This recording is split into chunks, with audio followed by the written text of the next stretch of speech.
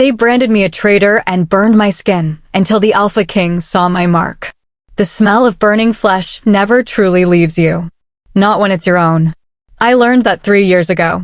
The day my pack gathered in the central square and watched my life fall apart. The day they branded me a traitor. My name is Lyra Thorne. Or at least it used to be. Now most wolves simply called me the Marked One. The disgrace. The outcast. The girl who supposedly betrayed her own people. The accusation came after a devastating attack on Moonclaw Pack. 30 warriors died. The northern storehouses burned. Several border defenses collapsed. Someone had leaked information to rogue wolves. Someone had helped the enemy. And somehow, that someone became me. I still remembered standing in the center of the square. My wrists bound. My knees pressed into frozen mud. Hundreds of wolves surrounding me. Watching. Judging. Condemning. Lyra Thorne. Alpha Victor's voice thundered across the square. You stand accused of treason. The crowd erupted. People I had known my entire life shouted insults. Women I had helped during harsh winters screamed for punishment.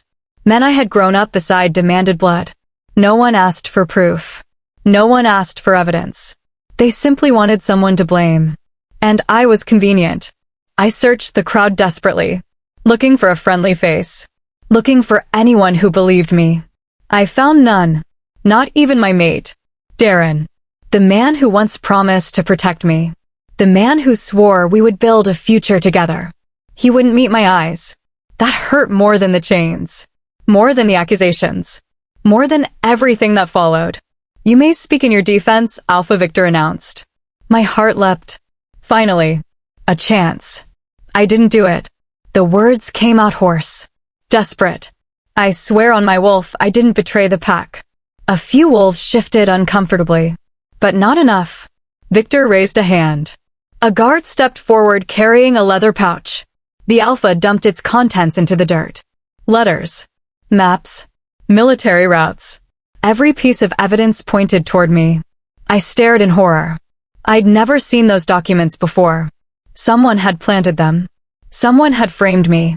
But who? And why? The crowd didn't care. Their verdict had already been decided. Traitor. Burn her. Make an example of her. Fear gripped my chest. This couldn't be happening. It couldn't. Then Darren finally stepped forward. For one terrible second I thought he would defend me. Thought he would tell them the truth. Instead, he bowed his head before the Alpha. I reject her. The words shattered something inside me. Gasps rippled through the crowd. My mate Bond screamed. Pain exploded through my chest. I couldn't breathe. Couldn't think. Couldn't understand. Darren looked directly into my eyes. Cold. Emotionless. Moonclaw Pack deserves better than a traitor. My wolf howled in agony. The bond snapped. The crowd cheered. And I realized I was completely alone. Alpha Victor raised a branding iron.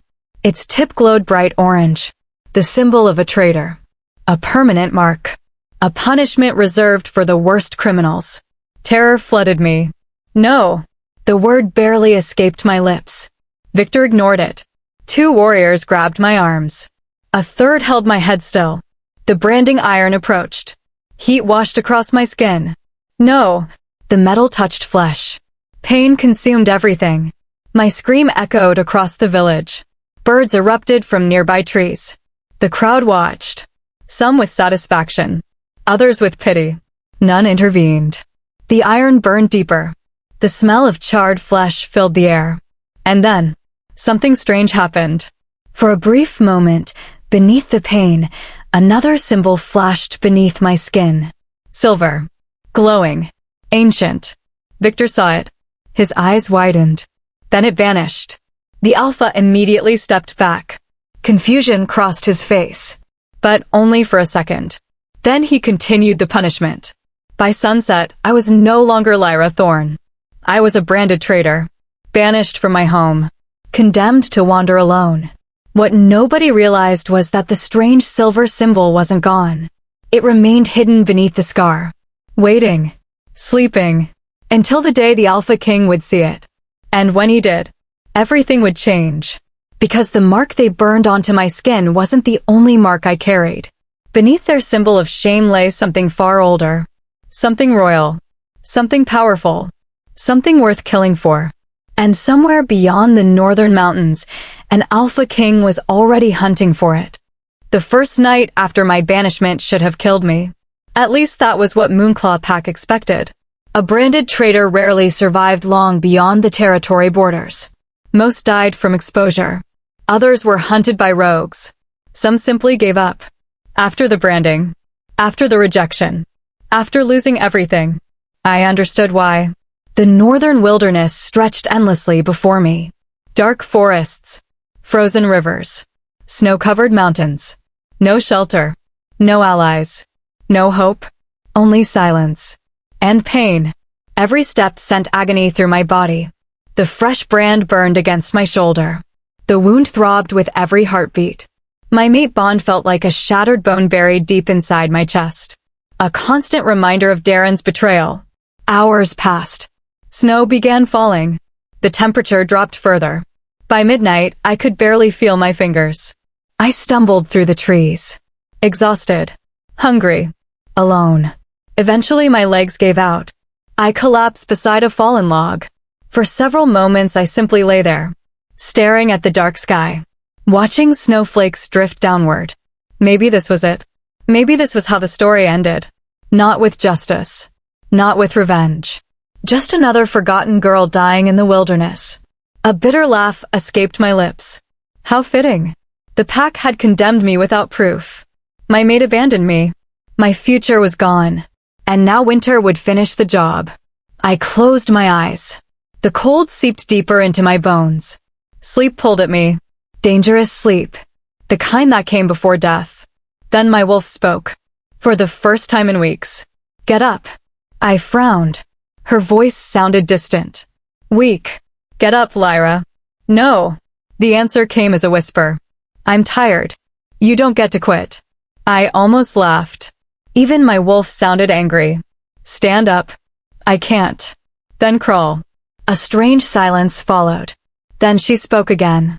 You haven't learned the truth yet. That made me pause. What truth? No answer came. Only instinct. A feeling. A certainty. Something was wrong. Very wrong. Not just with my trial. Not just with the evidence. The entire situation felt manufactured. Planned. As though someone had spent months arranging my downfall. The realization sent a spark through my exhausted body. And sparks became determination. Slowly, painfully, I pushed myself upright. One step. Then another. Then another. I kept moving. Because if someone framed me, then someone feared me. And if they feared me, there had to be a reason. 3 days later, I was still alive. Barely. The storm had intensified. Food was scarce. My wounds had become infected. Every breath hurt. Yet, somehow I continued. Even when logic insisted I shouldn't. Even when my body begged for rest. Something refused to let me die. On the 4th day, I found an abandoned hunter's cabin. The structure leaned dangerously. Half the roof had collapsed. But it offered shelter. For the first time since my banishment, I slept indoors. The relief nearly made me cry. Nearly. The tears never came. I felt too empty for tears. Too broken. The following morning I woke to voices. Male voices. Dangerous voices. Rogues. My blood turned cold. I carefully approached the broken window. 3 wolves stood outside. Scarred. Armed. Violent. The type of men who preyed upon exiles. One pointed toward the cabin. I smell someone. Another grinned. Female. Fear tightened my chest. I was in no condition to fight. Not against 3 rogues. Not while injured. Not while exhausted. The cabin door creaked. Someone was entering. I grabbed the nearest weapon. A rusted knife. Pathetic. But better than nothing. Heavy footsteps approached. The first rogue appeared. Smiling. Predatory. His eyes traveled across my body. Well, he laughed. Looks like we found ourselves a survivor. The others entered behind him. 3 against 1. My chances were non-existent. Yet I raised the knife anyway. The rogues laughed. The leaders stepped closer. You know what I like about exiles? I said nothing. They disappear. His hand reached toward me. The moment stretched. Fear. Anger. Helplessness. Then suddenly, a growl echoed through the forest. Not a normal growl. A monstrous one. The kind that froze blood. Every rogue immediately stiffened. The leader's smile vanished. Another growl followed. Closer this time. The entire cabin trembled. One rogue whispered, "No." Panic flashed across his face. It can't be. Then the wall exploded inward, which shattered. Snow rushed inside, and something enormous entered the cabin. A wolf. But unlike any wolf I had ever seen. Massive. Black as midnight. Golden eyes burning like fire. The creature seemed less like an animal and more like a force of nature. The rogues immediately backed away, terrified. One dropped his weapon. The giant wolf stepped forward. Slowly. Deliberately. The rogues fled. Not fought. Not resisted. Ran. As fast as possible. The black wolf watched them disappear. Then turned toward me. I froze. His gaze settled on my shoulder. Specifically, on my brand. The wolf approached. Closer. Closer. Every instinct screamed at me to retreat. But I couldn't move. Those golden eyes narrowed. Studying the scar. Studying something beneath it. The silver symbol hidden under my skin suddenly burned. Pain shot through my body. I gasped. The wolf's eyes widened. Recognition flashed across them. Impossible recognition. As though he knew exactly what he was seeing. Then light erupted around him. I stared. Shock flooding every part of me. The enormous wolf began shifting. Bones moved. Muscles changed. Fur disappeared. And moments later, a man stood where the wolf had been. Tall. Powerful. Broad-shouldered. Dressed in black armor. His golden eyes remained fixed on me. My breath caught. I knew that face. Everyone did. The ruler of all northern packs. The strongest alpha alive.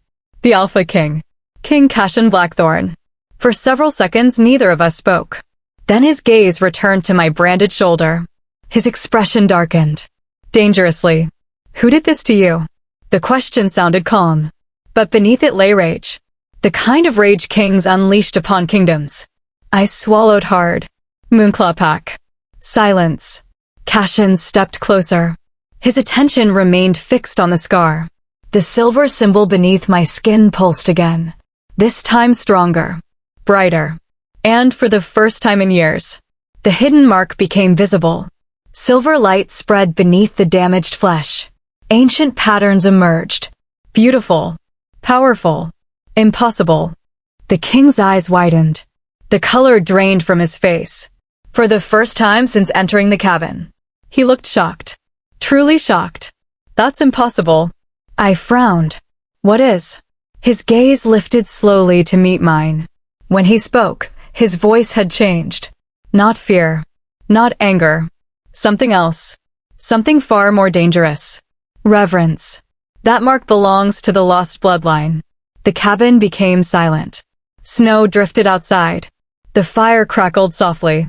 And deep in my chest, a terrible realization began to form. The branding that destroyed my life had accidentally revealed a secret buried for centuries. A secret powerful enough to shock the Alpha King himself. And if Cashin recognized the mark, then whoever framed me likely recognized it too. Which meant my banishment had never been about treason. It had never been about betrayal.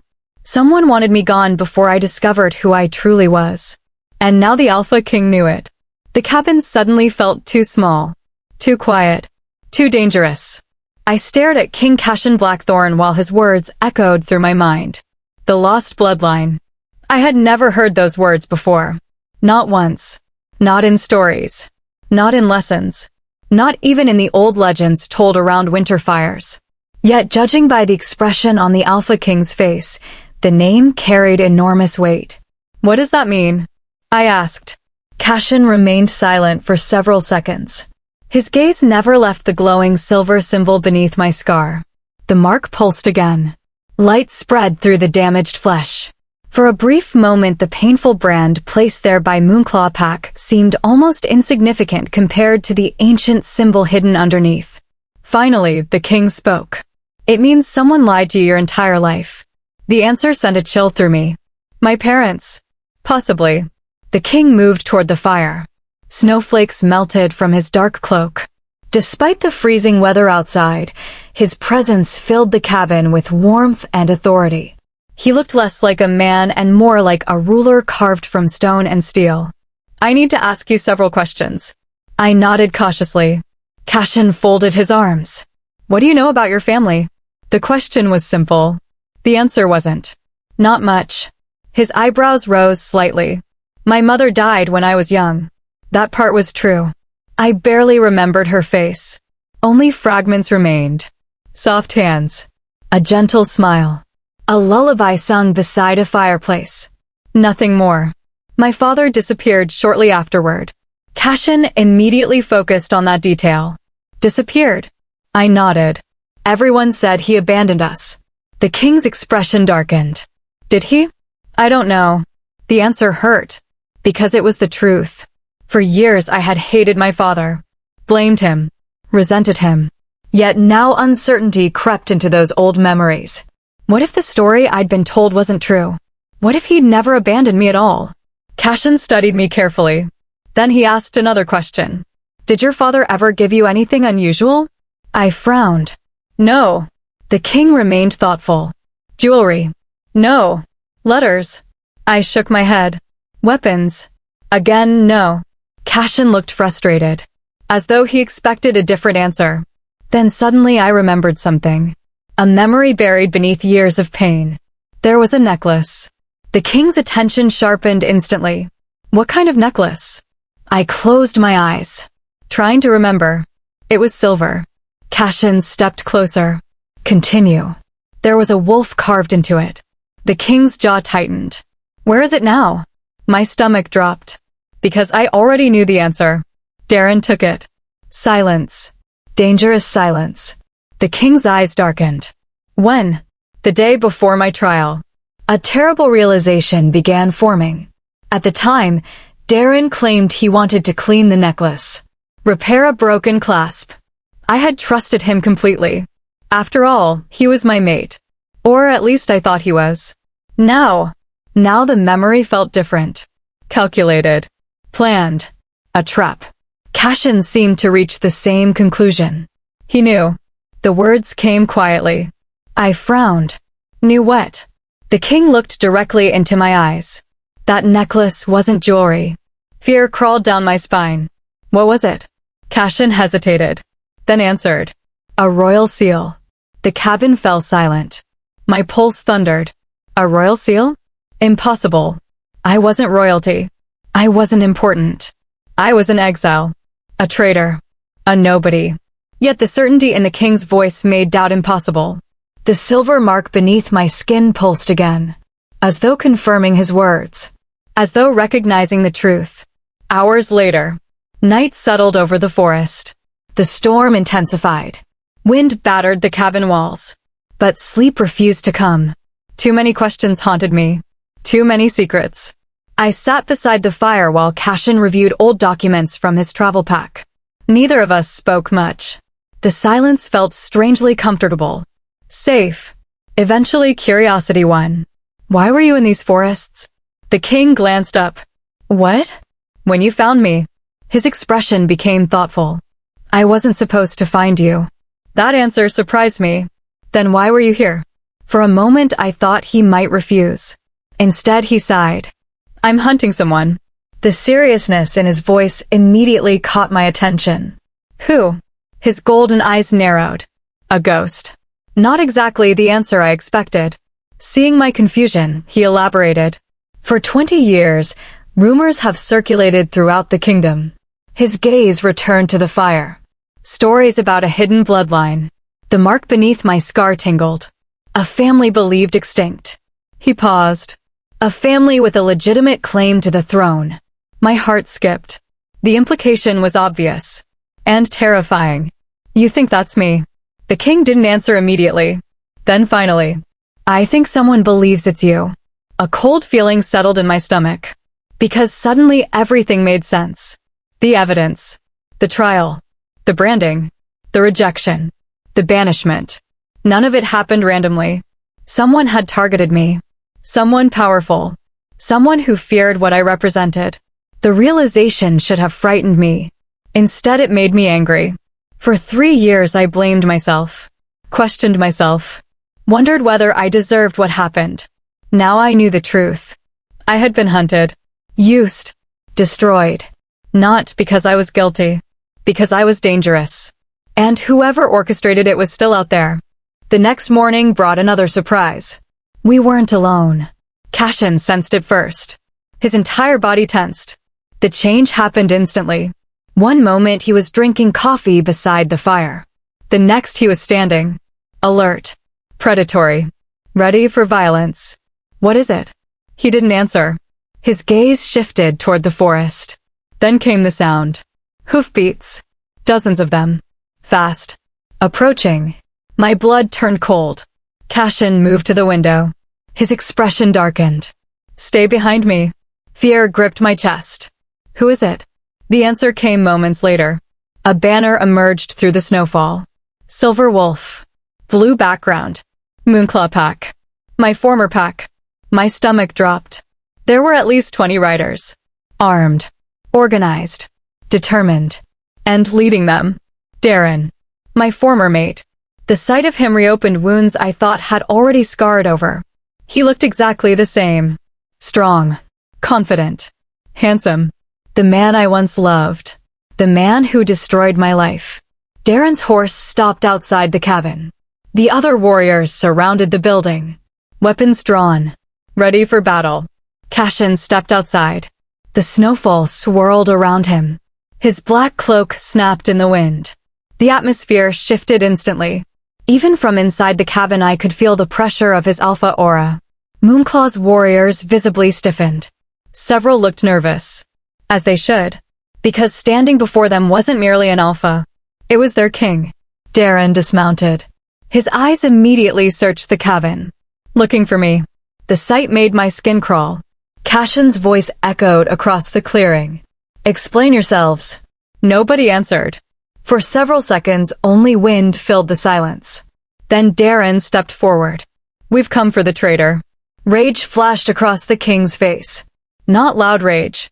Not explosive rage. The quiet kind. The dangerous kind. The traitor. Darren nodded. Lyra Thorne. Cashin's eyes narrowed. I see. The king's voice became frighteningly calm. And if I refuse? The question hung in the air. Every warrior present knew they stood on dangerous ground. Darren swallowed. But continued anyway. Moonclaw Pack demands her return. The king's smile sent chills down my spine. Because it wasn't a pleasant smile. It was the smile of a predator. A king. A wolf who feared absolutely nothing. Then he spoke. For simple words. Words that changed everything. She's under my protection. The clearing fell silent. Every rider froze. Every warrior stiffened. Even Darren looked shocked. Because everyone understood what those words meant. Anyone who touched me now, touched the Alpha King's authority, touched the crown itself. And that was a mistake few wolves survived. Yet as Darren stared at me through the cabin window, I saw something terrifying in his eyes. Not fear. Not regret. Not guilt. Determination. As though returning me wasn't his true objective. As though there was something else he desperately needed. Something connected to the silver mark beneath my scar. Something worth risking the king's wrath to obtain. And deep down, I had a terrible feeling I already knew what it was. The tension in the clearing felt suffocating. Snow drifted through the air. The horses shifted nervously. No one moved. No one dared. Because King Cashin Blackthorn stood between Moonclaw Pack and their target. Me. And nobody in the kingdom challenged the Alpha King lightly. Darren stared at me through the cabin window. The same eyes that once looked at me with affection now held something colder. Something calculating. For years, I had wondered whether he ever regretted what he did. Whether he lost sleep over it. Whether he felt guilty. Now I finally had my answer. He didn't. Not even a little. Cashin noticed my expression. Without taking his eyes off Darren, he spoke quietly. You know him. It wasn't a question. My former mate. The king's jaw tightened. A strange emotion flickered across his face. Not jealousy. Not yet. Something closer to disgust. Because among wolves, rejecting a mate was rare. Rejecting an innocent mate was worse. And helping destroy her life afterward was unforgivable. Darren took another step forward. Your Majesty. Cashin didn't respond. My alpha sent us. Still nothing.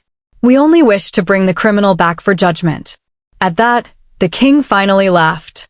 The sound wasn't pleasant. It carried no humor. Only danger. Judgment. The word echoed across the clearing. Several Moonclaw warriors visibly flinched. Cashin's golden eyes narrowed. You branded her. Silence. You exiled her. More silence. You left her to die. Darren clenched his jaw. The king's gaze became colder. And now you speak to me of justice? Nobody answered. Because there was no defense. No explanation. No excuse. Even the Moonclaw warriors looked uncomfortable. For the first time, I wondered how many of them doubted the official story. How many secretly questioned my conviction? How many simply lacked the courage to speak?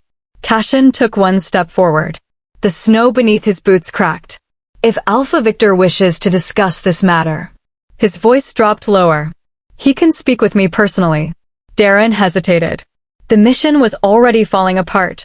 Everyone knew it. Yet he hadn't come all this way just to leave empty-handed. That much was obvious. Then he said something unexpected. I need to speak with Lyra. My stomach twisted. Cashin's expression hardened immediately. No. The answer was instant. Final.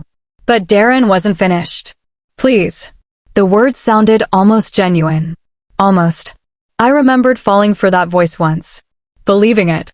Trusting it. Never again. Darren looked directly at me. Just 5 minutes. Cashin turned toward me. The decision was mine.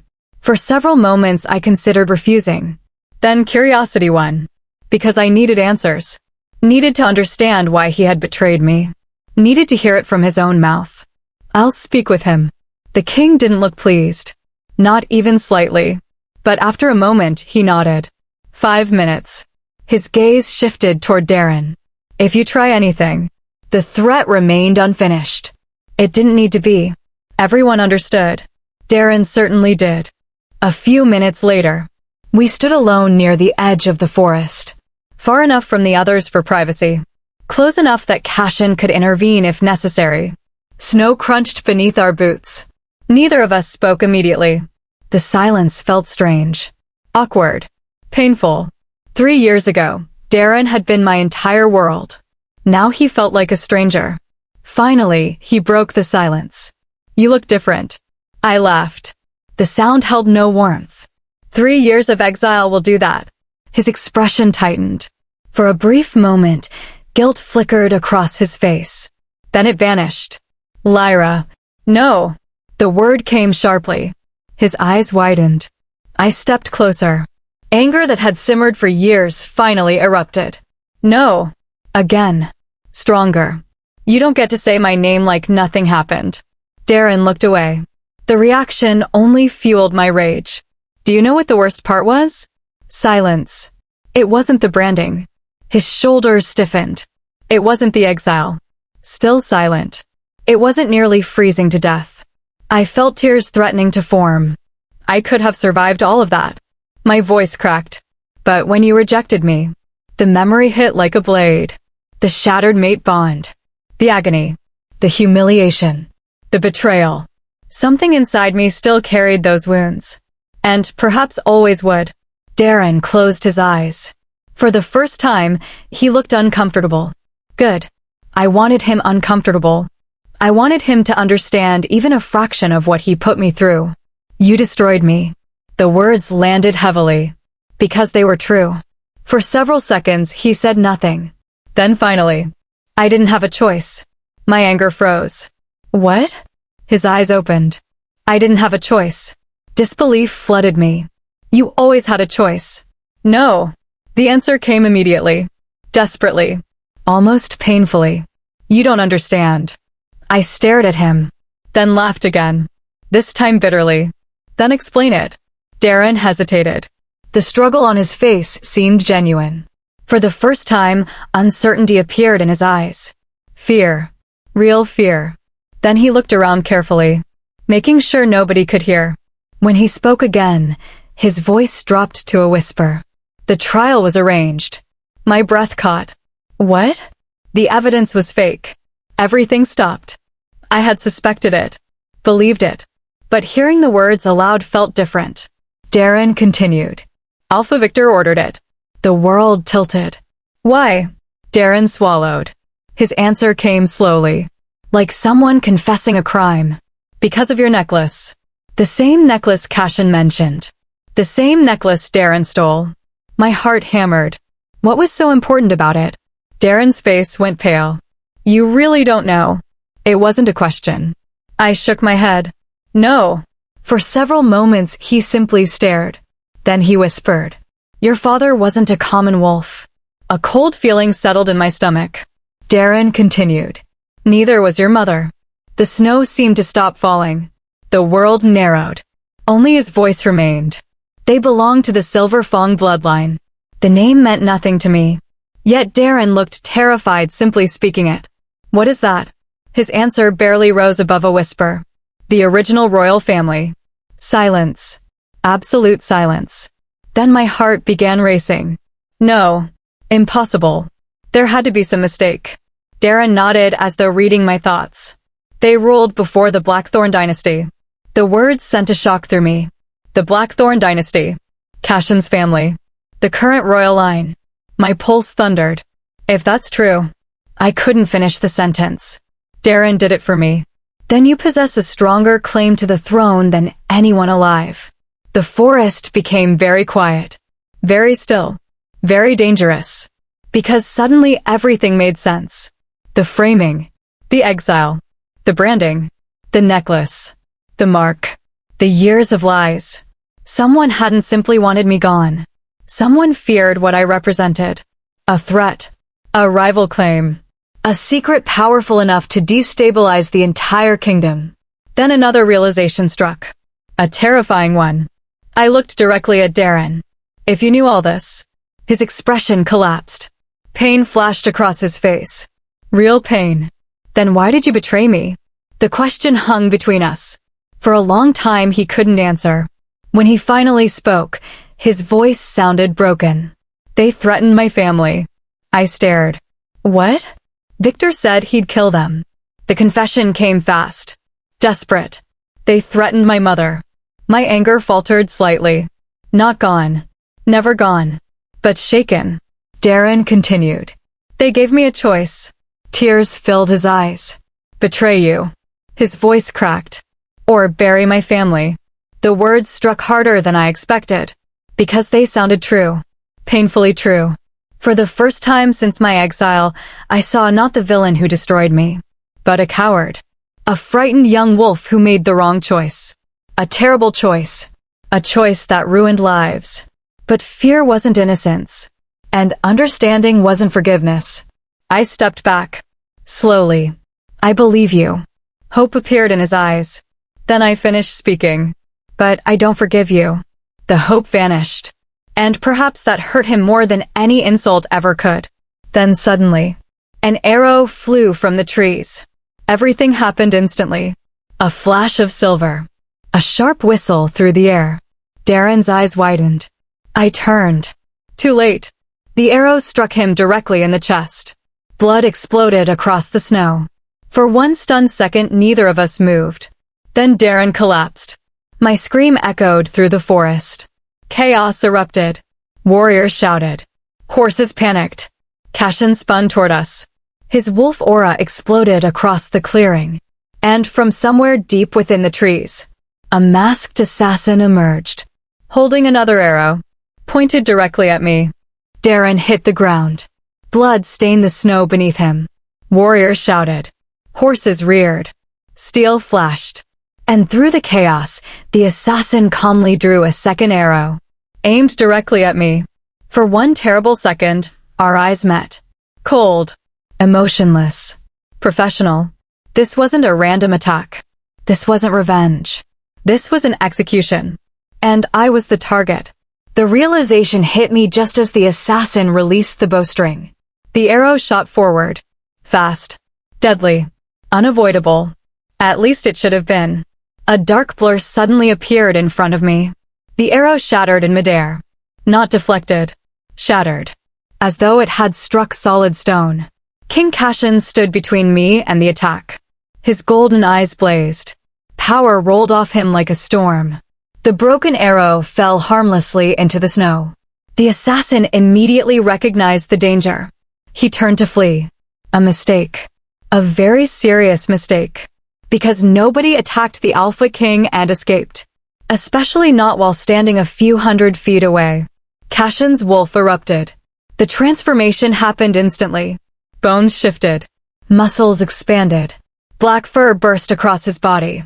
And moments later, a gigantic wolf stood where the king had been. The assassin ran. The king pursued. The chase lasted less than 10 seconds. A scream echoed through the forest. Then silence. Absolute silence. Every wolf in the clearing knew exactly what that meant. The hunt was over. I dropped beside Darren. His breathing sounded weak. Uneven. Dangerously uneven. The arrow had pierced his chest. Not his heart. But close enough. Very close. Blood soaked his clothing. His skin had already begun turning pale. A healer rushed forward. Another warrior knelt beside him. Everyone moved quickly. Urgently. But judging by their expressions, the situation wasn't good. Not good at all. Darren's eyes found mine. For a moment we simply stared at each other. So much history. So much pain. So much unfinished anger. Then he laughed weakly. The sound barely rose above a whisper. Guess someone wanted me quiet. I swallowed hard. Because he was right. The assassin hadn't attacked until Darren started talking. Until he revealed the truth. Until he mentioned the Silver Fang bloodline. Someone wanted those secrets buried. And they were willing to kill for it. Darren coughed. Blood appeared at the corner of his mouth. My stomach twisted. Save your strength. A faint smile appeared. You always hated being told what to do. The memory caught me off guard. For a brief moment, I remembered the boy before the betrayal. The one who made me laugh. The one who taught me how to hunt. The one who promised forever. That boy felt very far away now. Very distant. Very lost. Darren's expression became serious. There isn't much time. The words sent fear through me. No. His smile returned. Sad. Resigned. Listen. I wanted to argue. Wanted to tell him he would survive. But the look in his eyes stopped me. He knew. And deep down. So did I, the necklace. His voice weakened. Victor doesn't have it. I frowned. What? Darren coughed again. Someone took it. My pulse quickened. Who? His gaze shifted toward the forest. Toward the distant mountains. Then back to me. The council. Every muscle in my body tensed. The royal council. Again. The same shadowy force Cassian suspected. The same organization connected to old conspiracies. Darren grabbed my wrist. His grip felt surprisingly strong. Run from them. Fear flashed through his eyes. Real fear. They've been searching for your bloodline for decades. A chill crawled down my spine. Why? His answer came immediately. Because they know the prophecy. The word hit like a hammer. Prophecy. I stared. What prophecy? Darren opened his mouth. Then stopped. His eyes widened suddenly. As though he had seen something behind me. Something terrifying. Something impossible. A second later, blood spilled from his lips. His body jerked violently. Then went still. Completely still. The healer immediately checked for a pulse. The silence lasted only seconds. Yet it felt endless. Finally, the healer looked up. And shook his head. Darren was dead. An hour later. The forest felt colder. Darker. More dangerous. The assassin's body had been recovered. But it offered few answers. No identification. No insignia. No clues. Only a small tattoo hidden beneath the wrist. A silver crown. The same symbol now appearing throughout this mystery. The same symbol connected to my mark. to the necklace, to the silver Fong bloodline, to the royal council. Cashin stood beside the corpse, studying it, thinking, planning. The king's expression remained unreadable until he looked at me. Then something changed. Concern. Real concern. Are you hurt? The question caught me off guard. I shook my head. No. His gaze lingered, as though making absolutely certain. Only after he seemed satisfied did he relax slightly. The gesture should have been insignificant. Yet somehow it wasn't. Not to me. Not anymore. Because for 3 years, nobody asked whether I was hurt. Nobody cared. Nobody noticed. Now the most powerful wolf in the kingdom did. The realization felt strangely dangerous. That night we made camp deeper in the forest. Extra guards surrounded the perimeter. Nobody intended to be surprised again. The attack had changed everything. Someone powerful wanted me dead. And that meant nowhere was truly safe. I sat beside the fire, watching sparks drift into the night sky. Sleep felt impossible. Too many questions haunted me. Too many secrets remained unanswered. Eventually Cashin joined me. For several minutes neither of us spoke. The silence felt comfortable, almost peaceful. Finally, I broke it. What prophecy? The king's gaze remained fixed on the flames. I was hoping you wouldn't ask that tonight. I asked anyway. A faint smile touched his lips. Brief. Almost invisible. Then it disappeared. Cashin sighed. The story is ancient. I waited. The first royal bloodline ruled centuries ago. The mark beneath my scar tingled. The Silver Fong dynasty. The name again. Every answer seemed connected to it. Cashin continued. When the dynasty fell, most believed every heir had been killed. But they weren't. His eyes met mine. No. The simple answer carried enormous implications. The fire crackled softly between us. Then the king said something unexpected. My grandfather spent his entire life searching for proof. I blinked. What? Cashin nodded. He believed survivors existed. The revelation surprised me. The current royal family had searched for the previous one? Why? The king seemed to anticipate the question. Because the official story never made sense. His expression darkened. The dynasty supposedly vanished overnight. I frowned. That's impossible. Exactly. The king's voice grew colder. Entire bloodlines don't disappear without help. The implications settled heavily between us. Murder. Betrayal. Conspiracy. The foundations of the kingdom suddenly seemed far less stable than I once believed. Cashin leaned forward. The prophecy emerged shortly after the dynasty fell. The air seemed to change. Even the fire felt quieter. More serious. What does it say? For a moment he hesitated. Then finally, asterisk, when silver rises from ash and flame, the forgotten heir will reclaim the wolf crown. Asterisk, the words echoed in my mind. Silver. Ash. Flame. My pulse quickened. The silver mark. The branding. The fire. The prophecy sounded disturbingly familiar. As though it described me. As though it always had. Then another realization struck. One so obvious I couldn't believe I missed it. The branding. Cashin nodded slowly. The same conclusion had occurred to him. The prophecy mentions flame. A chill ran down my spine. The mark beneath my scar suddenly burned. Not painfully. Differently. Almost alive. Both of us stared. Silver light spread beneath my skin. Brighter than ever before. Ancient patterns emerged across my shoulder. Across my neck. Down my arm. The symbol was growing. Awakening. Revealing itself. And for the first time, Cashin looked genuinely alarmed. Not because of what he saw. Because of what it meant. The king rose to his feet instantly.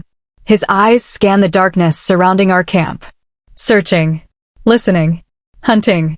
I frowned. What is it? His answer came immediately. They know. Fear settled into my stomach. Who? Cashin's golden eyes remained fixed on the forest. The council. The mark burned brighter. The fire suddenly exploded upward. And from somewhere beyond the trees, a horn sounded. Long, deep. Ancient. The signal echoed across the mountains. Once. Twice. 3 times. The king's expression hardened. Every warrior in camp immediately grabbed their weapons. Panic spread. Confusion followed. Then a scout burst into the clearing. Breathless. Terrified. "Your Majesty." Cashin turned. The scout pointed toward the darkness. Toward the northern ridge.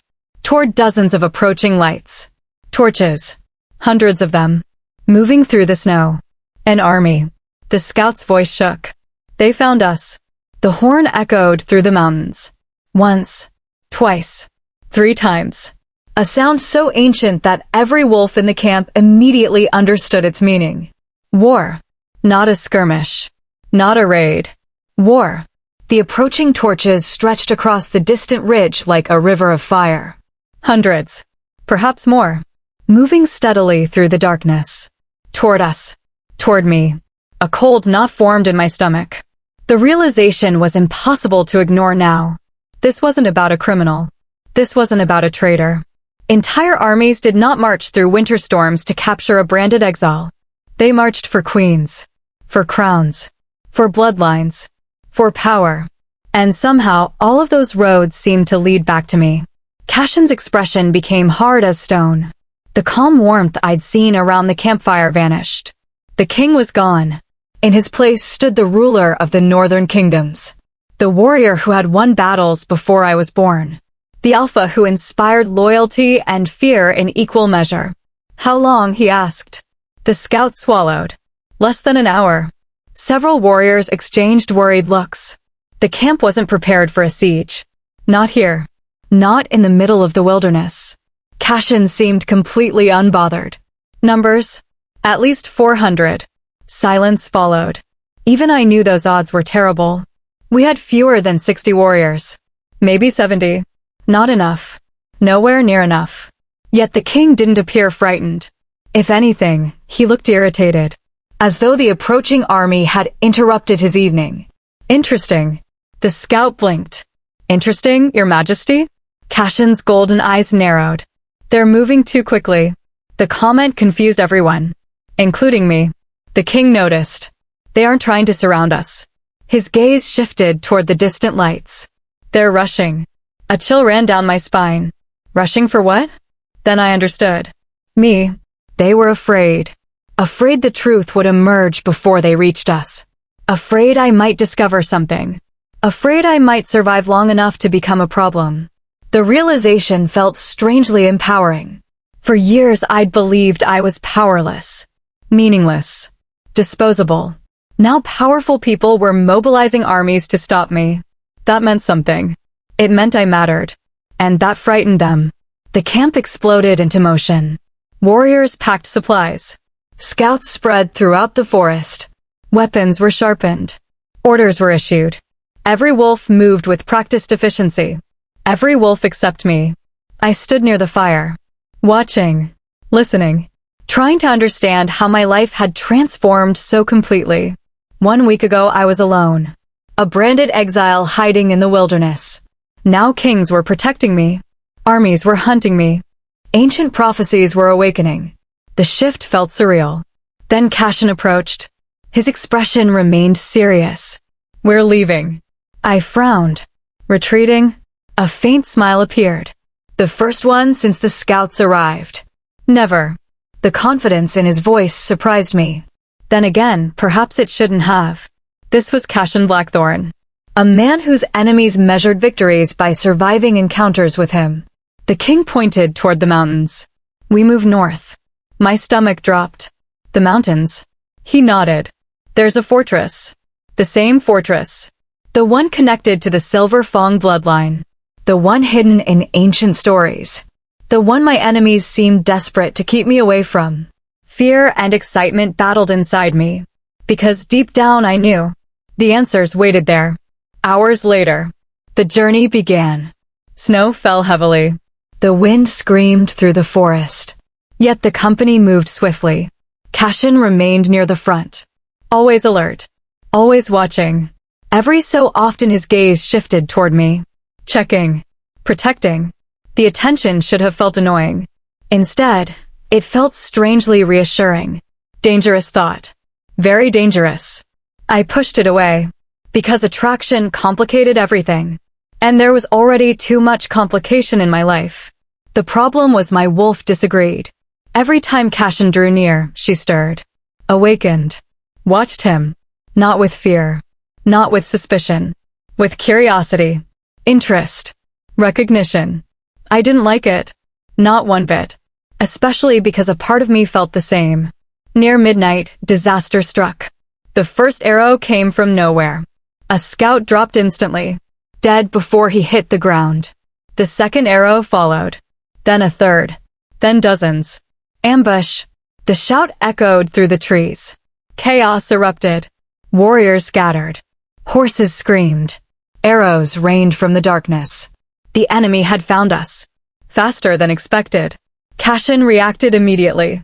His wolf aura exploded outward. The pressure hit like a storm. Nearby trees shook. Snow fell from branches.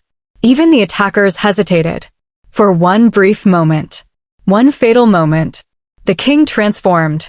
Black fur burst across his body. Massive muscles expanded. Golden eyes burned like twin suns. The gigantic wolf charged. And the battle began. I had never seen anything like it. Stories didn't do him justice. Legends didn't come close. Cashin wasn't merely powerful. He was terrifying. The first enemy warrior never even touched him. The king slammed into the man like a living avalanche. The impact launched the attacker 20 feet through the air.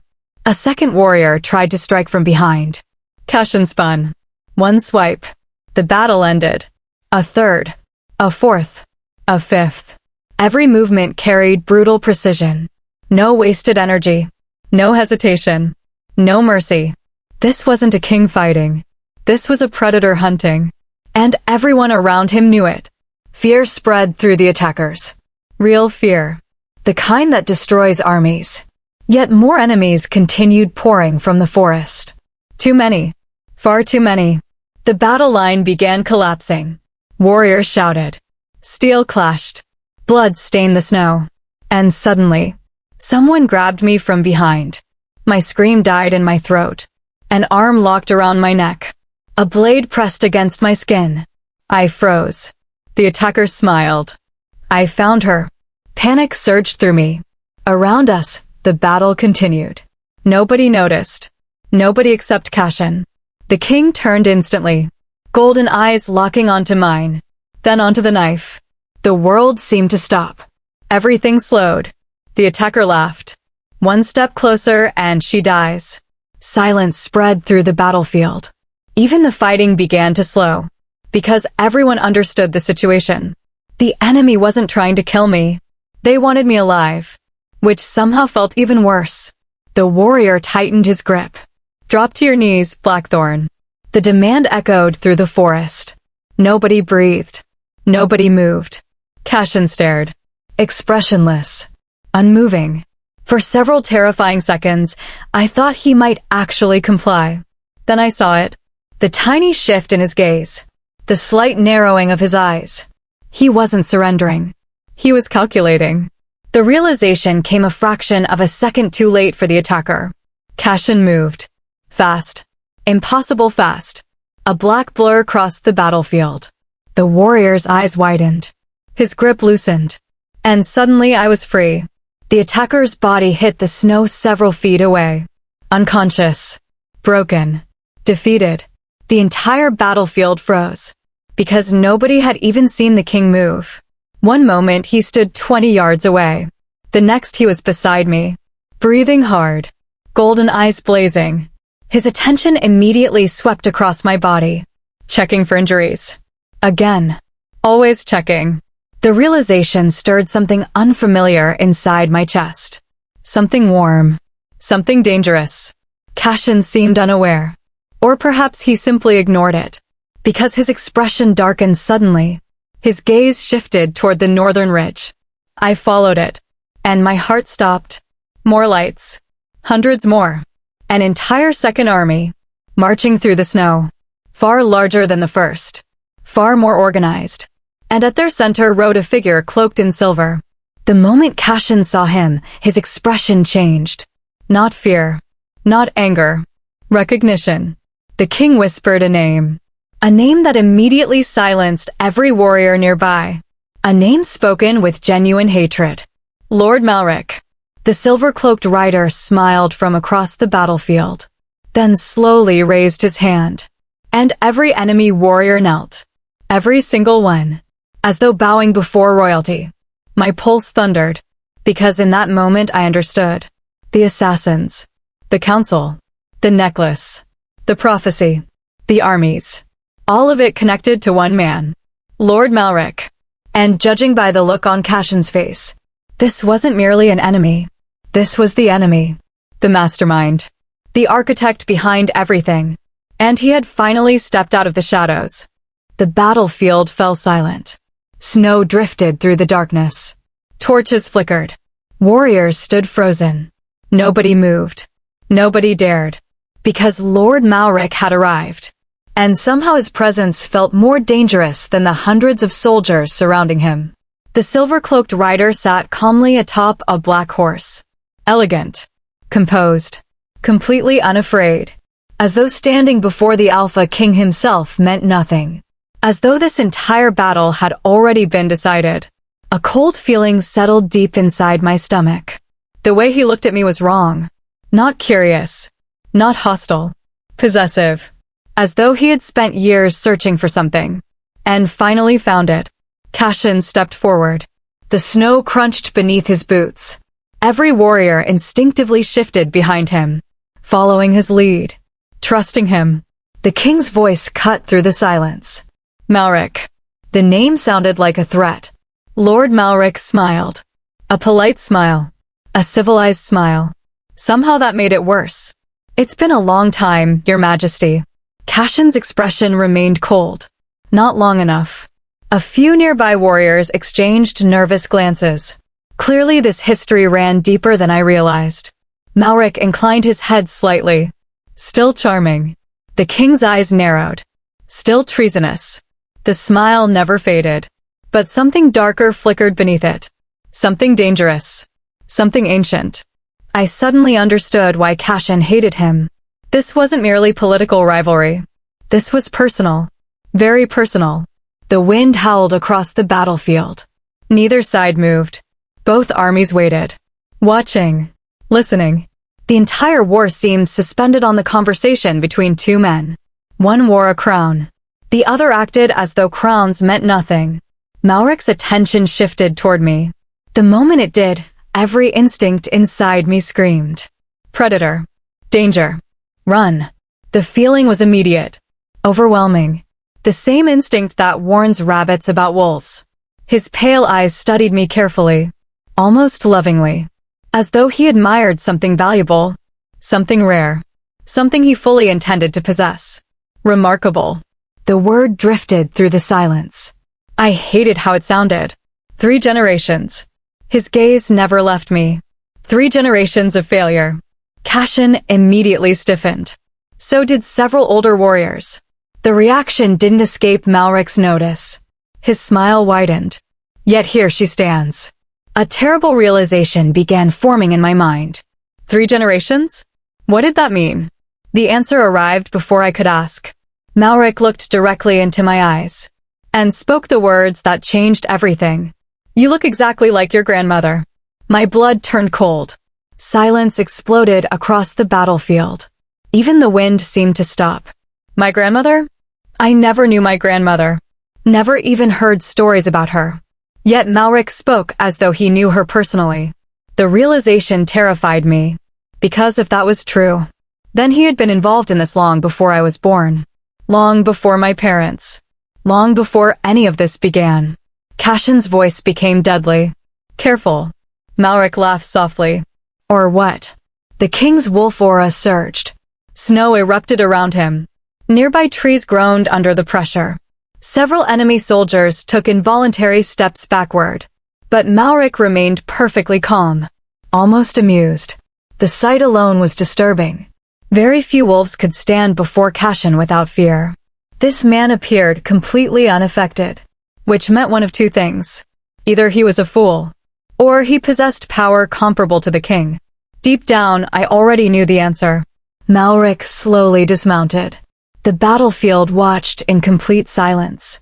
Every movement seemed deliberate, calculated, controlled. The man radiated confidence, not arrogance. Certainty. The certainty of someone who believed victory was inevitable. When his boots touched the snow, he finally looked away from me. His attention returned to Cashin. You've always been predictable. The king's expression hardened. And you've always mistaken patience for weakness. A flash of irritation crossed Malric's face. The first genuine emotion I'd seen from him. Then it vanished. Tell me. His gaze shifted toward me again. Has she discovered the truth yet? Cashin didn't answer. The silence itself became an answer. Malric sighed dramatically. Disappointing. I stepped forward before fear could stop me. What truth? Every eye immediately turned toward me. Even Cashin looked surprised. Perhaps because I'd finally spoken. Perhaps because I'd addressed the enemy directly. Malric smiled. And for the first time, genuine excitement appeared in his eyes. He folded his hands behind his back. The air herself asks the question. My pulse quickened. The air. Again. Everyone kept using that word. Yet nobody explained it. Not fully. Not honestly. I was tired of half-truths. Tired of secrets. Tired of being protected from information supposedly concerning my own life. What truth? I repeated. More firmly. The battlefield became silent. Malric studied me for several seconds. Then finally answered. The throne was never stolen from your family. Confusion swept through me. What? The statement made no sense. Everything I'd heard suggested the Silver Fang dynasty fell centuries ago. Overthrown. Destroyed. Replaced. Malric smiled, as though reading my thoughts. That's the story. A pause. Then, the truth is far uglier. A chill crawled down my spine. Because deep down, I already believed him. Not because I trusted him. Far from it. But because every secret uncovered so far revealed more lies. More deception. More buried history. Why should this be different? Malric spread his arms dramatically. The Silver Fang dynasty wasn't defeated. The silence deepened. It was betrayed. Those words struck like thunder. Nearby warriors exchanged uneasy glances. Older wolves looked particularly disturbed, as though they recognized pieces of the story. Fragments they'd hoped never to hear aloud. Malric's voice softened. The royal family trusted the wrong people. His eyes found mine again. And those people slaughtered them. My stomach twisted. A sudden image flashed through my mind. Blood. Fire. Screams. A castle burning beneath a black sky. The vision vanished instantly. Yet the emotional impact remained. Pain. Loss. Grief. Not my memories. Someone else's. The mark beneath my scar began burning. Silver light flickered beneath my skin. Brighter than ever before. The reaction didn't escape Malric. His smile widened. There it is. Fear surged through me. What is happening? Nobody answered. Because something strange was occurring. The silver symbol wasn't merely glowing anymore. It was spreading. Ancient patterns crawled across my arm. Across my shoulder. Across my neck. Beautiful. Terrifying. Alive. The battlefield watched in stunned silence. Then an elderly enemy warrior suddenly dropped to one knee. A second followed. Then a third. Then dozens. Gasps erupted. Even the soldiers serving Malric appeared shocked. Because they weren't kneeling to him. They were kneeling to me. The realization hit everyone simultaneously. The mark. They recognized it. Some ancient instinct compelled them to bow. To acknowledge it. To acknowledge me. Cashin stared. Not surprised. Concerned. Very concerned. Because if random soldiers recognized the symbol, then word would spread. Fast. Far too fast. The secret was no longer secret. And powerful people would react. Violently. Malric's expression shifted. The pleasant mask disappeared. For the first time, I saw the man underneath. Cold. Ruthless. Patient. A predator. Enough. The single word immediately silenced his army. Every kneeling soldier rose. Every warrior straightened. Every torch seemed brighter. The atmosphere changed. The conversation was over. Now came action. Malric looked directly at me. Come willingly. The request sounded calm, reasonable, almost polite, which somehow made it more frightening. I already knew what would happen if I accepted. The same thing that happened to everyone else who trusted him. Death. Or worse. I took a step backward. No. The answer echoed across the battlefield. Malric sighed. Disappointed. Not surprised. As though he'd expected this outcome all along. Then he looked toward Cashin. You've made her stubborn. A faint smile touched the king's lips. She was stubborn before I met her. For one brief second, something warm flickered through my chest. A ridiculous reaction considering the situation. Yet it happened anyway. Malric noticed. Nothing escaped him. The realization unsettled me. His smile returned. Smaller this time. Crueler. Interesting. Cashin immediately understood. His expression darkened. Whatever conclusion Malric reached, the king didn't like it. Not one bit. Then suddenly, a horn sounded from somewhere behind us. Everyone turned. Another horn answered. Then another. Then another. The echoes rolled across the mountains.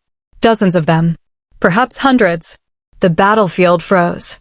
Confusion spread through both armies. Even Malric looked surprised. Scouts rushed forward. Breathless. Panicked. One dropped to a knee beside Cashin. Your Majesty. The king frowned. What is it? The scout pointed south. Toward the distant valleys. Toward the kingdom itself. His voice shook. More armies. My stomach dropped. More? How many armies could possibly exist? Then the scout finished speaking. And the battlefield exploded into chaos. They aren't his. Silence. Absolute silence. The scout swallowed hard. Then delivered the impossible news. They carry Silverfang banners. The mark beneath my skin erupted with light. Malric's face drained of color. And for the first time since his arrival, the mastermind looked afraid. The battlefield erupted into confusion. Silverfang banners. The words echoed through my mind. Impossible. Absolutely impossible. According to every story, every record, every lesson taught across the kingdom, the Silverfang dynasty had been destroyed centuries ago. Extinct. Gone. Yet now armies carrying their banners marched toward us. Not one banner. Not a handful. Entire armies. The scout's face remained pale. Terrified. As though he could hardly believe what he had seen. They came from the eastern valleys. His voice trembled. Thousands of them. A murmur spread through both armies. Thousands. The number hit like a hammer. Even Cashin's warriors looked stunned. Because hidden groups didn't survive for centuries with armies. Not armies that size. Not without someone noticing. Not without someone helping. Which meant one thing. The Silverfangs had not merely survived. They had been preparing. Waiting. Watching. For generations. And now they were moving. For me. The realization sent a chill down my spine. Lord Malric's reaction frightened me more than the news itself. For the first time since I met him, the mastermind looked rattled. Not angry. Not frustrated. Afraid. The sight was deeply unsettling. Men like Malric didn't fear easily. They were the source of fear. The cause of nightmares. Yet the mention of Silverfang banners had shaken him. That meant the threat was real. Very real. Malric turned toward one of his officers. Verify it. The command came instantly. The officer mounted a horse and disappeared into the darkness. The mastermind's attention returned to me. His expression had changed. The confidence remained. But urgency now lurked beneath it. Whatever game he was playing, time suddenly mattered. A lot. He took a single step forward. Lyra. Hearing my name from his lips felt wrong. Like poison. Come with me. The request sounded calm. Reasonable. But his eyes betrayed desperation. I stared. No. Again. Simple. Final. Something dangerous flickered across his face. Then vanished. He smiled. But this time the smile looked forced. As though he was struggling to maintain control. The sight gave me a strange sense of satisfaction. For years I had been powerless. For years, powerful people decided my fate. Now one of the most dangerous men in the kingdom couldn't force me to obey. Not yet. The mark beneath my scar continued glowing. Silver light pulsed beneath my skin. Brighter. Stronger. More alive than ever. I could actually feel it now. Not merely see it. Feel it. Like a second heartbeat. Ancient. Patient. Awakening. The sensation frightened me.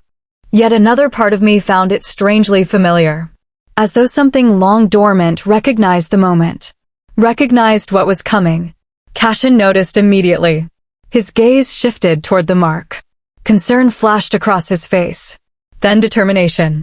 He stepped closer, positioning himself subtly between me and Malric. Protecting me. Again. The gesture should have been insignificant. Yet my pulse quickened anyway. Dangerous. Very dangerous. My wolf certainly noticed. She practically purred. I mentally told her to stop. She ignored me. An hour later, the truth arrived. The officer returned. His horse nearly collapsed from exhaustion. The moment he dismounted, everyone understood. The news was real. Very real. The officer dropped to one knee before Malric. His face had gone completely white. The mastermind didn't even wait. Report. The officer swallowed hard. Then spoke. Silverfang banners confirmed. Silence exploded across the battlefield. The officer continued. There are over 10,000 soldiers. Gasps erupted. 10,000. My knees nearly gave out. That wasn't an army. That was a kingdom. A hidden kingdom. The officer looked terrified. As though the next part frightened him even more. They crossed 3 territories in less than 2 days.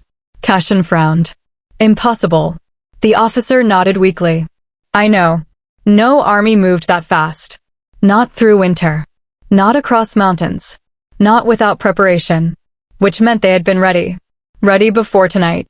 Ready before the mark awakened. Ready before I learned the truth. The realization sent a cold shiver through me. They had expected this. For years. Maybe decades. Perhaps longer.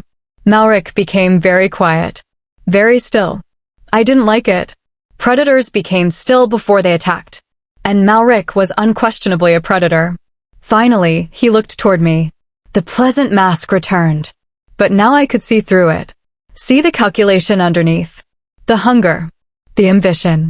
You don't understand what you're becoming. The words carried genuine intensity. I frowned. Neither do you.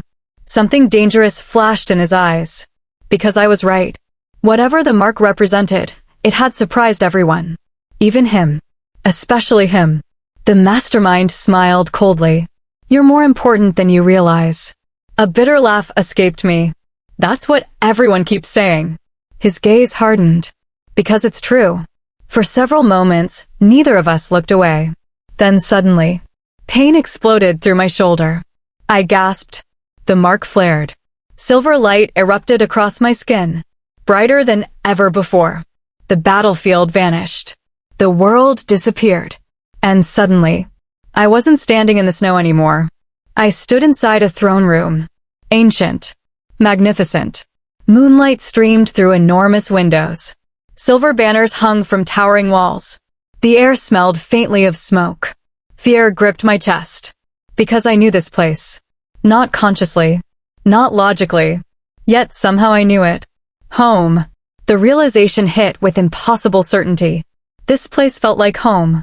Footsteps echoed behind me. I turned. And my breath caught. A woman stood near the throne. Beautiful. Powerful. Silver hair flowed down her back. Her eyes glowed softly. Familiar eyes. My eyes. The resemblance was undeniable. The woman smiled sadly. At last. I couldn't breathe. Couldn't think. Couldn't understand. Who are you? The woman's smile trembled. My name is Queen Alara Silverfang. The title hit like thunder. Queen.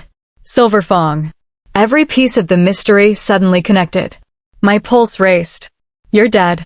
The woman laughed softly. Very. The answer made no sense.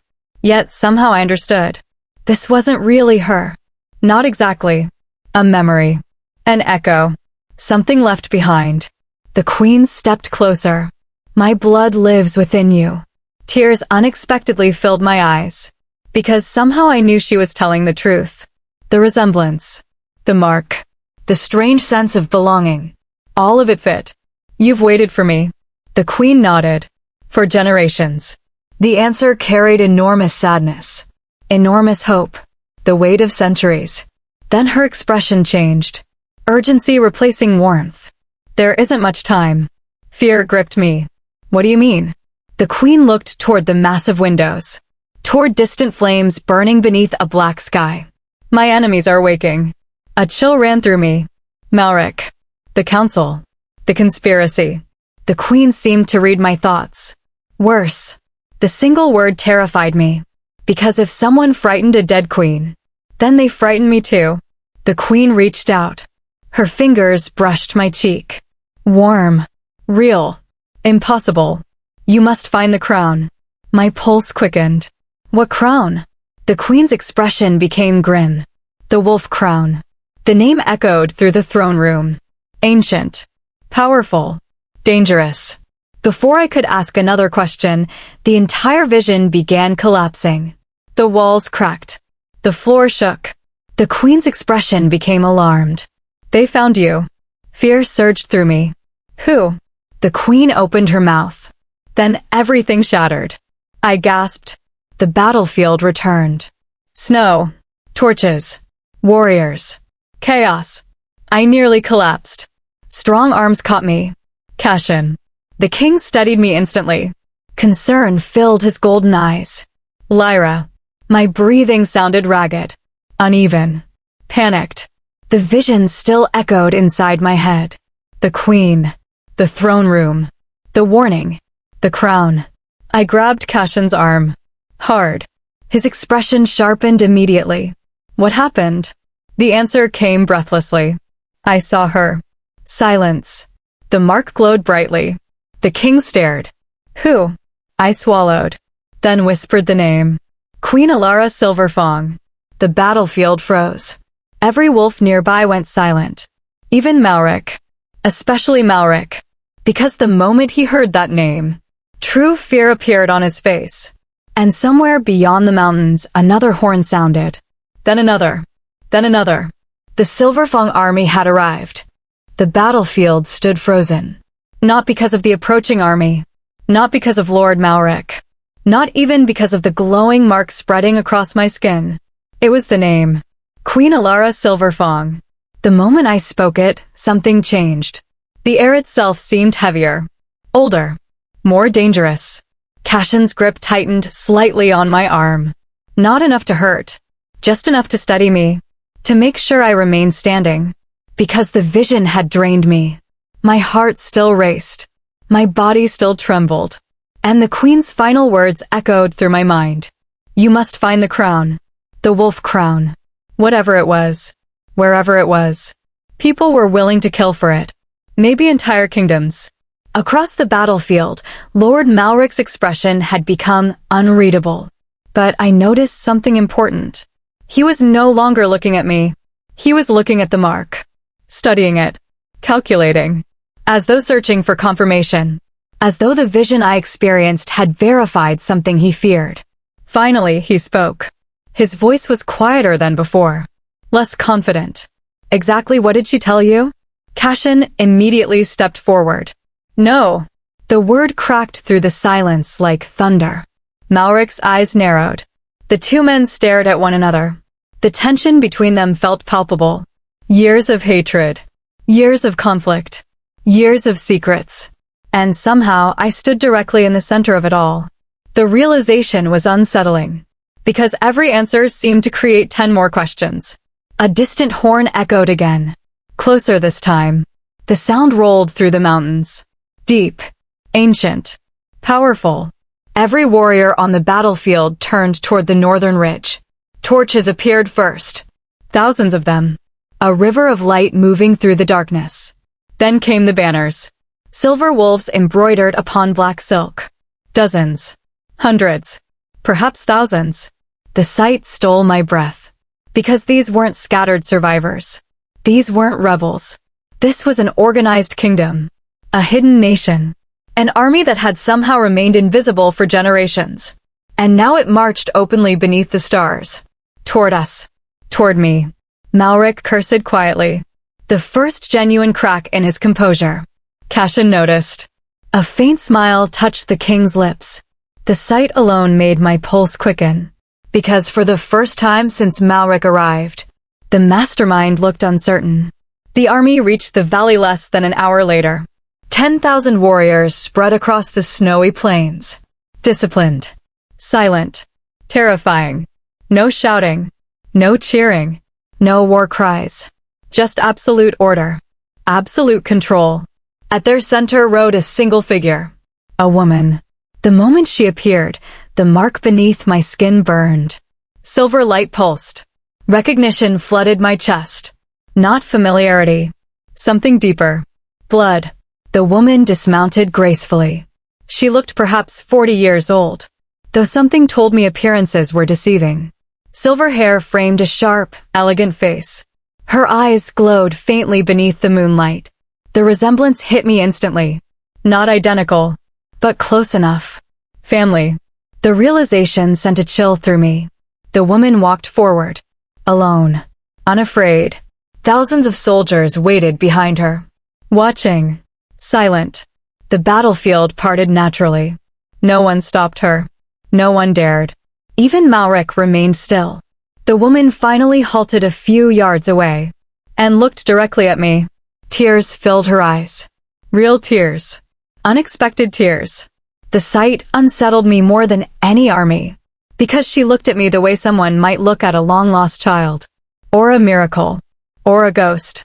Finally, she spoke. My name is Seraphina Silverfong. The surname echoed through the valley. The ancient name. The forgotten name. The dangerous name. Seraphina smiled softly. I've searched for you my entire life. My breath caught. The sincerity in her voice felt undeniable. No manipulation. No deception. Just relief. Overwhelming relief. Before I could respond, Malric laughed. The sound shattered the moment instantly. Cold. Mocking. Cruel. Seraphina's expression hardened. Immediately.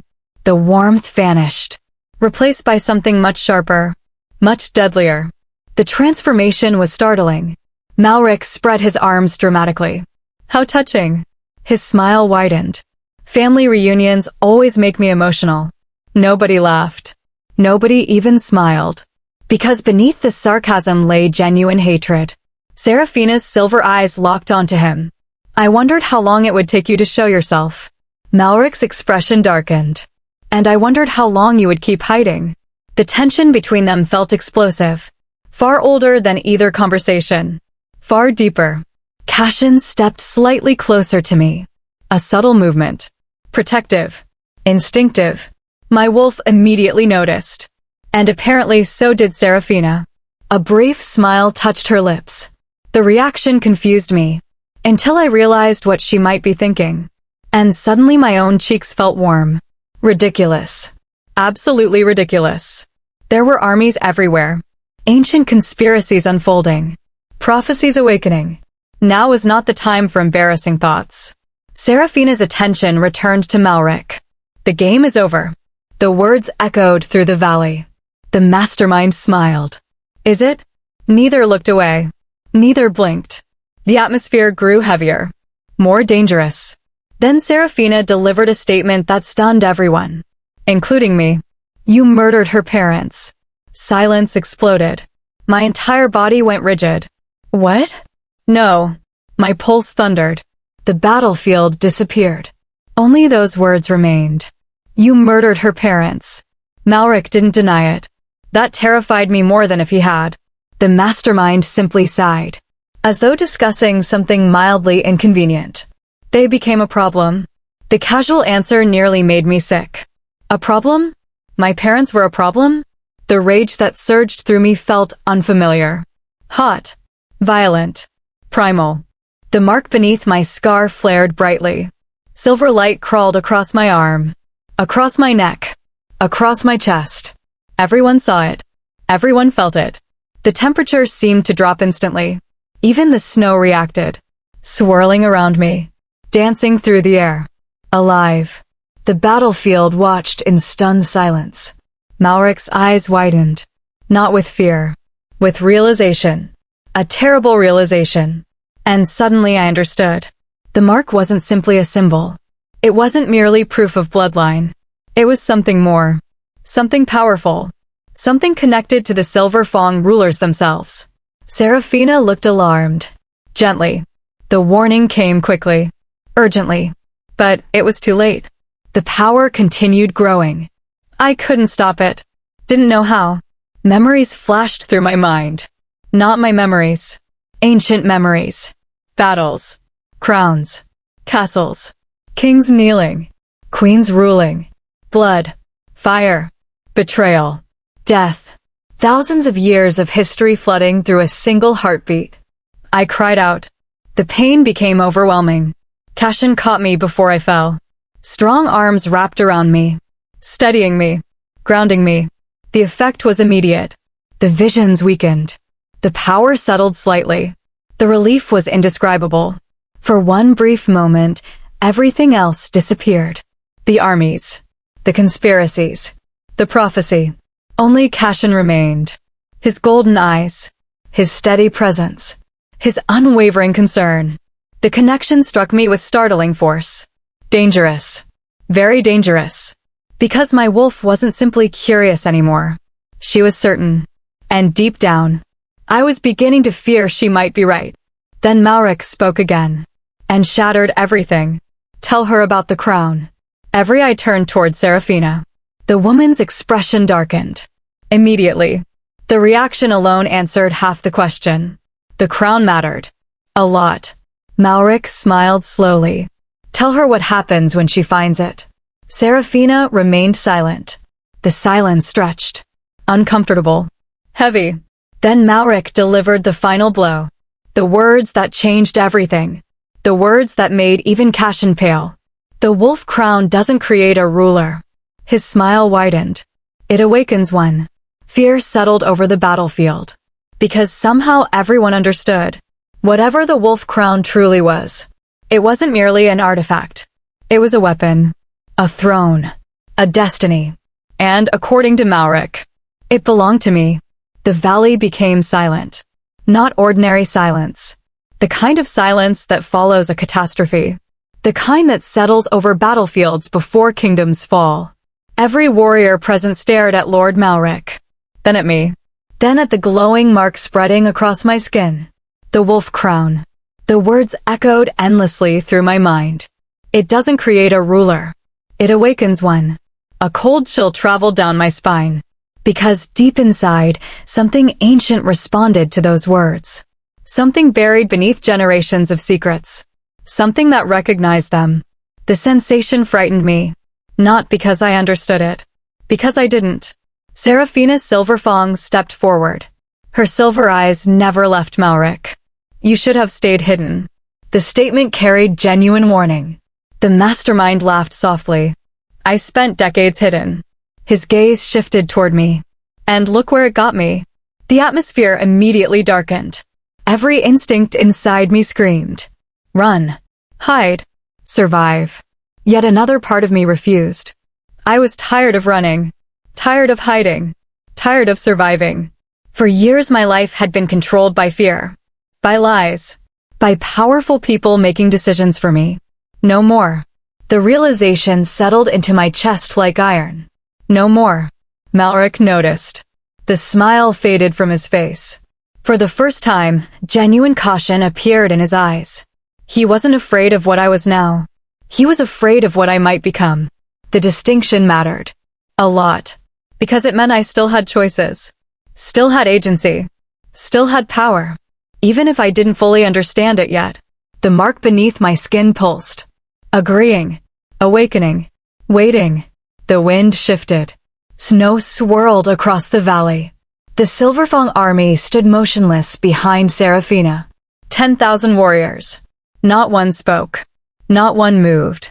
Their discipline felt unnatural. Almost ceremonial. As though they weren't merely soldiers. They were guardians. Protectors. Watchers. People who had spent generations preparing for this exact moment. The realization struck hard. They weren't here because of me. Not entirely. They were here because of what I represented. The return of something ancient. Something their ancestors swore to protect. Cashin stepped beside me, close enough that our shoulders nearly touched. The gesture seemed small, yet I immediately felt safer, which annoyed me, because I wasn't supposed to feel safer around anyone. Not after Darren. Not after the betrayal. Trust was dangerous. Trust got people hurt. And yet, Cashin had repeatedly risked himself for me, protected me, believed me, without asking for anything in return. The thought was unsettling. My wolf, however, seemed delighted. Traitor. I mentally growled at her. She ignored me. Again. Serafina finally looked toward me. The warmth returned to her expression. Not much. Just enough. Your Majesty. I blinked. The title hit harder than expected. The valley immediately erupted with whispers. Even Cashin looked uncomfortable. I stared. I think you have the wrong person. A few Silverfang warriors actually smiled. Serafina's eyes softened. No.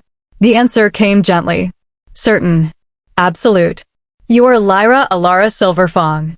My heart nearly stopped. The name felt impossible. Foreign. Yet somehow familiar. Like hearing a forgotten melody from childhood. I swallowed hard. No. The denial sounded weak. Even to me. Serafina continued. Your mother was Princess Evelyn Silverfang. Silence. My father. The question emerged before I could stop it. Pain flashed through Serafina's eyes. The answer arrived quietly. Prince Rowan Silverfang. Another piece. Another secret. Another lie exposed. For years I believed my parents were ordinary wolves. Now every answer revealed a deeper deception. A larger conspiracy. A greater danger. Malric suddenly clapped slowly. The sound echoed mockingly across the valley. Wonderful. His smile returned. Cruel. Sharp. Now tell her the rest. Serafina's expression darkened instantly. The reaction didn't escape me. Or anyone else. The rest? What rest? The mastermind seemed delighted by her discomfort. Tell her why her parents ran. Silence. Tell her why they hid. More silence. Tell her why they abandoned the throne. The words exploded through the valley. Abandoned? Not overthrown? Not defeated? Abandoned? Confusion flooded me. Because that changed everything. The entire story. The entire history. The entire kingdom. Serafina looked away briefly, as though gathering strength. Then she finally answered. Because someone was hunting them. My pulse quickened. Malric. The woman hesitated. The hesitation terrified me. Then she shook her head. No. The world seemed to stop. If not Malric, then who? The mastermind's smile widened. Because he knew exactly what was coming. Exactly how much it would hurt. Serafina looked directly into my eyes. And spoke the words that shattered everything. The Blackthorn crown. Silence. Absolute silence. Every wolf froze. Including me. My mind refused to process it. Refused to understand. The Blackthorn crown. Cashin's family. Cashin's bloodline. No. That couldn't be right. It couldn't. I turned toward him. Desperately. Looking for denial. For explanation. For anything. The king stood perfectly still. Too still. His silence hurt more than any answer. Because silence meant truth. At least part of it. The realization struck like a blade. The family that hunted mine. The dynasty that replaced mine. The crown that benefited from my family's disappearance. All connected to Cashin. To the man standing beside me. The man I was beginning to trust. The valley felt colder. Much colder. Cashin finally spoke. My ancestors. The words came quietly. Heavy. Painful. My ancestors committed terrible crimes. The admission stunned everyone. Kings rarely acknowledged weakness. Rulers rarely confessed wrongdoing.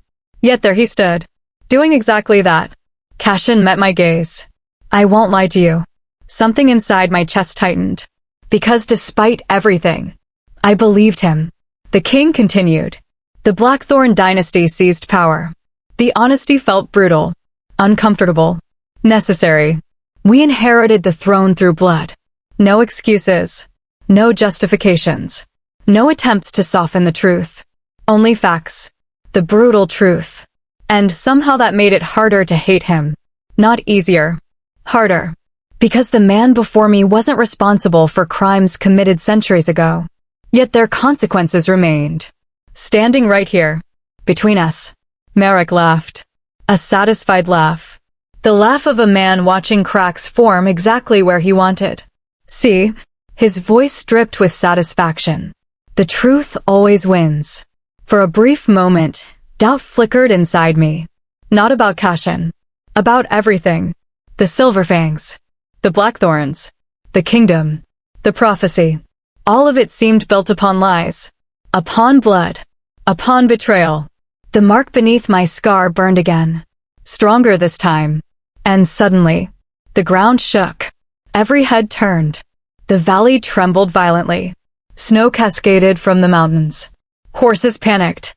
Warriors stumbled. The earth itself seemed to roar. Then a blinding silver light erupted from the distant peaks. The mountains split. Not metaphorically. Literally. Stone cracked apart. Ancient cliffs shattered. And something emerged from beneath them. An enormous structure hidden within the mountain itself. A castle. No. A fortress. Massive. Ancient. Magnificent. Silver towers rose into the night sky. Moonlight reflected from walls untouched by time. The entire valley stared in stunned silence. Nobody breathed. Nobody moved. Because everyone understood what they were seeing. The lost capital. The original seat of the Silverfang dynasty. Hidden for centuries. Waiting. The mark beneath my skin blazed like a star. The fortress responded. Silver light erupted from every tower. Every wall. Every window. Awakening. Recognizing. Calling. Not to Serafina. Not to Malric. Not to Cashin. To me. The realization hit everyone simultaneously. The city knew me. The ancient kingdom recognized me. And somewhere deep within that forgotten fortress, the wolf crown was waiting. Then a voice echoed through the valley. Ancient. Powerful. Impossible. A voice only I seemed able to hear. A voice that sent chills through my entire body. Come home, Lyra. Come home, Lyra. The voice echoed through my soul. Not through my ears. Not through the valley. Through something deeper. Ancient. Primal. The words seemed to awaken memories that weren't mine. Visions flashed before my eyes. Silver banners dancing beneath moonlight. Crowds cheering from castle balconies. Kings kneeling before a silver throne. Queens wearing crowns made of living crystal. The images vanished as quickly as they appeared. Yet the emotions remained. Belonging. Loss. Longing. Home. The sensation nearly brought me to my knees. The entire valley stared at the fortress emerging from the mountain. Nobody spoke. Nobody breathed. Because the impossible had just happened. An entire city had appeared. A city believed lost for centuries. Silver towers pierced the night sky. Ancient walls stretched across the mountainside. Moonlight reflected from crystal windows. The fortress looked untouched by time, as though generations had passed around it while it slept peacefully beneath stone. Waiting, watching, remembering. And now it had awakened. For me, the thought was terrifying. The mark beneath my scar continued glowing. Silver light spread across my skin, bright enough that nearby warriors stepped back. Not from fear, from reverence. I noticed it immediately. The way they looked at me, the way their expressions changed. For years I had been stared at with disgust, with suspicion, with hatred. Now those same eyes held something entirely different. Respect, hope, expectation. I wasn't sure which felt more uncomfortable. Serafina Silverfang stepped beside me. Her silver eyes reflected the distant fortress. For a moment, genuine emotion crossed her face. Not pride, not victory. Relief. Profound relief. As the moon bears witness. The words sounded like a prayer. A sacred oath. Something ancient. Something important. Tears shimmered briefly in her eyes. He found you. I frowned. Who? Serafina looked toward the fortress. Toward the highest tower. Toward the silver light blazing from its peak. The first king. A chill traveled down my spine. The first king. The founder of the Silver Fong dynasty. Dead for centuries. Yet somehow his presence seemed to linger. Watching. Waiting. The thought should have sounded ridiculous. Instead, it felt strangely possible. Lord Malric looked furious. Truly furious. The calm mask he'd worn throughout the night was finally gone. In its place stood naked frustration. Raw anger. The sight was deeply satisfying. Because for the first time since meeting him, things weren't going according to his plan. The mastermind's eyes remained locked on the fortress. Hatred burned within them. Not fear. Not exactly. Something older. More personal. As though he had spent decades fighting against the very thing now standing before him. Cashin noticed too. The king's expression darkened. What are you hiding, Malric? The question echoed across the valley. The mastermind smiled coldly. No more than you. Cashin's eyes narrowed. The exchange lasted only seconds. Yet something important passed between them. Recognition. Shared history. Old wounds. Secrets. The realization unsettled me. Because the deeper I dug, the less anyone seemed innocent. Then the gates of the fortress opened. Slowly. Massive silver doors shifted outward. Ancient mechanisms groaned beneath the mountain. The sound rolled across the valley like distant thunder. Every wolf turned. Every eye fixed upon the entrance. Darkness waited beyond the gates. Not empty darkness. Living darkness.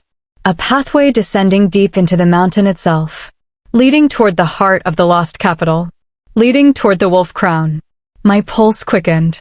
The mark burned brighter. The fortress was calling me. I could feel it. Like a heartbeat. Like a voice whispering beneath the noise. Come home. Come home. Come home. No. The word shattered the moment. Everyone turned. Malric stepped forward. His expression had become deadly serious. No one enters. The command carried real urgency. Real fear. The reaction surprised everyone. Including Serafina. The mastermind pointed toward the fortress. You have no idea what sleeps inside. The warning sounded genuine. That frightened me more than any threat. Because Malric wasn't the type to warn people. He manipulated them. Used them. Destroyed them. Yet now he sounded almost desperate.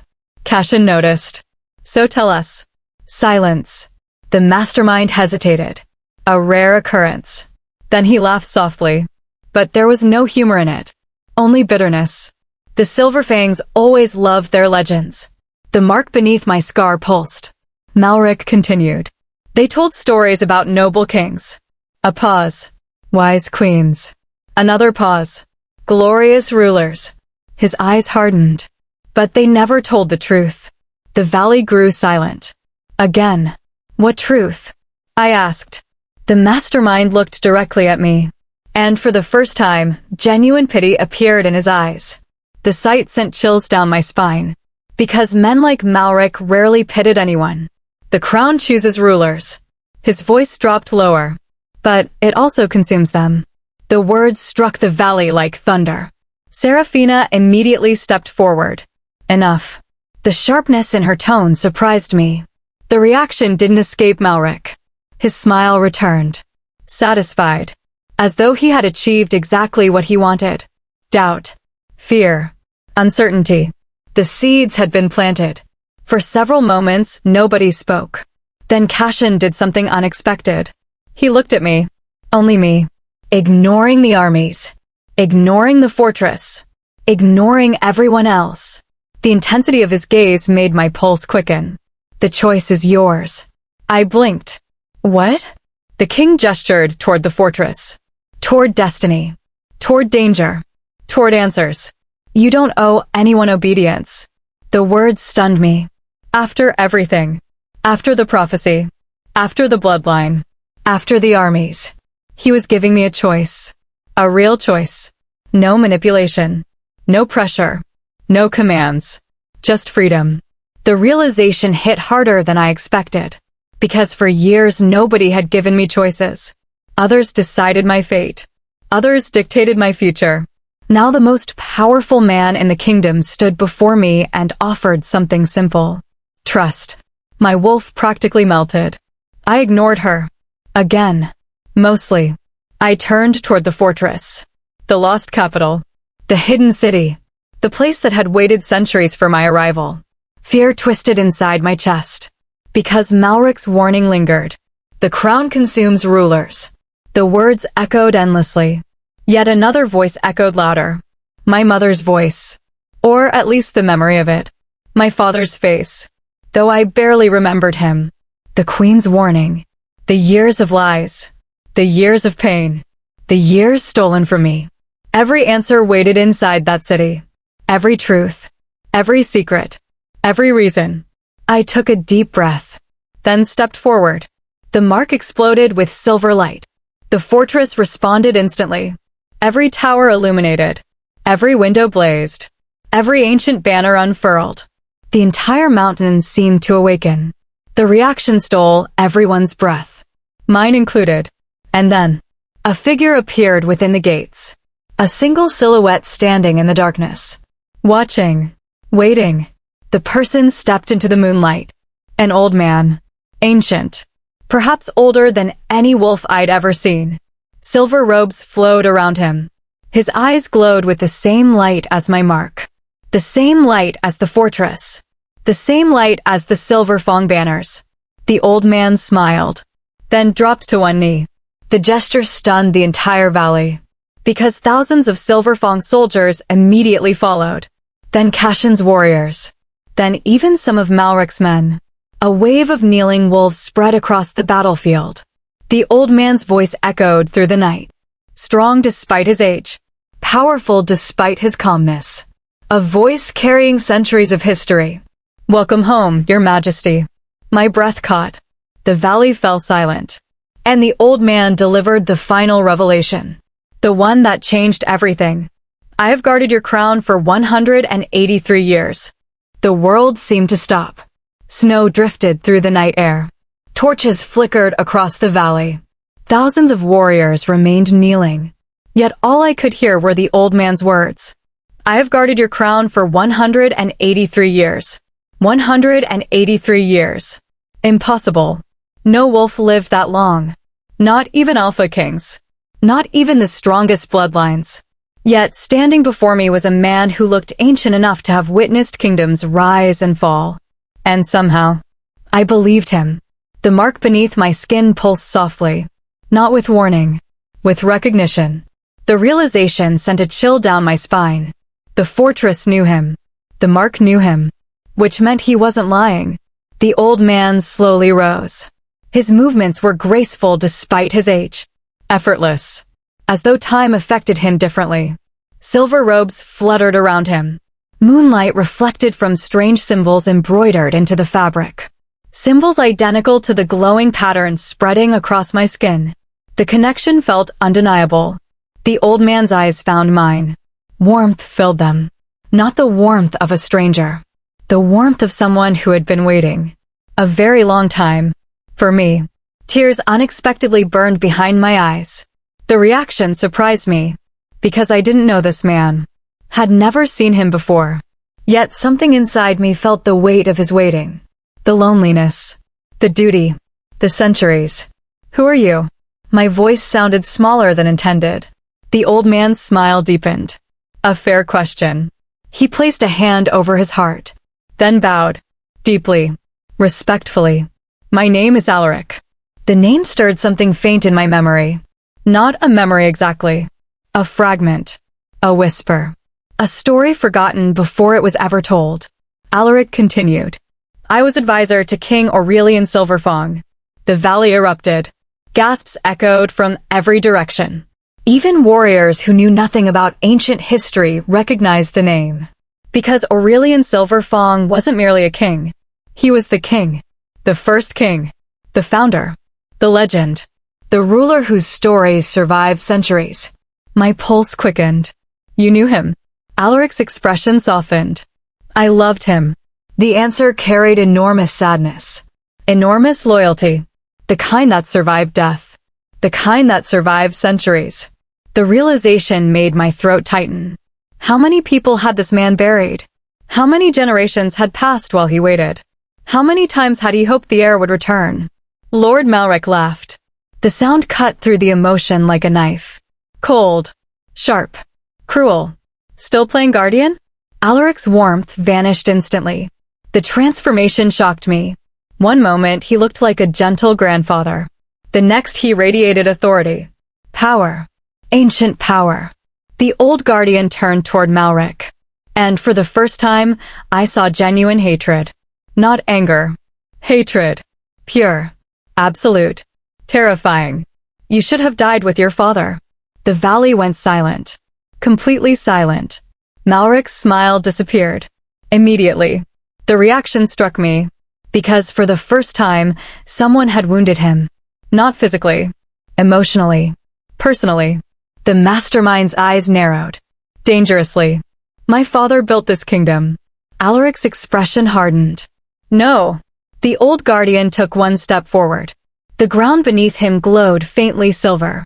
The sight sent chills through every wolf present. Your father destroyed it. Silence. Then realization hit me like lightning. My eyes widened. No. It couldn't be. Yet the pieces fit. Too perfectly. Too horribly. I looked between them. Then whispered. Your father. Malric smiled bitterly. The expression held no joy. Only old wounds. Old resentment. Old rage. The Blackthorn dynasty didn't overthrow the Silverfangs. The words echoed through the valley. My father did. Everything stopped. Even the wind seemed to die. Because suddenly history shifted. The entire story changed. Again. The Blackthorn family didn't steal the throne. A single man did. One man. One betrayal. One act of treason that reshaped centuries. My stomach twisted. Because if Malric's father betrayed the Silverfangs, then this wasn't political. This wasn't about power. This was vengeance. Generational vengeance. Cashin looked stunned. Actually stunned. The king turned toward Malric. That's impossible. The mastermind laughed softly. You really don't know. For the first time, uncertainty appeared in Cashin's eyes. Because Malric sounded truthful. Painfully truthful. The mastermind continued. My father wasn't born Blackthorn. The words struck like thunder. He earned that name. Gasps erupted. Several older warriors visibly paled. As though they suddenly understood. As though old stories were finally making sense. Malric spread his arms. Mocking. Bitter. The hero who saved the kingdom. His smile became poisonous. The noble founder of the Blackthorn dynasty. Then his voice dropped. Cold as ice. The greatest liar who ever lived. The silence that followed felt suffocating. Because if Malric spoke the truth, then the foundations of the kingdom were built upon betrayal. Upon murder. Upon stolen blood. Cashin's expression darkened. Yet, surprisingly, he didn't deny it. He simply looked exhausted. As though old suspicions had finally found confirmation. The king slowly turned toward me. Pain flickered across his face. Real pain. Not for himself. For me. The realization hit unexpectedly hard. Because he understood what this revelation meant. My family destroyed. His family elevated. History standing between us like a wall. A very old wall. A very bloody wall. Yet somehow, I couldn't bring myself to blame him. Not entirely. Cashin wasn't his ancestor. Just as I wasn't mine. The crimes belonged to the dead. The consequences belonged to us. Alaric raised his hand. The valley immediately quieted. Every warrior obeyed instinctively. Even some of Malric's soldiers. The old guardian's authority felt absolute. Ancient. Natural. The past matters. His eyes found mine. But the future matters more. The statement settled heavily over the battlefield. Because he was right. The past explained our suffering. The future would determine whether it continued. Alaric turned toward the fortress. The lost capital glowed beneath the moonlight. Beautiful. Silent. Waiting. Then he spoke the words everyone feared. The crown has awakened. The mark beneath my scar flared. Silver light spread across my skin. The fortress answered. Tower lights brightened. Ancient banners snapped in the wind. The entire city seemed alive. Listening. Watching. Preparing. Alaric's expression became grave. The trial must begin. Fear crawled through my stomach. Trial? What trial? The old guardian looked directly at me, and suddenly every emotion vanished from his face. Only duty remained. Only truth. Only responsibility. To claim the wolf crown. The valley fell silent. You must survive the path of kings. My pulse quickened. The name alone sounded dangerous. Ancient. Deadly. Alaric nodded slowly, as though reading my thoughts. No Silverfang ruler ever escaped it. The words landed heavily. Then came the worst part. The part that made even Seraphina go pale. The part that made Cashin take an involuntary step forward. The old guardian's voice softened. Not from weakness. From sorrow. Most never returned. Silence. Absolute silence. The fortress loomed behind him. Waiting. Ancient gates standing open. Darkness stretching beyond them. A road disappearing into the heart of the mountain. And somewhere within that darkness, the wolf crown waited, along with whatever horrors protected it. Alaric looked at me one final time, then asked the question that would change my fate forever. Heir of Silverfang. The valley held its breath. The armies watched. The kings listened. The conspirators waited. And the guardian spoke. Do you accept the trial? The question echoed through the valley. Do you accept the trial? Every eye turned toward me. Thousands of warriors. Kings. Generals. Enemies. All waiting. All watching. The weight of their attention felt crushing. For years, nobody cared about my choices. Now entire armies held their breath for an answer. The irony wasn't lost on me. Neither was the fear. Because deep down, I already knew the truth. This wasn't really a choice. Not anymore. Too many people had died. Too many secrets had been uncovered. Too many lies had shaped my life. If I turned away now, I would never know why. Never know who my parents truly were. Never know why they died. Never know what waited inside the fortress. And never know why the mark had chosen me. The uncertainty would haunt me forever. No, I had come too far. Suffered too much. Survived too much. To stop now. I looked directly at Alaric. The ancient guardian waited patiently. Without pressure. Without expectation. Only truth. I took a deep breath. Then nodded. Yes. The single word rolled across the valley. For one heartbeat, nothing happened. Then everything happened. The mark beneath my skin exploded with silver light. A shockwave erupted outward. Snow swirled violently. Torches flickered. The fortress responded instantly. Every tower illuminated. Every window blazed. Ancient bells rang throughout the lost capital. Deep. Powerful. Beautiful. The sound echoed across the mountains. And somewhere inside the city, something awakened. The gates opened wider. Stone groaned. Ancient mechanisms stirred beneath the mountain. Darkness stretched beyond the entrance.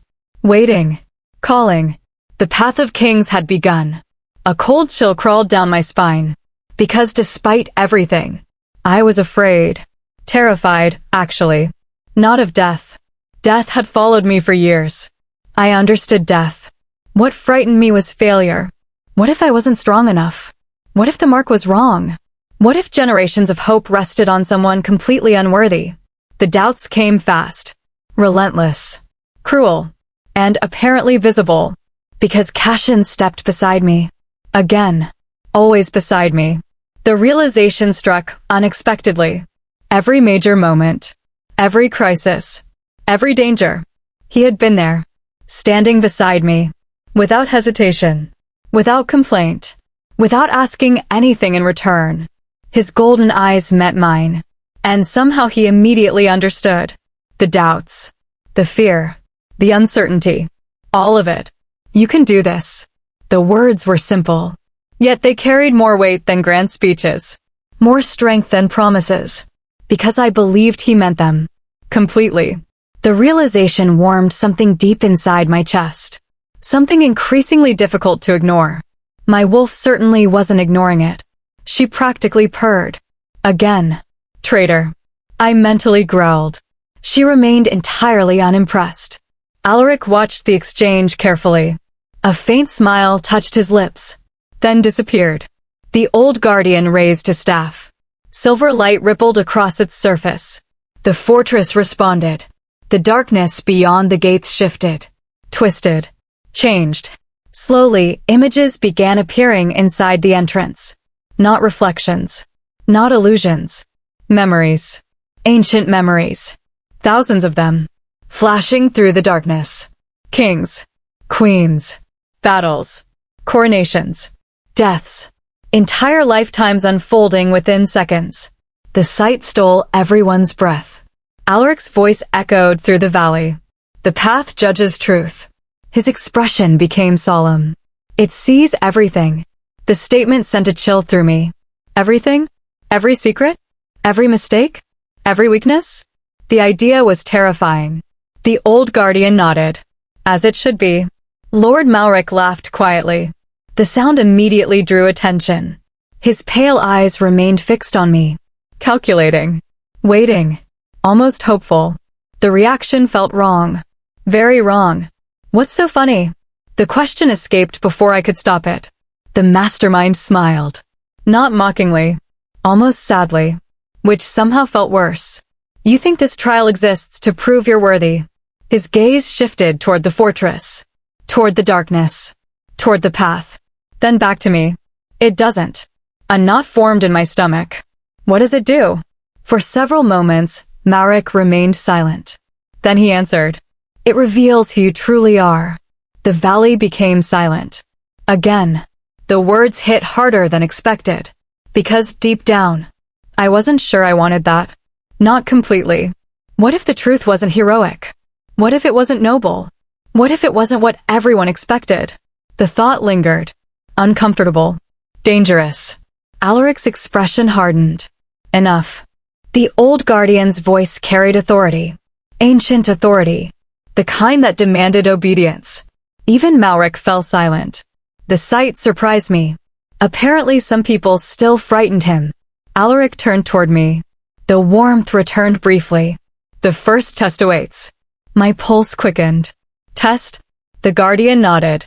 The path contains 3 trials. 3. Only 3. For some reason, that felt worse. Because ancient magic rarely dealt in simple numbers. 3 probably meant impossible. Or deadly. Or both. Alaric confirmed my suspicion immediately. The trial of memory. A pause. The trial of blood. Another pause. Then his expression darkened.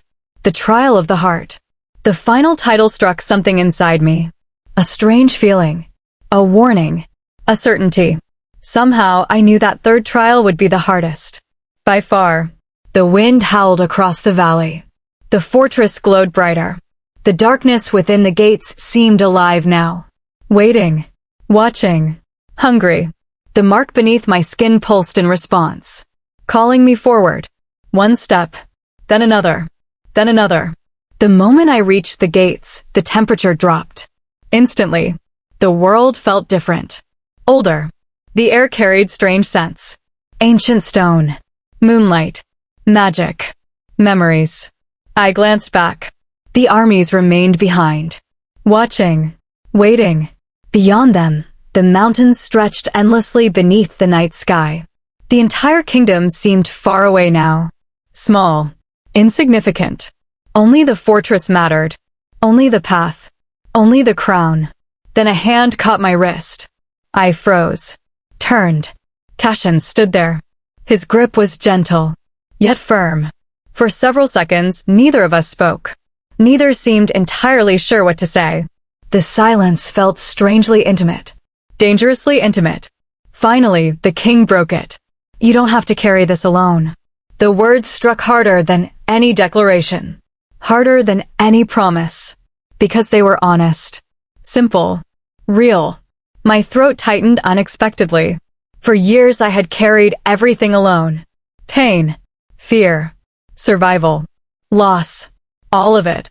The idea that someone might share the burden felt foreign. Terrifying. Wonderful. Dangerous. Very dangerous. Our eyes met. And for one brief moment, the world disappeared. The armies vanished. The fortress vanished.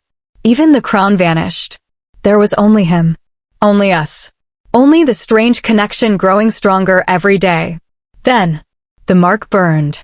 Violently. I gasped. Silver light erupted around us. The force knocked nearby warriors backward. The entire valley shook. And suddenly a voice echoed from deep inside the fortress. Not the queen's voice. Not Alaric's. Something older. Far older. A male voice. Ancient. Powerful. The voice of a king. The bloodline awakens. Everyone froze. The voice continued. Bring the blackthorn. Silence exploded across the valley. My heart stopped. Cashin stiffened beside me. Even Alaric looked shocked. The ancient voice echoed once more. Louder this time. More powerful. The heir shall not walk alone. The fortress doors began closing. Slowly. Relentlessly. As though time itself had started moving again. Alaric's eyes widened. For the first time since meeting him, the old guardian looked genuinely surprised. Then he whispered words that sent chills through everyone present. No ruler has ever done that before. I stared. What? Alaric looked between me and Cashin. Then toward the fortress. Then back again. The ancient guardian swallowed hard. And delivered the revelation. The path chose him too. The valley fell into stunned silence. The path chose him too. Alaric's words echoed through the cold night air. Nobody moved. Nobody spoke. Thousands of warriors stared at Cashin. Then at me. Then at the ancient fortress glowing beneath the mountain. The impossible had happened. Again. For centuries, the path of kings had tested only Silver Fang heirs. Only rulers. Only descendants of the ancient bloodline. Yet moments ago, the fortress itself had spoken. And it had demanded Cashin. A blackthorn. The descendant of the dynasty that replaced mine. The descendant of the bloodline tied to centuries of betrayal. The irony was almost unbearable. Cashin looked no less surprised than everyone else. The king stared toward the fortress. His expression unreadable. But I noticed something. A tiny shift in his eyes. Concern. Not for himself. For me. The realization struck unexpectedly hard. Even now. Even after learning what our ancestors had done to one another. Even after discovering the bloody history connecting our families. His first concern remained me. Dangerous. Very dangerous. My wolf certainly agreed. She was becoming impossible. Lord Malric's reaction proved even more interesting. For the first time all night, the mastermind appeared genuinely shaken. His pale face lost color. His confident posture stiffened. And suddenly I understood. This wasn't supposed to happen. Not according to his plans. Not according to anyone's plans. Malric took a step forward. No. The single word carried real fear. Real urgency. The sight unsettled me. Because powerful men only fear things they cannot control. And apparently the path of kings had become one of those things. The mastermind's eyes locked onto Cashin. Then onto me. Then back again. Something dangerous flickered behind them. Hatred. Ancient hatred. As though he suddenly saw a future he desperately wanted to prevent. Alaric raised his silver staff. The valley immediately quieted. The old guardian's expression remained thoughtful. Concerned. Confused. I have never witnessed this. The admission shocked everyone. Because Alaric had guarded the fortress for nearly 2 centuries. If he had never seen it happen, then nobody had. The old man looked toward the glowing gates. Listening. Almost as though he could hear something beyond mortal hearing. Finally, he nodded slowly. The path has spoken. Cashin frowned. What exactly does that mean? Alaric sighed. The sound carried centuries of memory. Centuries of burden. It means your fate is tied to hers. The words settled heavily over the battlefield. My pulse quickened. Beside me, Cashin became very still. The atmosphere shifted. Not dramatically. Not obviously. Yet everyone felt it. Because the statement carried implications. Complicated implications. Dangerous implications. Seraphina Silverfong watched us carefully.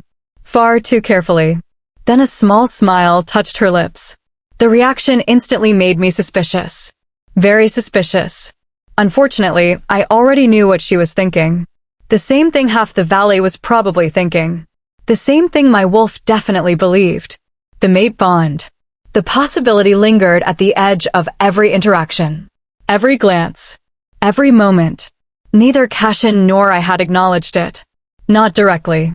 Not yet. Because there were larger problems. Ancient conspiracies. Hidden kingdoms. Magical crowns. Psychotic masterminds.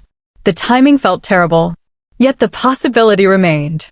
Growing stronger. Harder to ignore. The fortress solved the problem for us. Without warning, silver light erupted from the gates. The entire valley shook.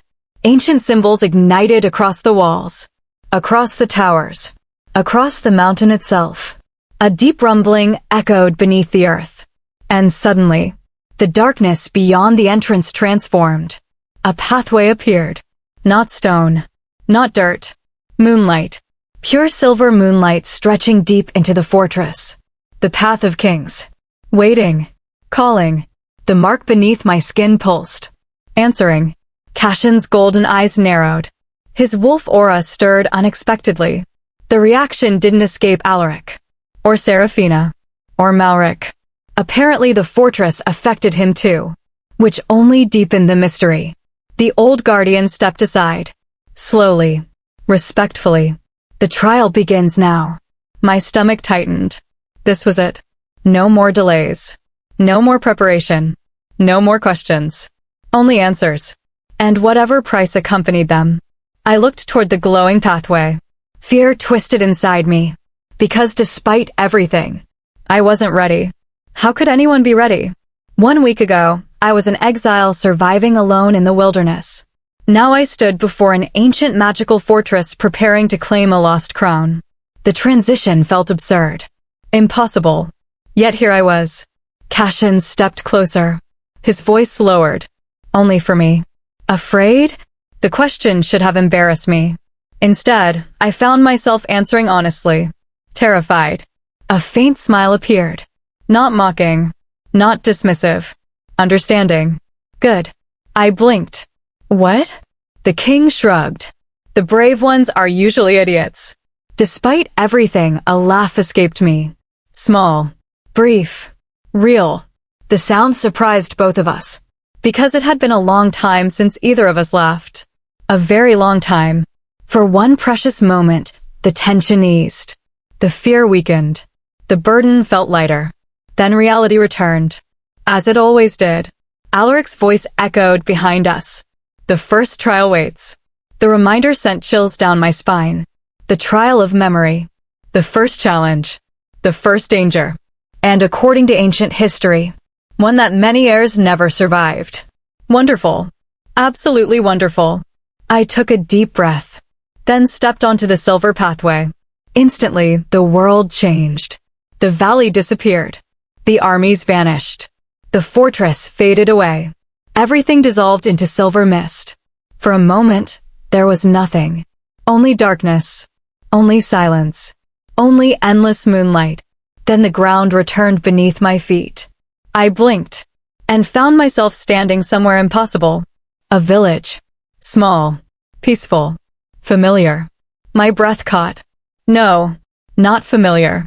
Remembered. The realization hit like a hammer. This wasn't a random village. This was my village. The place where I was born. The place where everything began. Sunlight replaced moonlight. Warmth replaced cold. Birds sang softly. Children laughed nearby. The sounds felt painfully real. Painfully alive. I stared in disbelief. The trial of memory. Of course. The path had taken my memories. My past. And turned them into reality. Fear settled into my stomach. Because I suddenly understood. This wasn't going to show me what I wanted to remember. It was going to show me what I needed to remember. The difference mattered. A lot. A small girl ran through the village square. Barefoot. Laughing. Her dark hair bounced with every step. My breath caught instantly. Because I recognized her. Me. The younger version of me. Before the dungeon. Before the branding. Before the betrayal. Before everything. The sight nearly broke my heart. Because she looked happy. Truly happy. Something I barely remembered. Something that felt like it belonged to another lifetime. The little girl laughed again. And suddenly another figure appeared. A man. Tall. Strong. Silver eyes. My heart stopped. Father. For one impossible moment, I simply stared. Frozen. Unable to breathe. Unable to think. Because I hadn't seen him since childhood. Hadn't heard his voice in years. Yet here he stood. Alive. Smiling. Reaching toward his daughter. Toward me. Tears filled my eyes immediately. The pain hit like a tidal wave. Loss. Love. Longing. All at once. Then something changed. The sunlight dimmed. The laughter faded. The air grew colder. A shadow appeared at the edge of the village. Watching. Waiting. The figure wore black armor. A familiar crest. A familiar symbol. The blackthorn crest. My pulse quickened. Because suddenly I understood. The trial wasn't showing me happiness. It was showing me truth. The truth about what happened to my family. The truth hidden for years.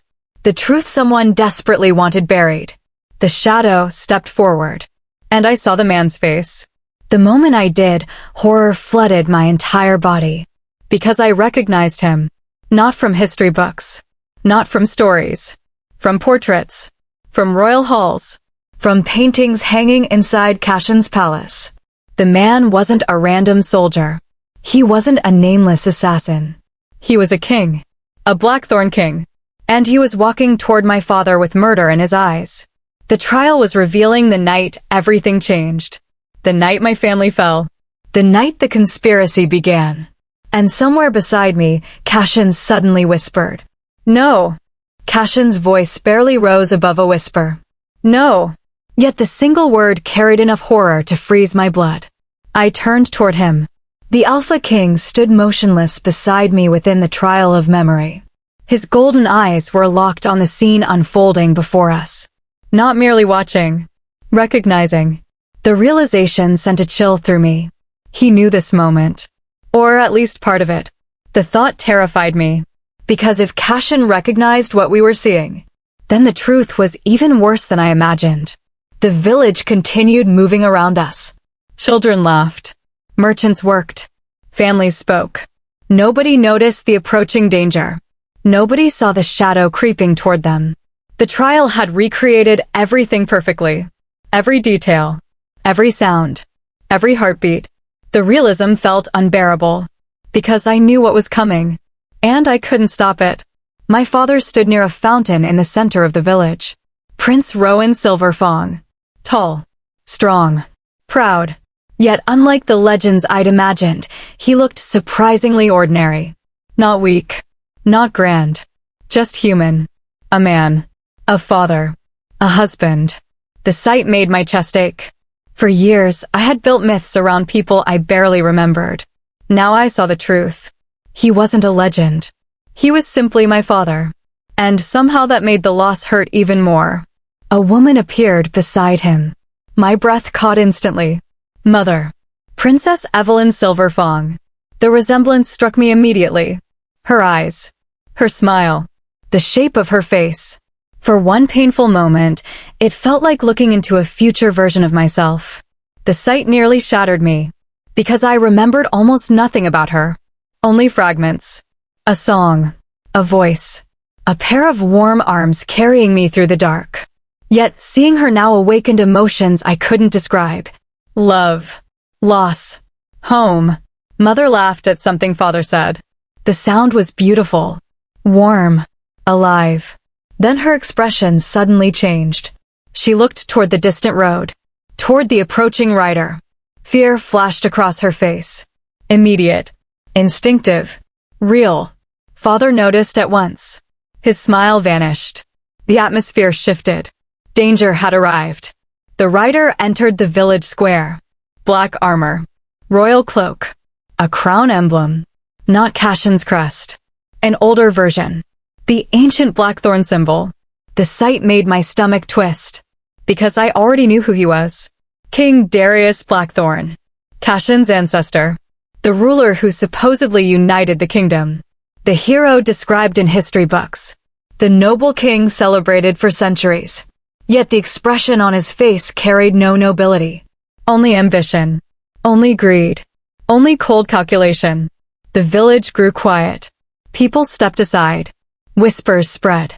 Fear followed. Nobody welcomed the king. Nobody cheered. The reaction alone revealed more truth than any history book. This wasn't a friendly visit. This wasn't diplomacy. This was something else. Something far darker. Father stepped forward, positioning himself subtly in front of Mother. Protective. Instinctive. The gesture reminded me painfully of Cashin. The comparison struck unexpectedly hard. Then Darius smiled. A terrible smile. The kind predators wear before they strike. Rowan. Father's expression hardened. Darius. No titles. No formalities. No respect. Only hostility. Old hostility. The kind that grows over years. Perhaps decades. For several seconds, neither man spoke. The tension between them felt tangible, like a drawn blade. Then Darius laughed softly. We could have ruled together. Father's answer came instantly. No. The king's smile faded. You should have accepted. Father shook his head. And become what? Silence. Then, a butcher. The accusation echoed through the square. Villagers exchanged frightened glances. Mother closed her eyes briefly, as though she had already lived this argument 100 times. The realization chilled me. This conflict had not begun tonight. It had been growing for years. Darius stepped closer. His expression darkened. The kingdom needs strength. Father laughed bitterly. No. His silver eyes blazed. It needs honor. The two words struck like thunder. Honor. Strength. Two visions of leadership. Two visions of the future. And apparently 2 men willing to kill over the difference. The king's patience finally broke. His mask vanished, revealing the truth beneath. Rage. Cold, controlled rage. I offered peace. Father's voice remained calm. You offered surrender. The silence that followed felt deadly. Then Darius spoke the words that changed history. The words that revealed everything. If the crown won't choose me willingly. My pulse quickened. The crown. Even then. Even all those years ago. Everything connected back to the wolf crown. Darius smiled. I'll take it. The village erupted into chaos.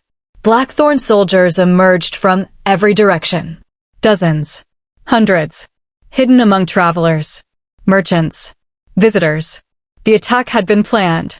Prepared. Waiting. A trap. Villagers screamed. Children ran. Warriors drew weapons. Blood stained the streets. And suddenly history shattered. I watched in horror as battle consumed the village. People died. Not soldiers. Families. Ordinary wolves. The truth hurt more than I expected. Because history books never mention innocent people. Only kings. Only victories. Only outcomes. They don't mention mothers. Fathers. Children. The people crushed beneath ambition. Yet here they were. Dying. Forgotten. Father transformed first. Silver fur exploded across his body. Massive. Powerful.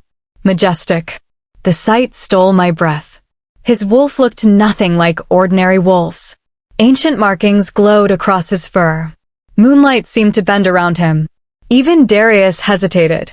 Just briefly. The realization struck me. Father wasn't merely a prince. He was something more. Something dangerous. Something the king feared. Then Darius transformed too. A black wolf. Larger than any I had ever seen. Monstrous. Powerful. Terrifying. The two wolves collided. And the village shook. The impact cracked stone. Shattered windows. Sent warriors flying. I stared in disbelief. No wonder legends survived. No wonder stories were told. This wasn't a battle. It was a war between giants. Beside me, Cashin remained silent. Watching. Learning. Hurting. Because the trial wasn't only exposing my history. It was exposing his. The sins of his bloodline. The crimes hidden beneath centuries of propaganda. The burden settled visibly across his shoulders. And strangely, I felt sorry for him. Not because he deserved pity. Because he didn't. But because he had inherited guilt he never earned. Just as I inherited suffering I never deserved. The battle raged. Then something unexpected happened. Father gained the advantage. The silver wolf slammed Darius into the ground. Hard. The king crashed through stone. Blood stained the earth. Victory seemed possible. For one brief moment. Then, an arrow struck Father. My breath caught. Not from the front. From behind. Cowardly. Treacherous. The silver wolf staggered. A second arrow followed. Then a third. Poison. The realization hit instantly. The arrows weren't meant to wound. They were meant to weaken. To cheat. To ensure victory. Father turned. Searching for the attacker. And finally I saw him. A man standing atop a rooftop. Watching. Smiling. The sight froze my blood.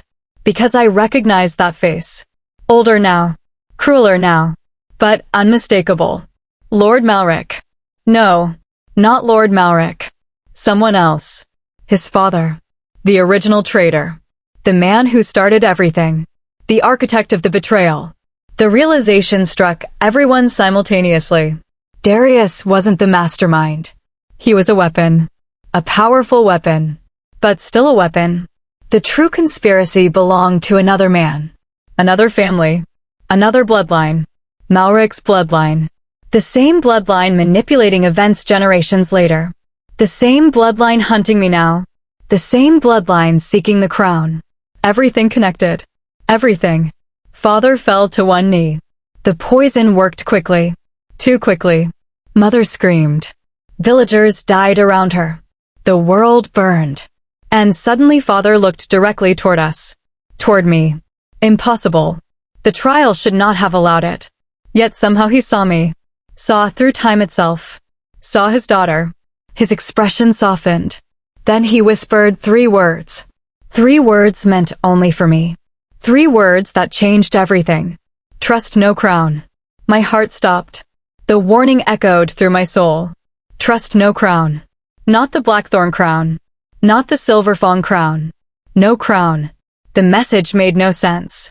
Yet Father had died to deliver it. Which meant it mattered. More than anything. The vision began breaking apart. The village dissolved. The battle faded. The screams vanished. Only Father remained. Standing alone in the collapsing memory. Watching me. Then his final words arrived. A final warning. A final secret. A final truth. The enemy sits beside the throne. The world shattered. Darkness swallowed everything. And I awoke screaming. The sound echoed through endless darkness. For a moment, I couldn't breathe. Couldn't think. Couldn't separate memory from reality. The village. The battle. My parents. My father's death. All of it still felt real. Painfully real. The grief hit like a tidal wave. Because for the first time, I hadn't merely imagined their deaths. I had witnessed them. Watched helplessly as history repeated itself before my eyes. Watched betrayal destroy everything. And worst of all, I had heard my father's final warning. Trust no crown. The enemy sits beside the throne. The words echoed endlessly inside my mind. Slowly, the darkness around me began changing. Silver mist drifted through the air. Moonlight appeared beneath my feet. The path of kings. I was still inside the trial. Still trapped between memory and reality. My breathing gradually steadied. Yet the warning refused to leave me. The enemy sits beside the throne. What did that mean? Who is the enemy? Merrick? Someone within the Blackthorn Court? Someone within the Silver Fangs? The possibilities felt endless. And none of them were comforting. A familiar voice interrupted my thoughts. Lyra. I turned instantly. Cashin stood several feet away. Relief hit me unexpectedly hard. The king looked pale. Shaken. As though the trial had affected him as deeply as it affected me. Maybe deeper. After all, he had just witnessed the crimes of his ancestors. Watched the foundation of his kingdom stained with betrayal. That kind of truth left scars. Cashin stepped closer. His golden eyes searched mine. Concern filled them immediately. You saw it too. It wasn't a question. I nodded slowly. The pain returned. Sharp. Fresh. My parents. The words barely escaped my throat. Cashin looked away briefly. Guilt flashed across his face. Not personal guilt. Inherited guilt. The burden of history. Finally, he spoke. I'm sorry. The apology surprised me. Because it wasn't his fault. He hadn't killed them. Hadn't ordered it. Hadn't even been born. Yet, somehow the apology felt genuine. And strangely, necessary. For several moments, neither of us spoke. The silence wasn't uncomfortable. Just heavy. Filled with truths neither of us fully understood. Then I looked directly at him. What did my father mean? Cashin frowned. The warning. I nodded. The enemy sits beside the throne. The king's expression darkened immediately. Because he had been thinking about it too. The realization unsettled me.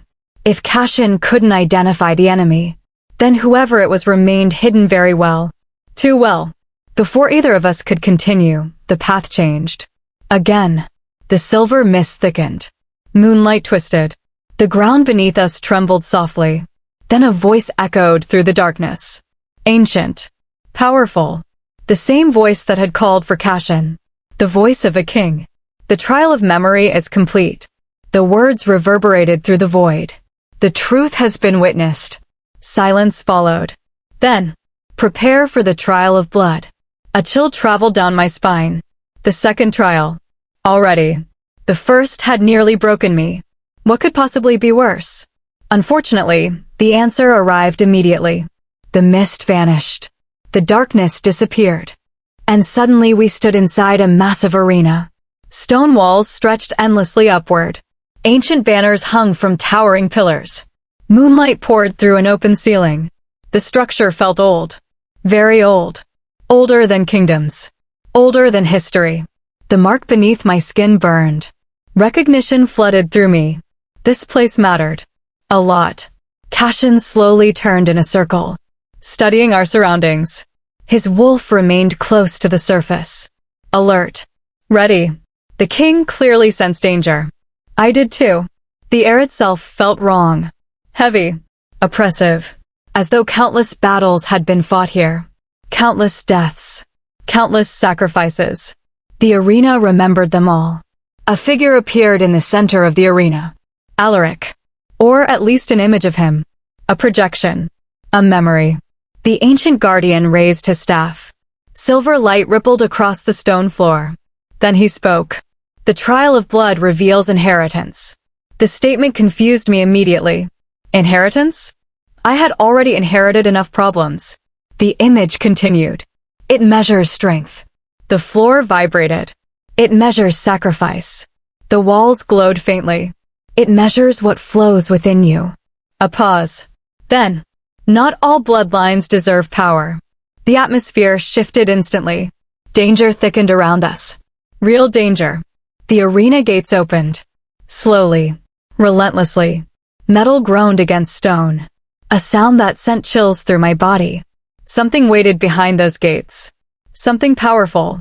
Something ancient. The mark beneath my skin reacted immediately. Pulsing. Warning. Fear twisted in my stomach.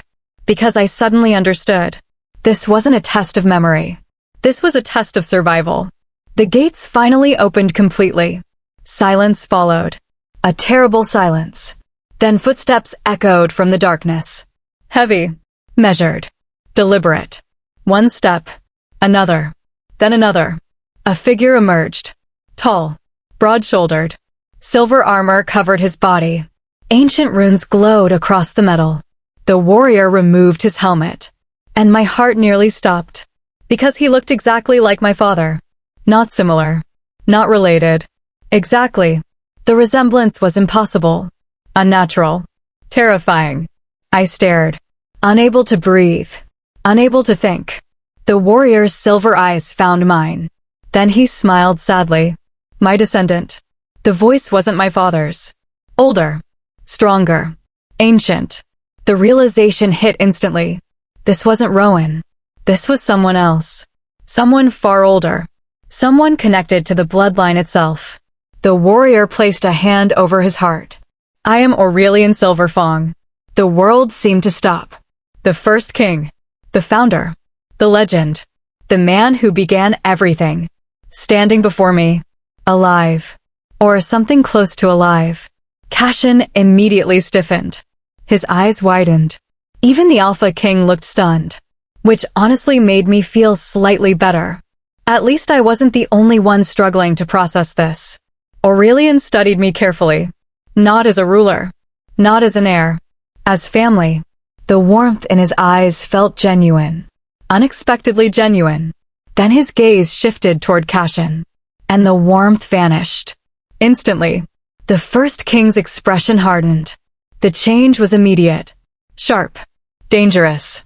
The atmosphere in the arena became suffocating. Aurelian's silver eyes narrowed. The founder of the Silverfang dynasty looked at Cashin Blackthorn. And centuries of hatred suddenly filled the arena. The realization hit like a hammer. The dead remembered. The dead had not forgiven. Aurelian's voice echoed across the arena. Cold. Ancient. Terrifying. Why is he here? The question wasn't directed at me. It was directed at the path itself. At the fortress. At destiny. The silence that followed felt endless. Then the ancient voice answered. The same voice governing the trials. Because fate bound them together. The first king looked furious. Actually furious. The sight shocked me. Apparently even legends could hate. Aurelian stepped forward. His eyes never left Cashin. The Blackthorn bloodline ended mine. The accusation echoed across the arena. Cashin remained calm. Despite everything. Despite facing a legendary king who clearly wanted him dead. The Alpha King's voice remained steady. I know. Aurelian's expression darkened further. You know nothing. The temperature dropped instantly. Ice formed across the arena floor. Ancient power radiated from the first king. The pressure felt overwhelming. Even breathing became difficult. Then Aurelian looked at me. Pain softened his features. My blood. The words carried centuries of longing. Centuries of loss. The first king extended his hand. Come. The request sounded simple. Harmless. Yet, something felt wrong. Very wrong. Because the moment he spoke, the mark beneath my skin burned. Not warmly. Not happily. Warning. Danger. The realization froze me. The mark was warning me about him. The first king. The founder. My ancestor. Fear crawled through my chest. Because suddenly I remembered my father's final words. Trust no crown. Not the Blackthorn crown. Not the Silverfang crown. No crown. And for the first time, I wondered if the warning included Aurelian himself. The first king's smile slowly disappeared. Because he saw the hesitation. He saw the doubt. And something dark flickered behind his silver eyes. Something that made my blood run cold. The mark burned. Not gently. Not warmly. A warning. A sharp pulse of pain spread beneath my skin the moment Aurelian Silverfang extended his hand. The sensation froze me in place. Because until now, the mark had always reacted to truth. To danger. To destiny. Never randomly. Never without reason. And right now, it was warning me about the first king himself. The founder of my bloodline. The legendary ruler whose stories had survived for centuries. The man I was supposedly destined to honor. The realization sent ice through my veins. Aurelian saw it. Saw my hesitation. Saw the doubt. Something shifted behind his silver eyes. A crack in the perfect image. A glimpse of something hidden. For a brief moment, the wise king from the legends disappeared. And someone else looked back at me. Someone harder. Colder. More dangerous. The change lasted only a heartbeat. Then it was gone. But I had seen it. And judging by Cashin's expression, so had he. The first king lowered his hand slowly. His face remained calm. Yet the arena felt different now. Tense. Uncomfortable. As though everyone suddenly understood they were standing on fragile ground. A curious reaction. Aurelian's voice echoed softly. I swallowed. The mark pulsed again. Warning. Warning. Warning. Every instinct screamed the same thing. Be careful. Cassian stepped slightly closer. The movement was subtle, protective, instinctive. The first king noticed immediately. His eyes narrowed, not with annoyance, with hostility. Ancient hostility. The kind that survives centuries. The kind that becomes part of a bloodline. The atmosphere grew colder. Aurelian looked directly at Cassian. Do you fear me, Blackthorn? The challenge echoed across the arena. Cassian didn't hesitate. No. The answer came calmly, firmly. The first king smiled. A dangerous smile. Perhaps you should. Silver energy rippled across the arena floor. Ancient runes ignited. The walls trembled. The power radiating from Aurelian felt overwhelming, even terrifying. Yet Cassian remained where he stood, unmoved. The sight surprised me, because most wolves would have fallen to their knees beneath that pressure. The Alpha King simply met Aurelian's gaze, unflinching. Something unexpected happened. The first king laughed. A short laugh. A genuine laugh. The tension shifted. Only slightly.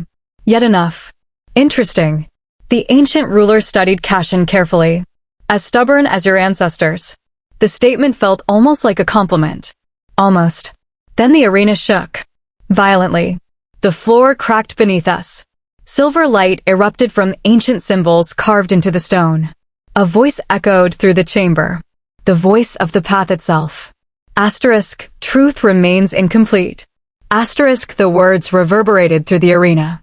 Aurelian's expression darkened immediately. The reaction caught my attention. Because he looked annoyed. Not surprised. Annoyed. As though the interruption was inconvenient. The realization made my stomach twist. The voice continued. Asterisk, the trial of blood demands all truths. Asterisk, silence followed. Then a massive image appeared above the arena. A memory. Larger than before. Brighter. Clearer. The moment it formed, Aurelian's face hardened. And suddenly I knew. Whatever we were about to see. He didn't want us seeing it. The memory unfolded. A throne room emerged. Ancient. Magnificent. Silver banners lined the walls. Moonlight poured through towering windows. At the center stood a younger Aurelian. Alive. Human. Not a spirit. Not a memory projection. The actual king. The sight stole my breath. Because legends rarely appear human. Yet there he was. Not perfect. Not mythical. A man. A ruler. A wolf. Around him stood nobles. Generals. Advisors. Among them, I immediately recognized one figure. Alaric. Much younger. Standing proudly beside his king. The sight brought a strange comfort. At least some things remained consistent. Loyalty. Honor. Friendship. Then another figure entered the throne room. The atmosphere shifted instantly. Even inside the memory. The nobles grew tense. The advisors exchanged uneasy glances. And Aurelian himself straightened. Concern flashing briefly across his face. The newcomer wore dark armor. Black armor. Not blackthorn armor. Older. Different. The symbol on his chest resembled a wolf devouring its own tail. The sight made my skin crawl. The stranger approached the throne. Slowly. Confidently. Dangerously. Aurelian spoke first. You're late. The man's smile widened. I came. The answer carried strange amusement. As though punctuality hardly mattered. The conversation felt important. Very important. Because every person in the room looked nervous. Even Aurelian. The stranger stopped before the throne. Then bowed. Mockingly. Not respectfully. A challenge disguised as courtesy. Aurelian's eyes narrowed. The tension grew. The memory felt alive. Like standing inside a storm moments before lightning struck. Finally, the stranger spoke. Have you made your decision? The question hung in the air. Aurelian's expression hardened. No. The answer came immediately. Firmly. The stranger sighed dramatically. Your kingdom weakens. Aurelian remained silent. The packs divide. Still silence. The crown grows restless. That statement changed everything. The crown. Again. Everything led back to the wolf crown. The stranger stepped closer. Too close. His smile vanished. What good is power if you refuse to use it? The question echoed through the throne room. Aurelian rose slowly from his throne. The sight immediately silenced everyone, even the stranger. For a moment, the king's voice dropped lower, dangerously lower. The crown serves the kingdom. The stranger laughed. No. His eyes gleamed strangely. The kingdom serves the crown. The arena around me seemed colder. The words felt wrong. Deeply wrong. As though hearing them violated something sacred. Aurelian looked furious. Leave. The command cracked through the throne room. The stranger's smile returned. Wider. Almost triumphant. One day you'll understand. The man turned, beginning to leave, then paused, and delivered words that made my blood run cold. Words that changed everything. Words that revealed the true nature of the crown. The crown was never meant to choose rulers. Silence. The stranger glanced over his shoulder. It was meant to create them. The memory shattered. The arena exploded with silver light. I staggered backward. My heart hammered. Because I suddenly understood why Aurelian wanted the memory hidden. Because the legends were incomplete. Maybe deliberately. Maybe not. But incomplete. The crown wasn't simply a symbol of authority. It did something. Something transformative.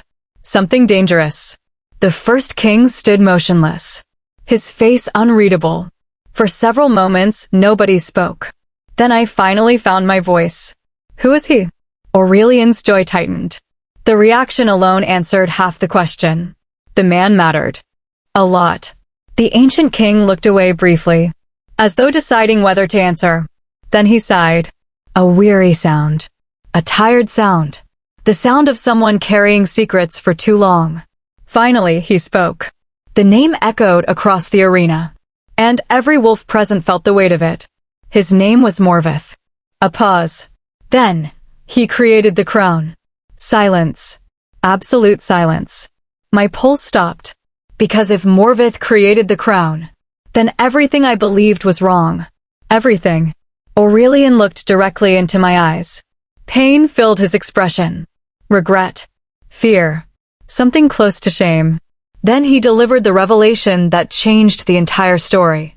The revelation hidden for centuries. The revelation my parents died protecting. The wolf crown is not a gift. The arena trembled. Silver light flared. Ancient runes ignited across the walls. And Aurelian whispered, "It's a prison."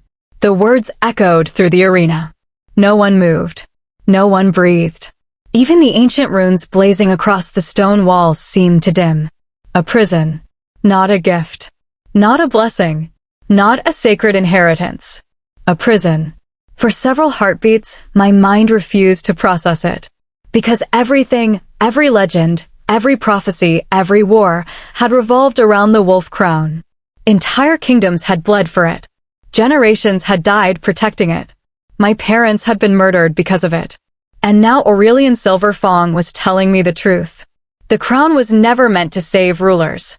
It was meant to trap them. The silence shattered. What do you mean? My voice echoed through the arena. Sharply. Demandingly.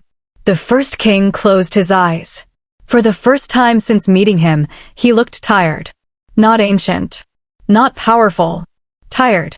The exhaustion seemed centuries deep. When he opened his eyes again, there was sadness in them.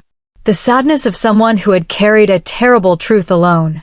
For a very long time, Aurelian slowly turned toward the center of the arena. Silver mist gathered around him. Images formed. Ancient images. Old memories. The first king pointed toward them. Look carefully. The mist shifted. And suddenly I saw dozens of rulers. Silverfang kings. Silverfang queens. Generations of them. Each wearing the wolf crown. Each seated upon a magnificent throne. At first the image looked beautiful. Majestic. Then I noticed something horrifying. Their eyes. Every ruler wore the same expression. Not pride. Not wisdom. Not authority. Suffering. The realization struck me like ice water. The kings weren't ruling. They were enduring.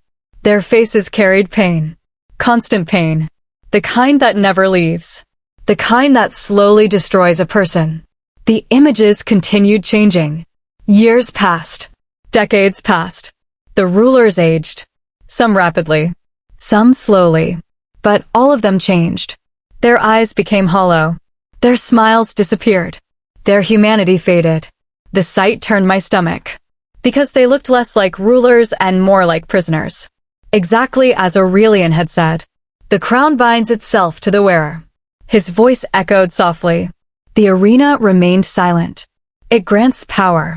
The images brightened. I watched rulers command storms, control wolves, move mountains, perform impossible feats. The power looked magnificent, terrifyingly magnificent. Then Aurelian continued.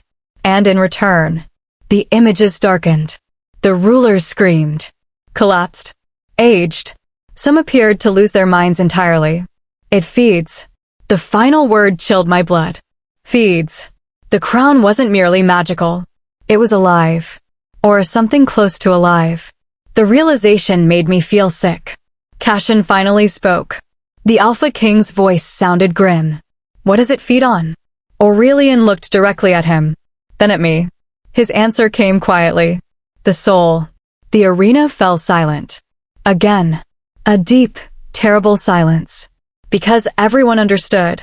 The crown wasn't consuming energy. Or strength. Or lifespan. It was consuming people. Little by little. Year after year. Generation after generation. I suddenly remembered Malric's warning. The crown doesn't create rulers. It awakens them. At the time, I thought it was manipulation. Fear tactics. Now I wasn't so sure. The realization unsettled me. Because for the first time, some of Malric's warnings were beginning to sound true. That frightened me more than anything. Aurelian stepped forward. His silver eyes found mine.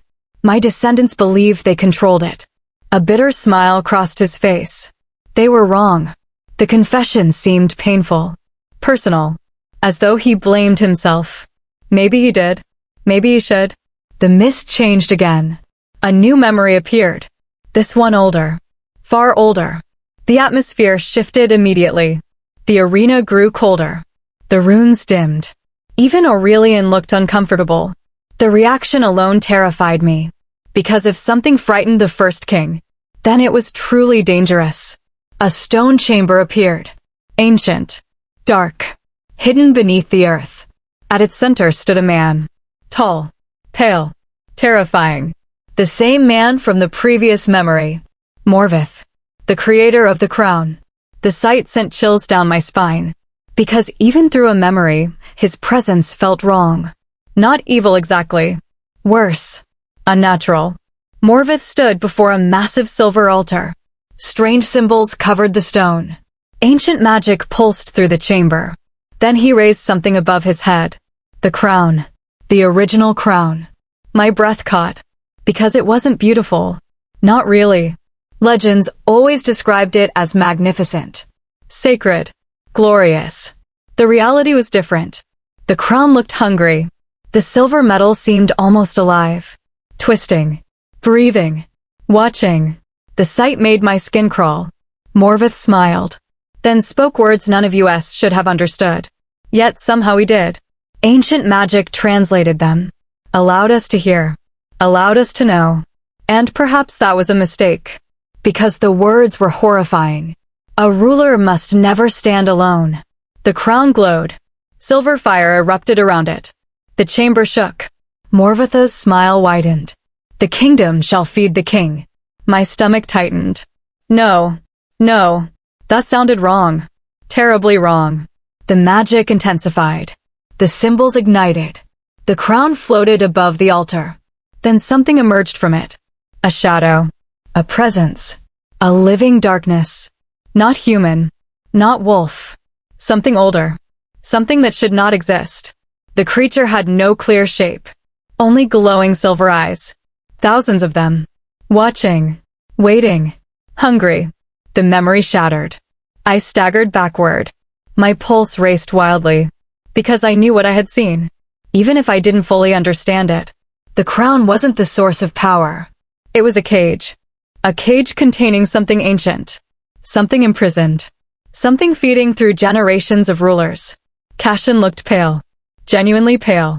The Alpha King stared at the spot where the memory had vanished. Then whispered, "What was that?" Aurelian's answer came immediately. As though he feared the question. As though he had feared it for centuries. The Devourer. Silence. The name alone felt wrong. Heavy. Ancient. Dangerous. The first king lowered his gaze.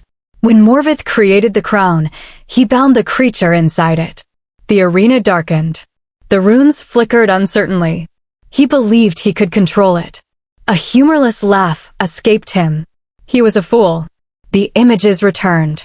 Brief flashes. Kings. Queens. Generations of rulers. Each feeding the creature. Each strengthening it. Each becoming weaker as it became stronger. The horrifying truth finally emerged. The wolf crown wasn't preserving the kingdom. The kingdom was preserving the wolf crown. For centuries. Without realizing it, my father's warning suddenly made sense. Trust no crown. Not because the rulers were corrupt. Because the crown itself was. The realization nearly knocked the breath from my lungs. Then a terrifying thought struck me. If the crown was a prison, and the devourer was trapped inside, why was everyone trying to find it? Why did Malric want it? Why did the prophecy point toward it? Why had the fortress awakened? Aurelian answered before I could ask. Perhaps he saw the question on my face. Perhaps he already knew. The first king's expression darkened. The prison is weakening. The arena trembled. The words seemed to echo from every direction. The prison is weakening. Fear spread through me. Real fear. Because I finally understood the stakes. This wasn't about kingdoms. Or thrones. Or dynasties. It never had been. Something far worse waited beneath all those lies. Aurelian turned toward me. His silver eyes carried urgency now. Desperation. The ancient kings stepped closer. My descendants believed the heir would inherit the crown. His voice softened. But the prophecy was wrong. The statement stunned me. The prophecy was wrong? Aurelian nodded slowly. The heir was never meant to wear the crown. A pause. The arena seemed to hold its breath. Then he delivered the revelation. The truth hidden for centuries. The truth my parents died protecting. The truth Malric desperately wanted buried. The heir was meant to destroy it. The arena exploded with silver light. The ground cracked. The walls shook. Ancient bells rang somewhere deep beneath the fortress. And a monstrous roar echoed through the darkness. A roar that did not belong to any wolf. A roar that sounded ancient. Hungry. Awake. The devourer had heard. The roar shook the arena. Stone cracked. Ancient pillars trembled. Silver runes exploded across the walls like lightning. For one horrifying moment, it felt as though the entire fortress might collapse. The sound wasn't merely loud. It was alive. Hungry. Ancient. The kind of sound that awakened instincts older than memory. My wolf immediately recoiled. Fear surged through her. Pure, primal fear.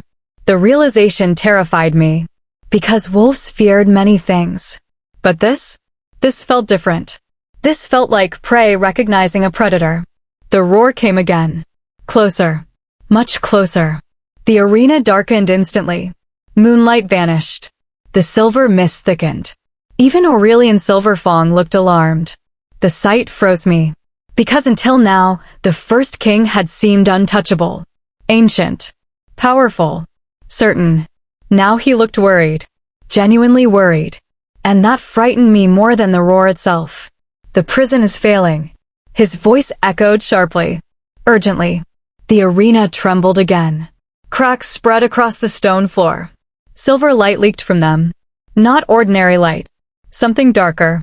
Something wrong. The energy pulsed like a heartbeat. A massive heartbeat.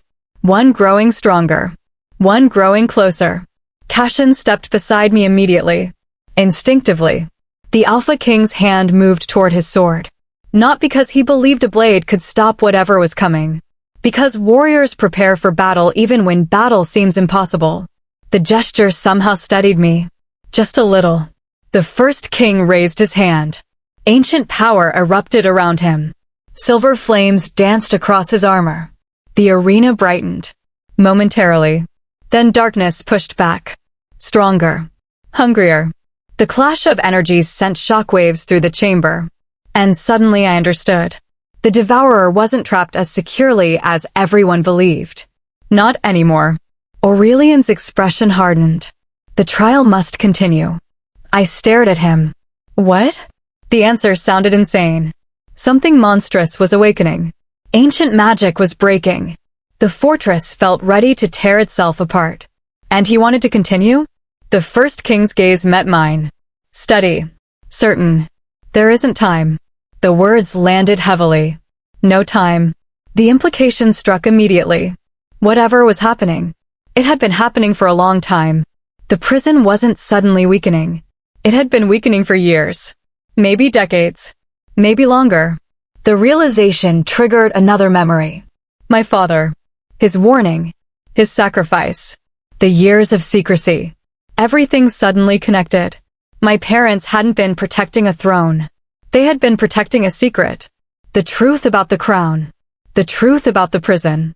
The truth about the Devourer. And they died because of it. A pulse of rage surged through me. Hot. Sharp. Dangerous.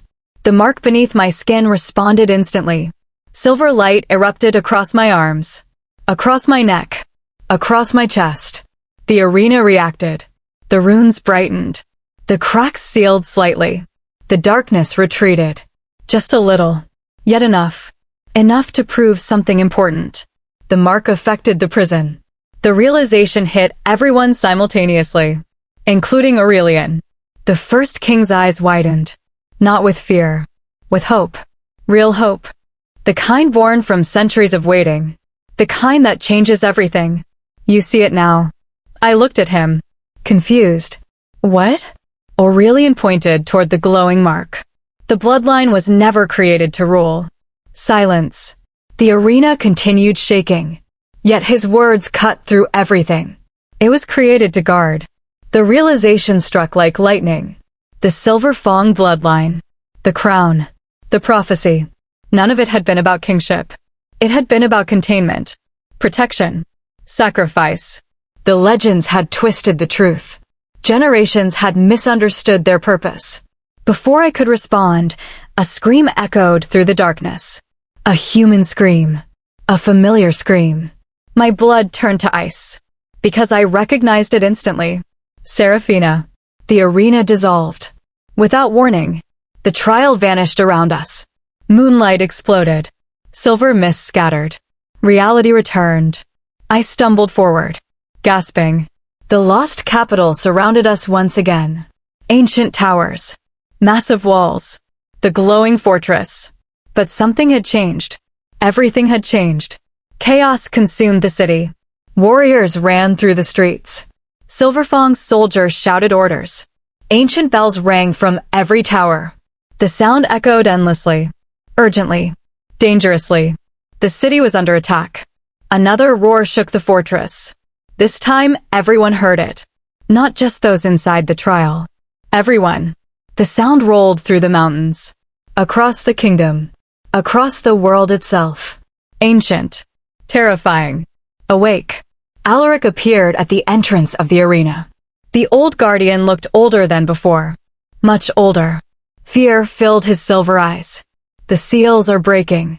His voice shook. The sight alone made my stomach drop. Because Alaric wasn't a man who frightened easily. A shadow moved across the sky. Massive. Impossible. Every warrior in the city froze. Looking upward. Watching. Waiting.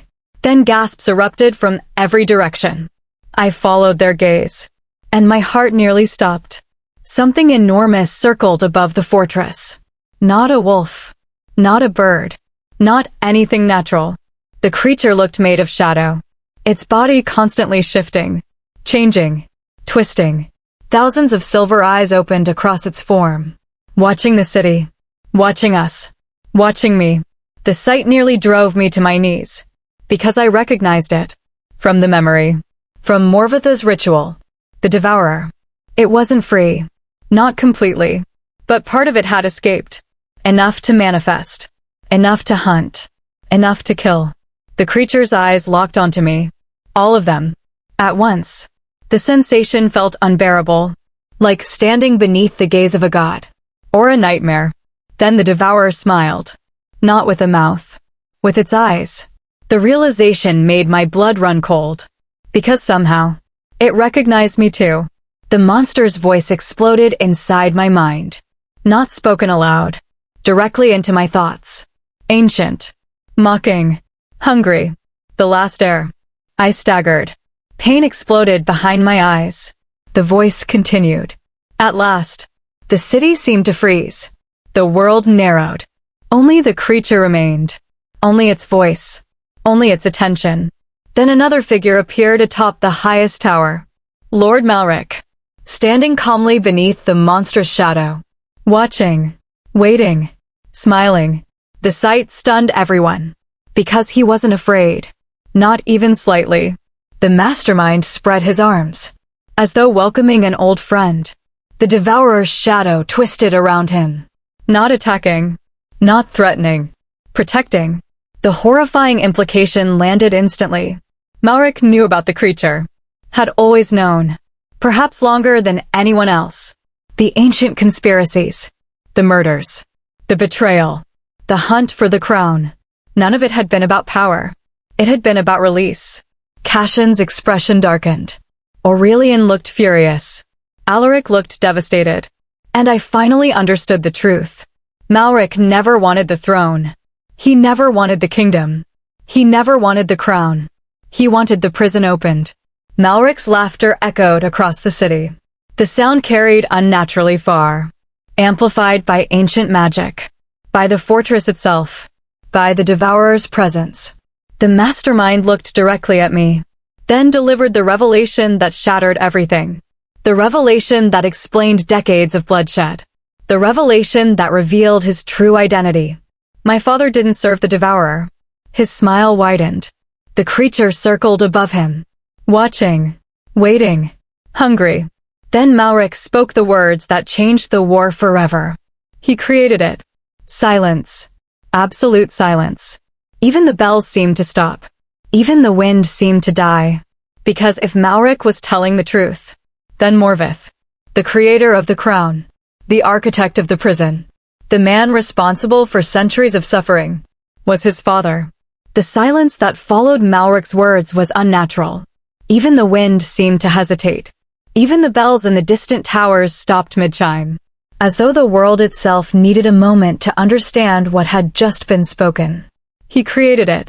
The devourer circled above the lost capital, its countless silver eyes reflecting moonlight like broken stars. And beneath it stood Lord Malric. Calm. Unshaken. Almost proud. Cashin moved instinctively closer to me. Not as a king. Not as an alpha. But as something simpler.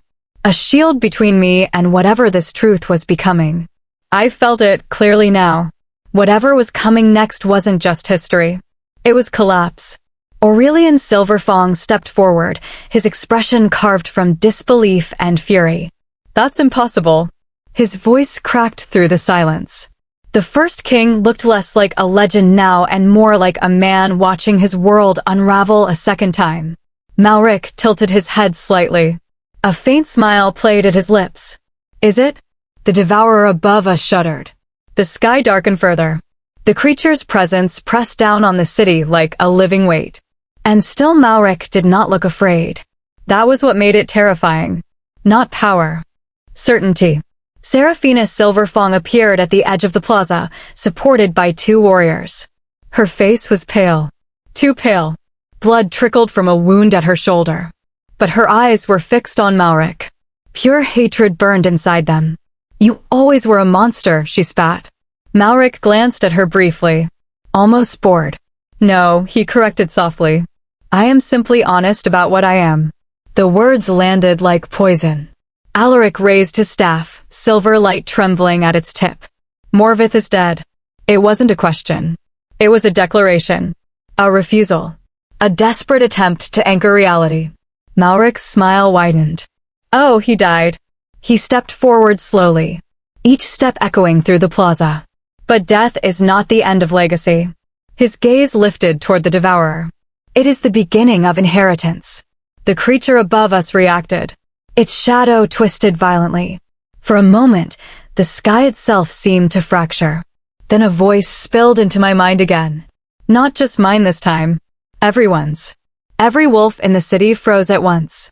The devourer's voice was no longer distant. It was inside us. Child of Silverfang. Pain shot through my skull. I staggered. Cashin caught me immediately. The creature continued. You carry the seal. The mark on my skin burned violently. Silver light exploded beneath my sleeve. The devourer paused. And then it laughed. A sound without sound. A pressure inside the mind. How amusing. Aurelian roared. The ground beneath him cracked open. Silver flames erupted around his body. Enough. His authority rippled across the city. But the devourer did not retreat. It did not fear him. It recognized him. That realization chilled me more than anything so far. Because fear can be fought. Recognition means history. And history means we were already known. Malric turned slowly toward Aurelian. Tell them, he said softly. The first king froze. For the first time, hesitation crossed his face. Malric's eyes gleamed. Tell them what you tried to bury. Aurelian's joy tightened. The weight of centuries pressed down on him. Then, slowly, painfully, he spoke. Morvith was not born a king's enemy. The city went silent. He was my advisor. Shock rippled through the crowd. Even Cashin stiffened slightly. Aurelian's voice lowered. We discovered the first fracture beneath the world together. The air grew colder. The devourer was not summoned. A pause. It was found. The words shattered something inside me. Not summoned. Found. Which meant it already existed. Before the crown. Before the kingdom. Before the war. Before everything. Alaric lowered his head. As though remembering something unbearable. Aurelian continued. And Morvith believed it could be controlled. His expression darkened. He was wrong. The devourer stirred above us again. Its shadow expanded. The sky bent unnaturally. Malric's voice cut through the tension. He wasn't wrong. Silence. The mastermind smiled faintly. He was just early. Cashin's grip tightened around me. I could feel his wolf rising beneath his skin. Danger responding to danger. King to monster. Aurelian turned sharply. What did you do? Malric spread his arms. And for the first time, I saw it. Not power. Not cruelty. Purpose. My father didn't fail, he said quietly. He evolved. The devourer's eyes shifted downward. All of them. Fixing on Malric again. Like a pupil recognizing its teacher. And then the truth landed. Slowly. Horribly. Perfectly. Malric wasn't just Morvith's son. He wasn't just a conspirator. He wasn't just a mastermind chasing power. He was something else entirely. A continuation. A second attempt. A refinement of an ancient plan. Cashin spoke quietly beside me. His voice was tense. What did Morvith become? Malric smiled. A small, satisfied smile. Finally, he looked directly at Cashin. At least one of you is asking the right question. The devourer above us descended slightly. The city trembled. And Malric said the words that changed everything again. My father didn't create the devourer. A pause. He looked at me. Specifically me. He became its first vessel. The silence that followed was absolute. Even the wind stopped. Even the world seemed to pause. Aurelian's face drained of color. Alaric looked devastated. Serafina whispered something under her breath. Cashin went completely still. And I felt something inside my chest break open. Because suddenly I understood the truth underneath all truths. The crown. The prison. The devourer. It was never just one thing. It was a cycle. A transfer. A chain. And I was standing at the next link. The devourer spoke again. Only to me this time. Its voice softer. Almost intimate. You are the key. My breath caught. Cashin turned toward me instantly. Don't listen to it. But it was too late. The creature continued. Open the crown, and I will be free. Malric laughed softly. That's what it wants. He stepped forward again. Not destruction. A pause. Freedom. Aurelian roared. No. Silver fire erupted across the plaza. But the devourer did not retreat. Instead, it leaned closer. Closer to me. As if the distance between us was thinning. As if the seal was weakening in real time. And then Malric spoke the final truth. The one no one was ready for. The crown isn't a prison for the devourer. Silence. It's a prison for the world. The sky cracked. Literally. A jagged line of silver lightning tore across the heavens. And for the first time since this nightmare began, I understood the full scale of it. The crown wasn't protecting us from the devourer. The crown was holding reality together. Cassian grabbed my hand. Hard. Lyra, look at me. His voice cut through the chaos. Whatever this is, whatever he says, it ends with us making a choice. I looked at him. And for a moment, everything else faded. The devourer. The kings. The lies. Even the crown itself. Just him. Just the bond pulling tighter between us. Just the unbearable certainty that whatever came next, we would not survive it alone. Above us, the devourer descended another inch. Malric smiled. Aurelian prepared for war. Alaric whispered a prayer. And the world held its breath. Because the final truth was already forming. And it was looking directly at me. The sky cracked again. Not metaphorically this time. A jagged line of silver light tore across the heavens above the lost capital, as though reality itself had been struck. The devourer descended through it. Slowly. Deliberately. Like something slipping through a wound it had been waiting centuries to reopen. The city beneath it froze. No one ran anymore. No one screamed. Fear had moved beyond panic. It had become acceptance. And I hated that most of all. Cassian's grip tightened around my hand. Not enough to hurt. Enough to remind me I was still here. Still grounded. Still real. Stay with me, he said quietly. The words weren't a command. Not from an alpha. Not from a king. From him. Just him. And somehow that made them heavier. More important. The devourer's voice returned. Not inside my mind this time. Everywhere. The air itself spoke. The seal fractures. The ground trembled beneath us. Cracks of silver light spread through the plaza like veins. Alaric raised his staff immediately. No, this isn't possible. But his voice lacked certainty now. Even the first king looked shaken. That alone told me everything. Aurelian Silverfang stepped forward. His silver aura ignited violently. The first king looked like a storm contained in human form. Morvith bound you. He roared toward the sky.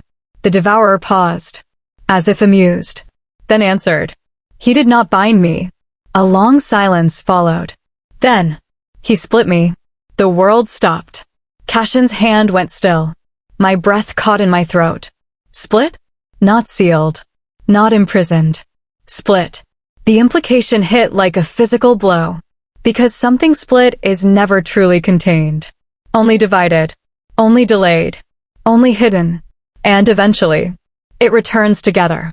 Malric laughed softly from the edge of the plaza. The sound cut through the tension like glass. There it is, he said. Aurelian turned sharply. What did you do? Malric's expression remained calm. Almost satisfied. I did what my father failed to finish. The devourer hovered above us, watching. Waiting. Listening. Seraphina staggered forward, injured but furious. You're insane, she spat. Malric looked at her briefly. No, he corrected again. I am consistent. His gaze shifted toward me. And suddenly the air felt heavier. Personal. Focused. Directed. Cassian stepped slightly in front of me. Instantly. The movement was instinctive. Protective. Alpha. The devourer's attention shifted toward him. And for the first time, it hesitated. That hesitation changed everything. Aurelian noticed it too. His eyes narrowed. The Blackthorn bloodline.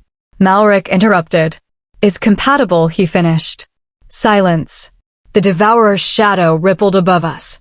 The sky dimmed further. Cassian didn't move. But I felt his wolf rising beneath his skin. Tense. Ready. Danger responding to greater danger. Alaric's voice broke the silence. Compatibility with what? Malric smiled faintly. The prison. A pause. Then, and the key. My stomach dropped. The world felt like it tilted. Cashin turned toward Malric slowly. What are you talking about? The mastermind spread his arms slightly, as if presenting an invisible stage. My father discovered something very simple. His voice softened. And very terrible. The devourer drifted lower. Closer. The crown was never built to hold one vessel, Malric continued. It was built to distribute it. Silence. Aurelian's expression hardened. That's impossible. Malric shook his head. No. A pause. It's just unfinished. My mind struggled to keep up. Distribute it. Split. Fragments. Pieces. The devourer wasn't one thing. It was many. And the crown was holding them apart. Or trying to. Aurelian stepped forward. You're saying the crown is stabilizing it? Malric nodded once. And failing. The devourer spoke again. Softly. Almost gently. The air understands. I froze. Cashin looked at me immediately. Don't listen, he said again. But the creature continued. She carries the missing fragment. My blood ran cold. Aurelian's eyes snapped toward me. So did Seraphina's. So did Alaric's. Even Malric looked more focused now. Cashin's grip tightened. What fragment? He demanded. The devourer answered. The one stolen at birth. Silence shattered into chaos. My heart stopped. Stolen. At birth. The words echoed violently in my chest. Aurelian looked shaken. That's not possible. Alaric lowered his head, as if confirming something he never wanted confirmed. Cashin turned slightly toward me. Slowly. Carefully. Lyra. His voice softened. What did they take from you? I couldn't answer. Because I didn't know. Or I wasn't supposed to know. Or worse. I did know. And had buried it so deeply I could no longer reach it. The mark beneath my skin burned violently. For the first time, it didn't feel like warning. It felt like recognition. Malric stepped forward. Now his voice was quieter. More serious. This is why your parents died. Aurelian snapped. No. But Malric didn't stop. This is why every silver fong heir before you disappeared. The devourer hovered closer. Its shadow expanding. And suddenly everything became clear in a way I hated. Cashin spoke slowly. Stolen fragment means incomplete seal. Malric nodded. And an incomplete seal means. He didn't finish. He didn't need to. The devourer did. Return is inevitable. The sky fractured again. This time deeper. Wider. The plaza shook violently. Ancient stone began to collapse. Alaric shouted. The prison is collapsing faster than expected. Aurelian roared in response, silver flames erupting around him. But it wasn't enough. Nothing felt like it was enough anymore. Cashin grabbed my shoulders. Listen to me, he said urgently. His golden eyes locked onto mine. Whatever they took from you, we find it. Together. The word together hit harder than anything else. Because it wasn't strategy. It wasn't politics. It was promise. The devourer descended further. Close enough now that the sky itself felt distorted. Its voice softened again. Almost intimate. Return what was stolen, and I will be whole. A pause. Then. And you will be free. Malric smiled faintly. That's the lie, he said. Aurelian snapped. What lie? Malric looked at him. Then at me. Then at Cashin. And finally spoke the truth that shattered everything again. There is no freedom. A pause. Only choice of which prison survives. The world cracked again. This time, light poured through it. And I realized something terrifying. The final war wasn't coming. It had already started. And we were standing inside it. The world didn't calm down. It never did anymore. The sky remained cracked open like a wound that refused to close, silver light leaking through the fracture above the lost capital. The devourer hovered just beyond it, watching. Waiting. Breathing through reality itself. And inside me, something responded. Not fear. Not pain. Recognition. That terrified me more than anything else. Cashin still held my shoulders. His grip had not loosened. If anything, it had tightened since Malric's last words. There is no freedom, only choice of which prison survives. The phrase lingered in the air like poison. Cashin's voice was low. Lyra, look at me. I did. I had no choice. His golden eyes were steady, but beneath them I saw something rare. Uncertainty. Not fear of the devourer. Not fear of war. Fear of me. Alaric stepped forward, his staff trembling. The fragment, if it was truly stolen. He stopped himself, as if afraid of completing the thought. Aurelian Silverfang's expression darkened. That would mean the seal was incomplete from the beginning. Silence. Even Seraphina didn't speak, because everyone understood what that meant. If the seal was incomplete, then everything holding the devourer back was already failing from day one. The war wasn't beginning. It was ending. Slowly. For centuries. The devourer descended another inch. The sky groaned. Reality bent. Then its voice returned. Soft. Patient. Satisfied. She remembers. My breath caught. No, I whispered without thinking. I don't. But my mark burned. Violently. As if it disagreed. Cashin noticed immediately. What did it do to you? I shook my head. I don't know. But that was no longer entirely true. Fragments were rising inside me. Not memories. Not fully formed. Something deeper. Older. Like something sealed beneath thought itself. Malric stepped closer, unbothered by the collapsing sky. His eyes were fixed on me. Not Cashin. Not Aurelian. Me. You were never meant to survive without it, he said quietly. Aurelian snapped. Enough of your riddles. But Malric ignored him. His voice sharpened. Tell me, Lyra, do you feel empty? The question hit harder than it should have. Because I did. Not emotionally. Something deeper. Like a missing piece I had never been able to name. The devourer responded before I could. She is divided. Cashin pulled me slightly behind him now. Fully protective. Alpha instincts fully awake. What are you saying? He demanded. The devourer's countless eyes shifted, all focusing on me at once. Half of her was taken, half was sealed. The plaza went silent again. Even the wind stopped. Alaric's voice shook.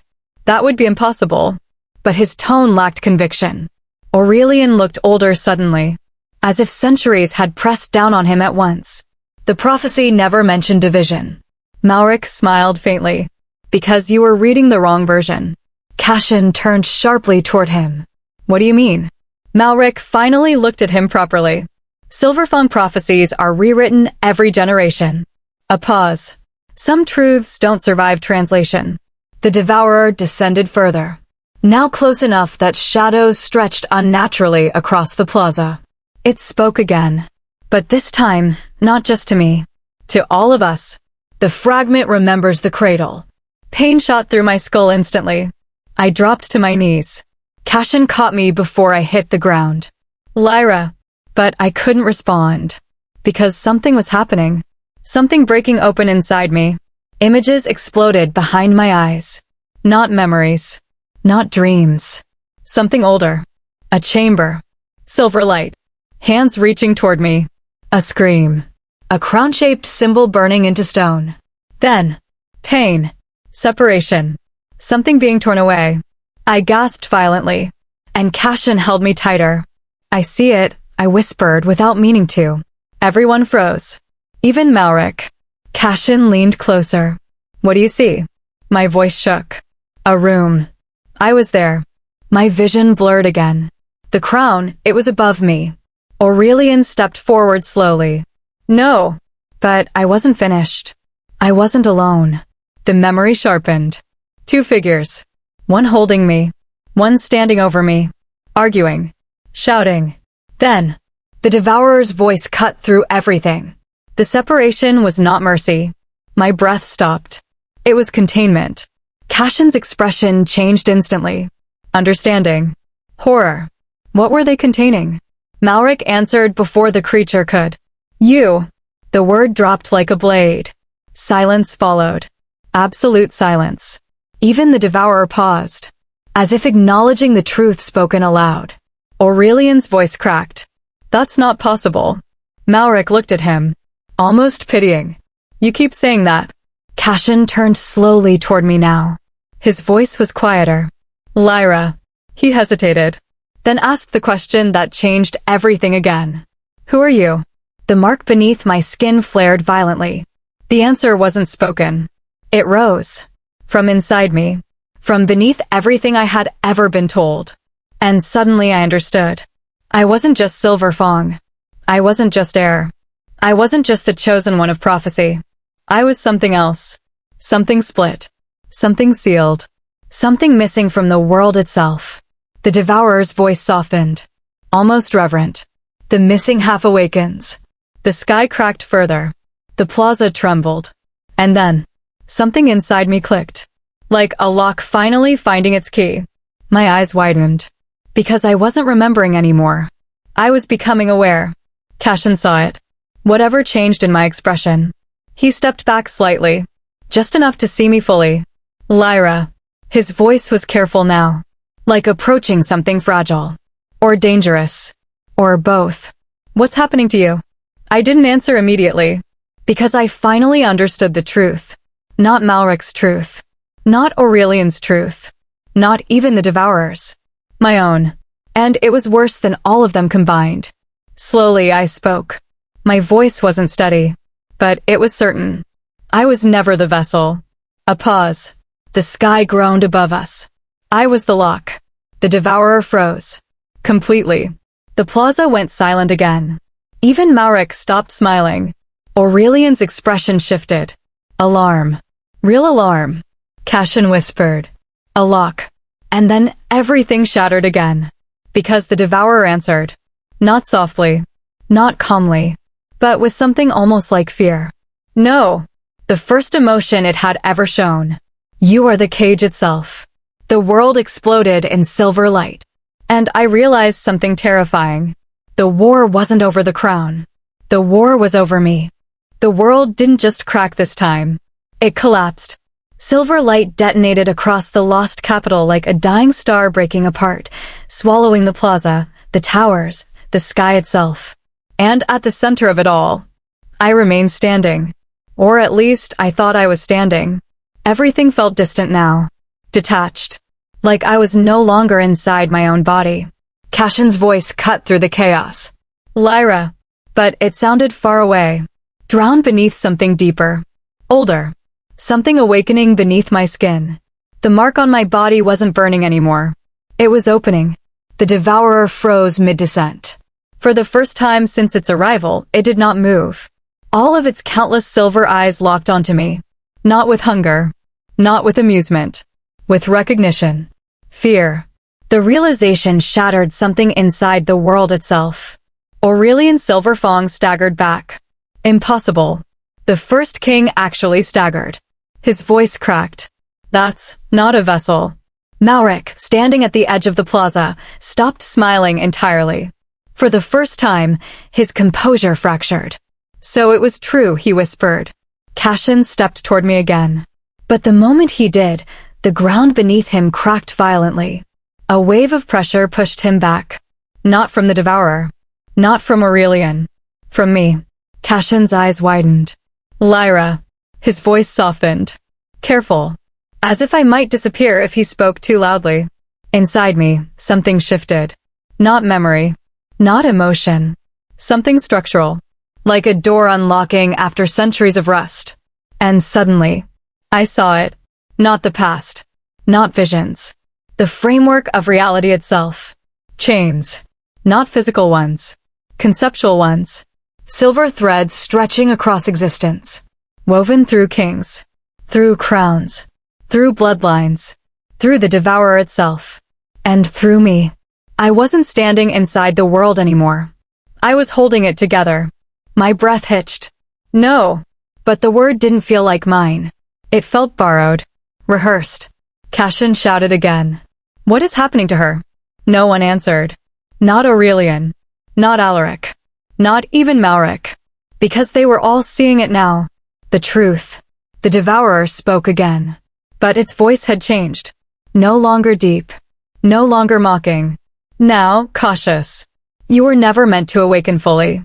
My knees nearly buckled. Cashin reached for me instinctively. But stopped. Because he felt it too. The pressure. The barrier. Me. Aurelian's voice was barely audible. This is impossible. But it wasn't denial anymore. It was realization. Slow. Dreadful.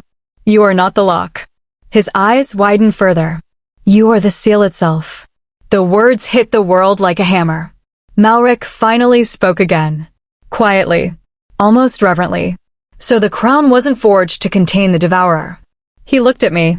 Then at the sky. At reality itself. It was forged to anchor her. Silence. Absolute silence. Cashin turned sharply toward Malric. What are you talking about? Malric didn't answer immediately. Instead, he looked almost exhausted. Like someone finally reaching the end of a very old calculation. The Silverfang line was never meant to rule, he said. They were meant to distribute her existence across generations. A pause. And you. His gaze shifted to me.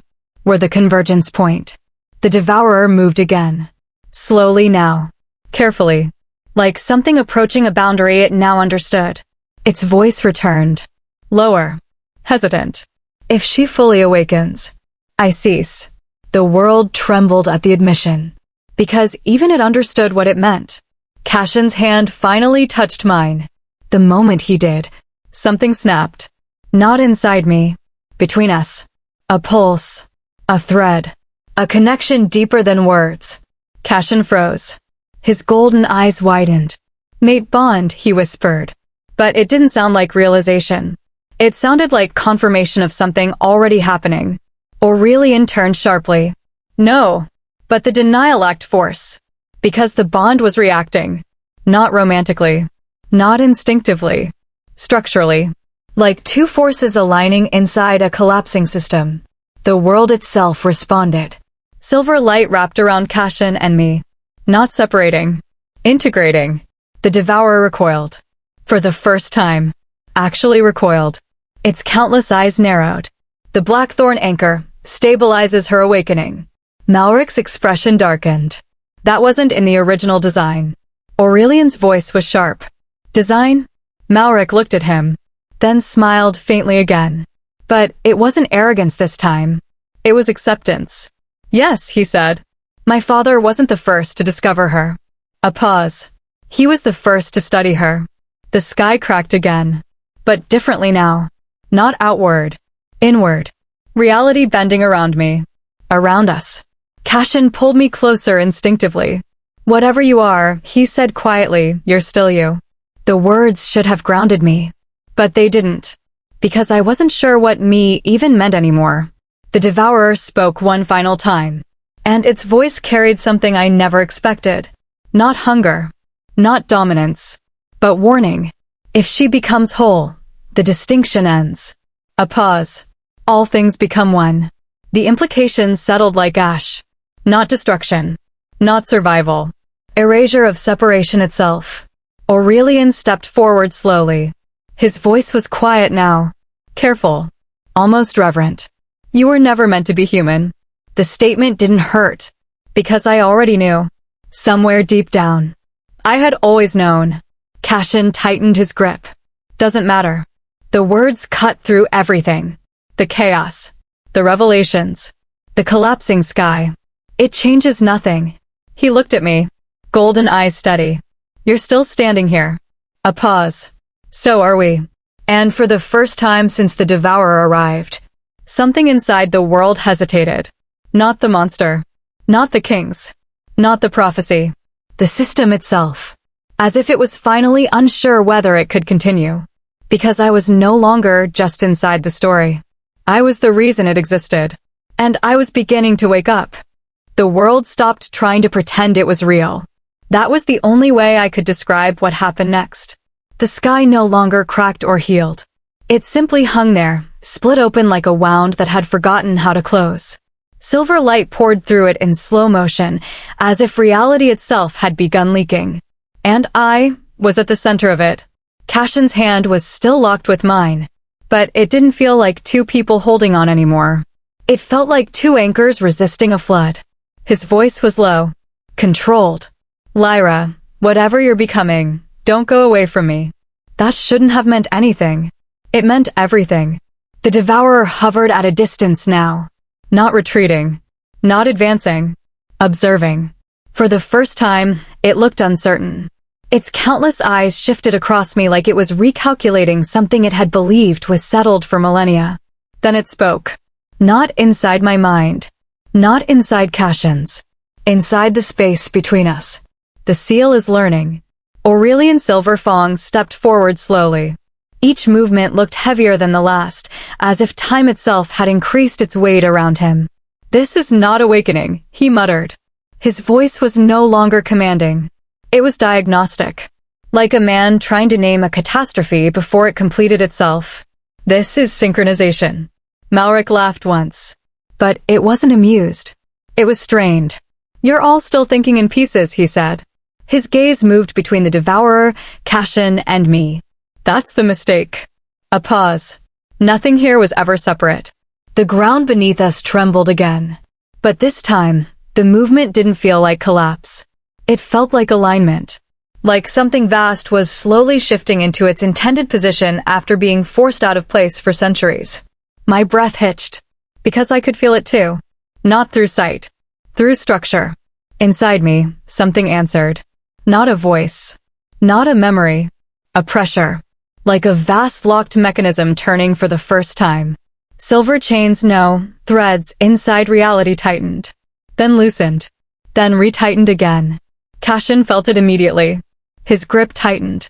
Lyra. His voice changed. Lower. Harsher. What are you doing? I'm not doing anything, I whispered. But even I didn't believe it. Because the truth was worse. Something inside me had stopped responding to me. And started responding to everything else. The Devourer descended slightly. Not toward the city. Toward me. And when it spoke again, its voice had changed completely. No longer monstrous. No longer alien. Careful. Measured. Almost scientific. The original seal was never static. A pause. It adapted. Aurelian's eyes widened sharply. No. He looked at me like he was seeing something he had only read about in forbidden records. That's not possible. But Malric nodded faintly. It is. His expression darkened. And it always was. Cashin stepped between me and the Devourer instinctively. Alpha energy flared around him. Gold light surged across his frame. For a moment, he looked like the embodiment of command itself. Stay back, he growled. But the Devourer didn't obey. It didn't even acknowledge him. Its attention remained locked on me. The anchor and the vessel are misaligned, it said softly. My chest tightened. Cashin turned toward me instantly. What does that mean? But I didn't have an answer. Because something inside me did. And it was getting louder. A fragment surfaced. Not memory. Not thought. A sensation. Cold stone. Silver markings. A child's scream cut short. Hands pressing something into me, not physically, but into existence. Then separation. A tearing sensation that echoed across time itself. I gasped. Cashin caught me as I staggered. Lyra, look at me. His voice sharpened now. Not gentle. Anchoring. Commanding. Stay here. With me. And that stabilized me. Just slightly. Aurelian stepped forward again. His voice was quieter now. Stripped of authority. If what Malric says is true. He hesitated. As if the sentence itself was dangerous. Then you were not created to seal the Devourer. Silence. Then he finished. You were created to host it. The world cracked again. But this time I didn't react. Because I finally understood why everything felt wrong. Why I felt empty. Why the Devourer felt familiar. Why the crown reacted to me. Because I wasn't holding it back. I was holding it inside. Cashin's voice dropped. Dangerously quiet. That's not you. I looked at him. And for the first time, I wasn't sure. Not fully. Not completely. The Devourer spoke again. And this time, there was something almost like regret. She was divided to prevent collapse. A pause. But division creates instability. Its eyes shifted. All of them. Directly onto Cashin. The anchor must bond to stabilize her. Cashin froze. Aurelian stiffened. Even Malric went still. I turned slowly toward Cashin. Bond? I repeated. The word felt heavier than everything else. The Devourer's answer was immediate. Yes. A pause. The convergence requires two forces. Silence stretched. Then it said the final part. Seal and anchor. Vessel and ground. Cashin's jaw tightened. His voice was low. You knew this. Malric didn't deny it. That was the answer. The air between us shifted. The mate bond didn't just pulse anymore. It activated. Silver and gold light spiraled between Cashin and me. Not emotional. Not instinctive. Structural. Like two halves of a broken system finally recognizing alignment. The Devourer reacted instantly. Its entire form recoiled slightly. Bond stabilization detected. Its voice sharpened. Interference increasing.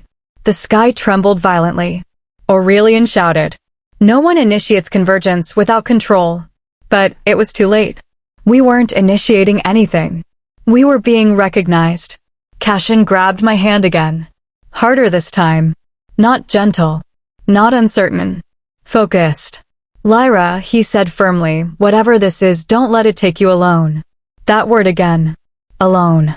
And something inside me cracked. For the first time. I stopped resisting. Not the Devourer. Not the crown. Not the truth.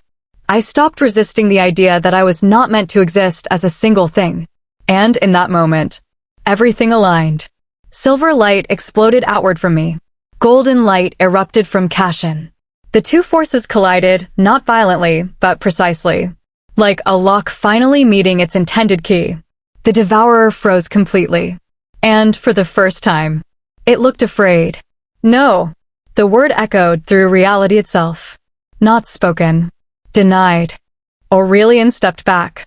Alaric whispered something under his breath. Malric smiled faintly again. But this time, it wasn't satisfaction. It was recognition. The Devourer's voice dropped to something almost human. If convergence completes, separation ends. A pause. Everything becomes whole. Cashin looked at me. And I realized something terrifying. He wasn't looking at a weapon. Or a burden. Or a prophecy. He was looking at me. Just me. And he made a choice. I'm not letting you disappear, he said. And the bond answered. The moment Cashin said it. I'm not letting you disappear. The world stopped pretending it had rules. The silver light around me didn't fade. The gold light around him didn't dim. Instead, they listened. Like two living forces recognizing permission. And then they moved. The bond between us tightened. Not emotionally. Not romantically. Structurally. I felt it like a chain forming across dimensions, threading through my chest, his chest, and something far deeper than either of us. Cashin flinched slightly. Lyra. His voice fractured for the first time. Not from fear. From impact. The Devourer recoiled violently in the sky. All its countless eyes narrowed at once. The sky itself warped. Convergence initiated without authorization. It hissed. The sound rippled through reality like broken glass. Aurelian Silver Fong shouted immediately. Stop this. But no one was controlling it anymore. Not him. Not Malric. Not even me. Malric stepped forward slowly. For the first time, his expression was unreadable. So it begins, he whispered. Not fear. Not triumph. Something closer to confirmation. Like a man watching a theory become reality. Cashin grabbed my wrist tighter. His alpha aura flared instinctively. Gold light surged outward, clashing with the silver glow pouring from my body. The collision didn't explode. It synchronized. The air between us folded. Space bent inward. And I felt it. Cashin. Not his thoughts. Not his emotions. Him. Inside me. I gasped. Cashin froze at the exact same moment. His eyes widened. You feel that? I whispered. He didn't answer immediately. Because he was already inside it too. Then, quietly. Yes. The Devourer descended lower. Close enough now that the sky behind it fractured into multiple layers. Reality was no longer one surface. It was becoming stacked. Broken. Rewritten. Two halves attempting recombination, the creature observed. Its tone had changed again. Now, wary. Aurelian staggered back. No, this is not the intended sequence. Alaric rushed forward. Your Majesty, the seal architecture was never meant to merge. But Malric interrupted them both. It was always meant to merge. Silence. The devourer paused. Even Cashin went still. Malric's eyes were locked on me now. No one told you the full design because no one survived it. A pause. Not the Silverfangs. Not Morvith. Not even the first king. Aurelian turned sharply. You're lying. But Malric shook his head. I'm the only one who finished the records. The bond between Cashin and me pulsed again. Stronger. Sharper. My vision blurred. For a moment, I wasn't standing in the plaza anymore. I was inside Cashin, feeling his instincts, his control, his restraint, his wolf pacing behind his consciousness like a restrained storm. And he was inside me too, feeling the fracture, the missing piece. The pressure of something vast trying to become whole. Cashin's voice broke through the overlap. Lyra, stay with me. But the words now carried dual meaning. Stay with him. Stay as myself. Stay from dissolving. Stay from becoming something else. The devourer reacted sharply. Separation, integrity failing. Its voice deepened. If convergence completes, host identity dissolves. The words struck like a blade. Aurelian shouted immediately. Break the bond. But the bond wasn't something that could be broken anymore. Not now. Not halfway. It had already begun rewriting reality. I looked at Cashin. And for the first time, I truly saw it. Not just him. Not just me. Us. Two systems trying to occupy the same space without destroying each other. Cashin reached for me slowly. Don't go quiet on me, he said. A raw edge entered his voice. Not command. Not authority. Fear of loss. The devourer descended further. Now almost touching the edge of reality itself. Its voice softened again. Almost. Thoughtful. The anchor was never meant to resist. A pause. It was meant to balance. Malric's expression darkened. There it is, he whispered. Aurelian turned. What are you talking about? Malric didn't answer him. Instead, he looked directly at Cashin. And then at me. The original system required equilibrium. A pause. One vessel cannot hold infinity. The bond surged again. And suddenly, I understood. Not fully, but enough. The devourer wasn't just inside me. It was partitioned across existence. And I was one half of the containment structure. Cashin was the other. My breath shook. That's why I feel empty. Cashin tightened his grip. Lyra. But I kept speaking. Because I'm not whole. Silence. The devourer responded instantly. Correct. The sky cracked wider. Reality bent further inward. But instead of collapsing, it began folding together. Cashin's voice dropped. If this completes. He hesitated. Then finished. What happens to us? No one answered. Not Malric. Not Aurelian. Not even the devourer.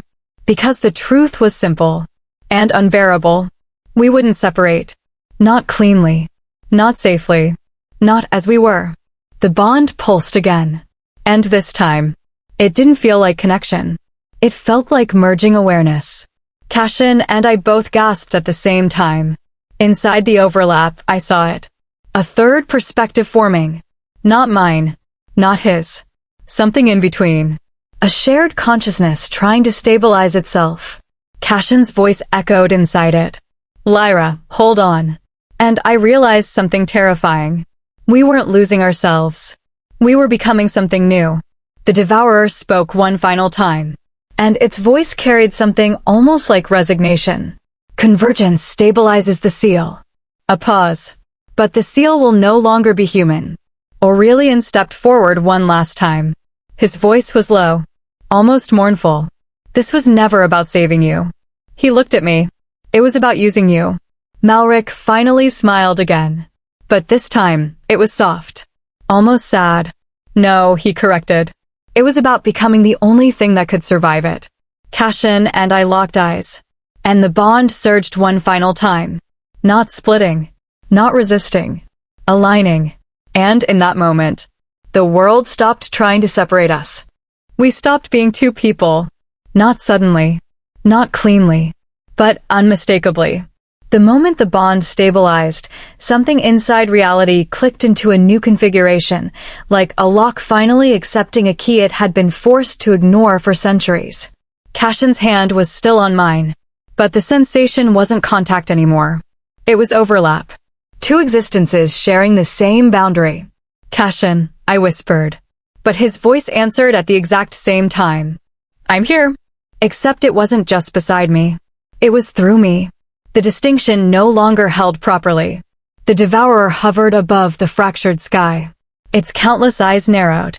Not in rage. Not in hunger. In calculation. Convergence threshold reached, it said.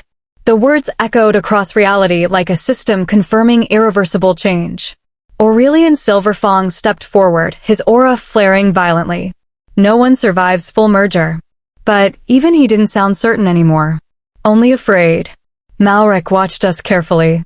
For the first time, his expression had changed completely. The strategist was gone. What remained looked unsettled. Like a man watching a plan exceed its intended design. This wasn't supposed to stabilize so fast, he murmured. Cashin's voice came from within me again. I didn't ask for permission. The words didn't come from his mouth alone. They came from the shared space between us. The bond pulsed again. And the world responded. The plaza beneath us shimmered. Stone turned briefly translucent. As if reality itself couldn't decide which version of us was real anymore. I staggered. But Cashin steadied me instantly. Or I steadied him. It was impossible to tell. Alaric raised his staff desperately. Separation ritual, now. Silver light erupted outward in a collapsing circle.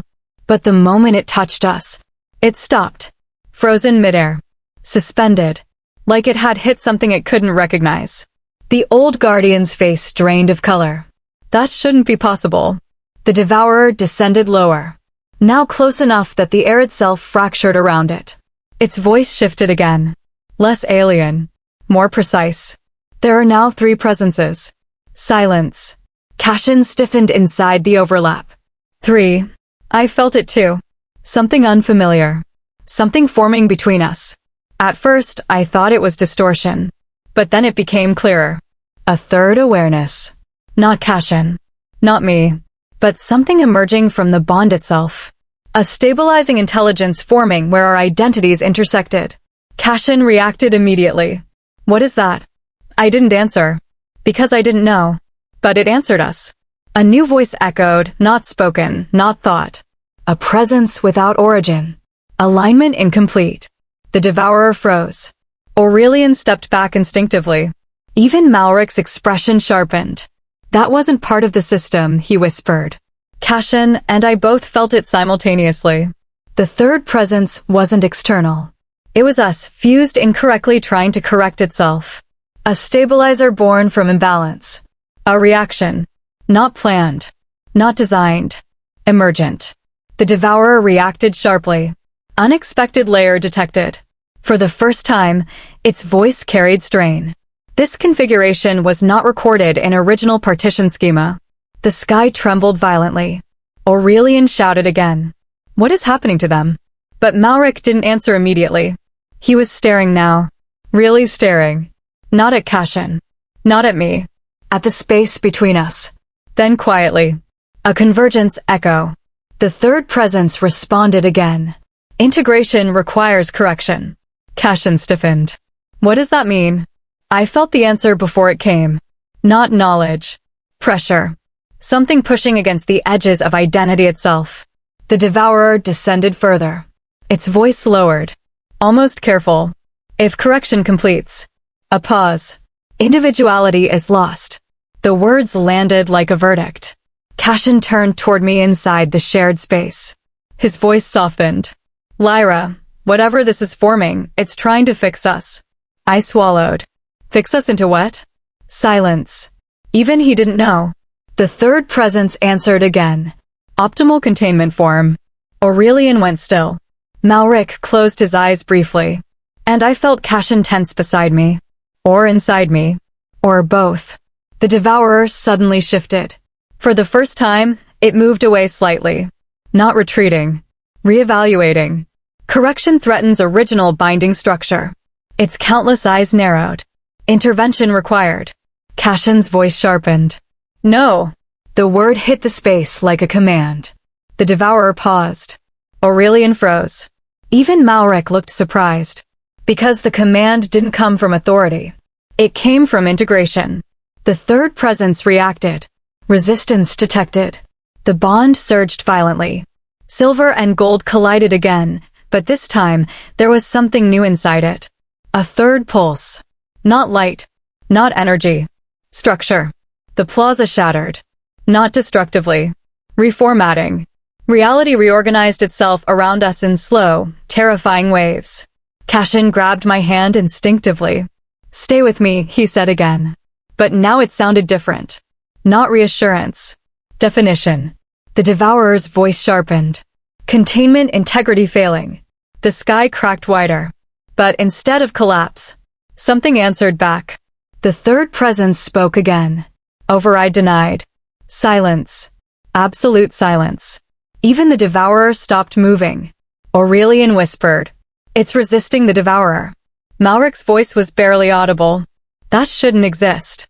Cashin and I both felt it at the same time. The bond wasn't just merging us. It was rejecting external control entirely. Not just the devourer. Not just Malric. Not even fate. The devourer descended one final step. Its voice dropped to something almost quiet. Then the seal becomes autonomous. A pause. Uncontrolled evolution begins. Cashin looked at me. Really looked. And I realized something terrifying. He wasn't afraid of losing himself.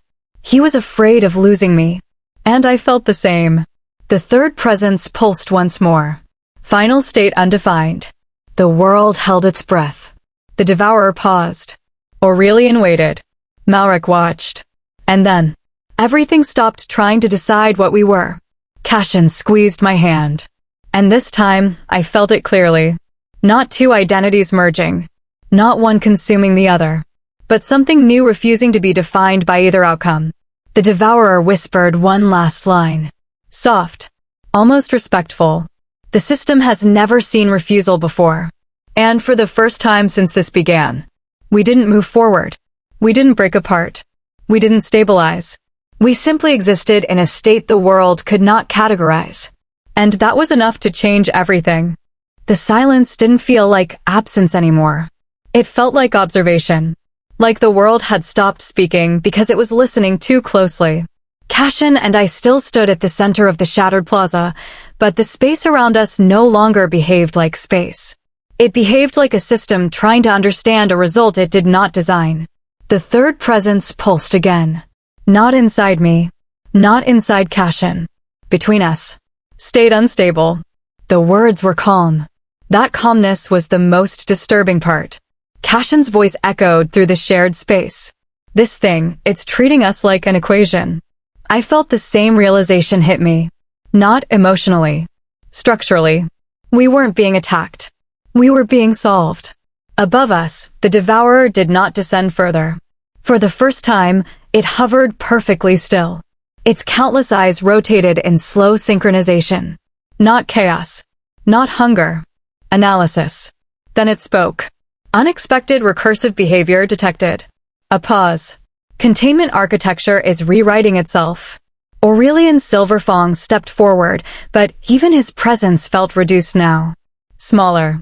Like a man standing inside something far larger than legacy or kingship. This is not evolution, he said sharply. This is corruption of the seal protocol. But his voice lacked certainty. Even he no longer sounded like he trusted the system he once served. Malric, however, was no longer watching us like a strategist. He was watching like a witness. A man seeing the edge of his father's work for the first time. It's adapting, he whispered. Not to power. Not to threat. To us. Cashin tightened his grip inside the bond. Lyra, it's changing because we refuse to separate. I felt that truth settle inside me. Heavy. Correct. Dangerous. Because refusal itself had become an input the system could not process. The third presence responded again. Refusal not in original parameters. The devourer reacted instantly. Its voice sharpened. Correction. Anomaly is not external. A pause.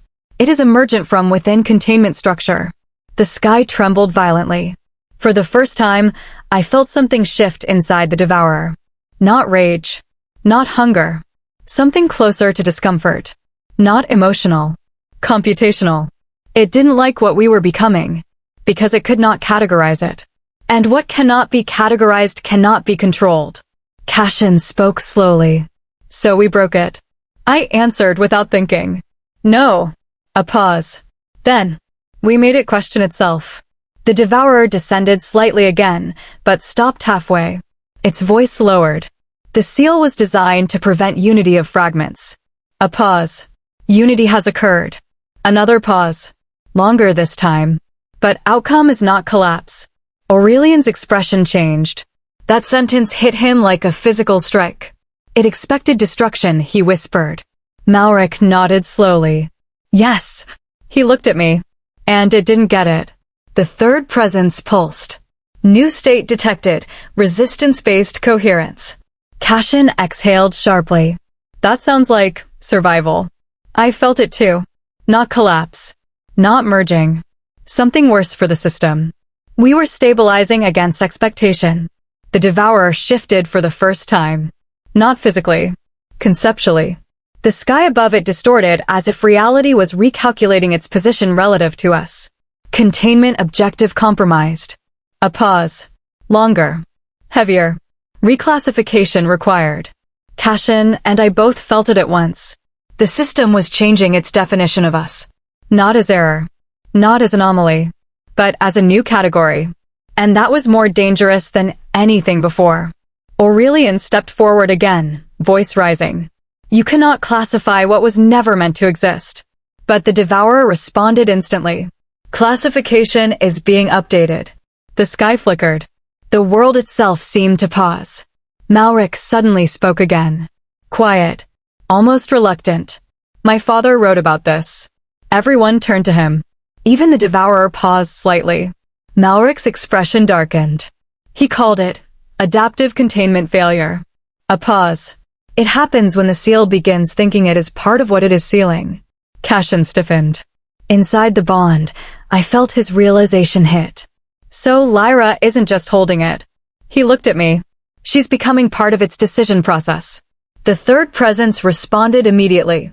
Correction. Co-decision architecture emerging. Silence. Then the devourer spoke. But this time, its voice was different. Not softer. Not harsher. Uncertain. This was not intended outcome. The sky cracked again, but unevenly. Like a fracture losing direction. Reality itself began to hesitate between states. Collapse. Stability. Rewriting. None fully committed. Cashin turned toward me fully. Lyra, we're making it uncertain. I nodded slowly. I can feel it. Because I could. The devourer was no longer absolute. It was reactive. And reaction meant it could be influenced. The third presence pulsed again. System instability increasing. The devourer responded immediately. Stability must be restored. But there was hesitation now. A delay. Something new. Aurelian whispered. It's afraid. The word didn't sound right coming from him. But it was accurate. Not fear like a living creature. Fear like a system encountering unpredictability. Malric stepped back slightly. For the first time. Not retreating. Adjusting distance. This is beyond Morvatha's design, he said quietly. Cashin looked at him sharply. Then what did he actually create? Malric hesitated. Then answered. A prison that can learn. The devourer suddenly shifted again. Its countless eyes focused simultaneously. Directly on us. And its voice changed one final time. If containment cannot enforce separation. A pause. Long. Measuring. Then removal of distinction is required. Cashin tightened his grip. What does that mean? But I already felt it. Inside the bond. Inside the third presence. Something massive was beginning to align again. Not merging. Not resisting. Overriding. The third presence spoke one last time in this chapter. Warning. Identity dissolution event approaching. Silence fell. Even the devourer stopped moving. Because now, Even it was unsure what would remain when the system finished recalculating us. The word dissolution didn't echo. It executed. A pulse ran through the sky like a command being carried out across reality itself. For a single heartbeat, everything went white. Not light, not darkness. A blank state where existence forgot how to describe itself. Cashin's hand tightened around mine so hard it should have hurt. But pain didn't register correctly anymore. Everything was becoming translation errors. He spoke, but his voice arrived slightly delayed. Lyra, don't let go. The words weren't reassurance now. They were resistance. When vision returned, the world had changed again. Not destroyed. Not healed. Rewritten slightly out of alignment. Buildings stood where they shouldn't have. Shadows pointed in inconsistent directions. Even gravity felt uncertain, like it was trying to remember its job. And above it all, the devourer had changed position. It was no longer hovering. It was anchored. Its massive form now aligned with the fractured sky like a key entering a lock. All its countless eyes were closed. Except one. That single eye stared directly at us. And it spoke. Reset protocol initiated. Aurelian Silverfang reacted instantly. No, stop this. Silver flames erupted violently from his body, surging toward the devourer like an ancient king defying fate itself. But the flames bent midair. Not extinguished. Rewritten. Redirected. Aurelian froze. Its overriding authority. Malric stepped backward slowly. For the first time, real tension cracked through his composure. No, he whispered. This isn't supposed to trigger unless full collapse is confirmed. His eyes snapped toward me. Toward Cashin. Toward the bond between us. We triggered it. Cashin looked at me sharply. Inside the shared space, his voice was tight. What did we do? I swallowed. But the answer came from somewhere deeper than thought. From the system itself beginning to speak through me. We refused separation too many times. Cashin went still. That's it. A pause. Then, yes, the devourer shifted again. The sky fractured further. But instead of expanding outward, the cracks began to fold inward. Like reality was being compressed into a single correction point. All unstable convergence must be resolved. Its voice was no longer emotional. It was procedural. Aurelian stepped forward again, but slower now. Less rage. More realization. This isn't destruction. His voice trembled. It's correction. Malric exhaled slowly. A forced rollback, he said. Cashin turned sharply. What does that mean? Malric didn't answer immediately. Then quietly. It means the system is reverting to its last stable version.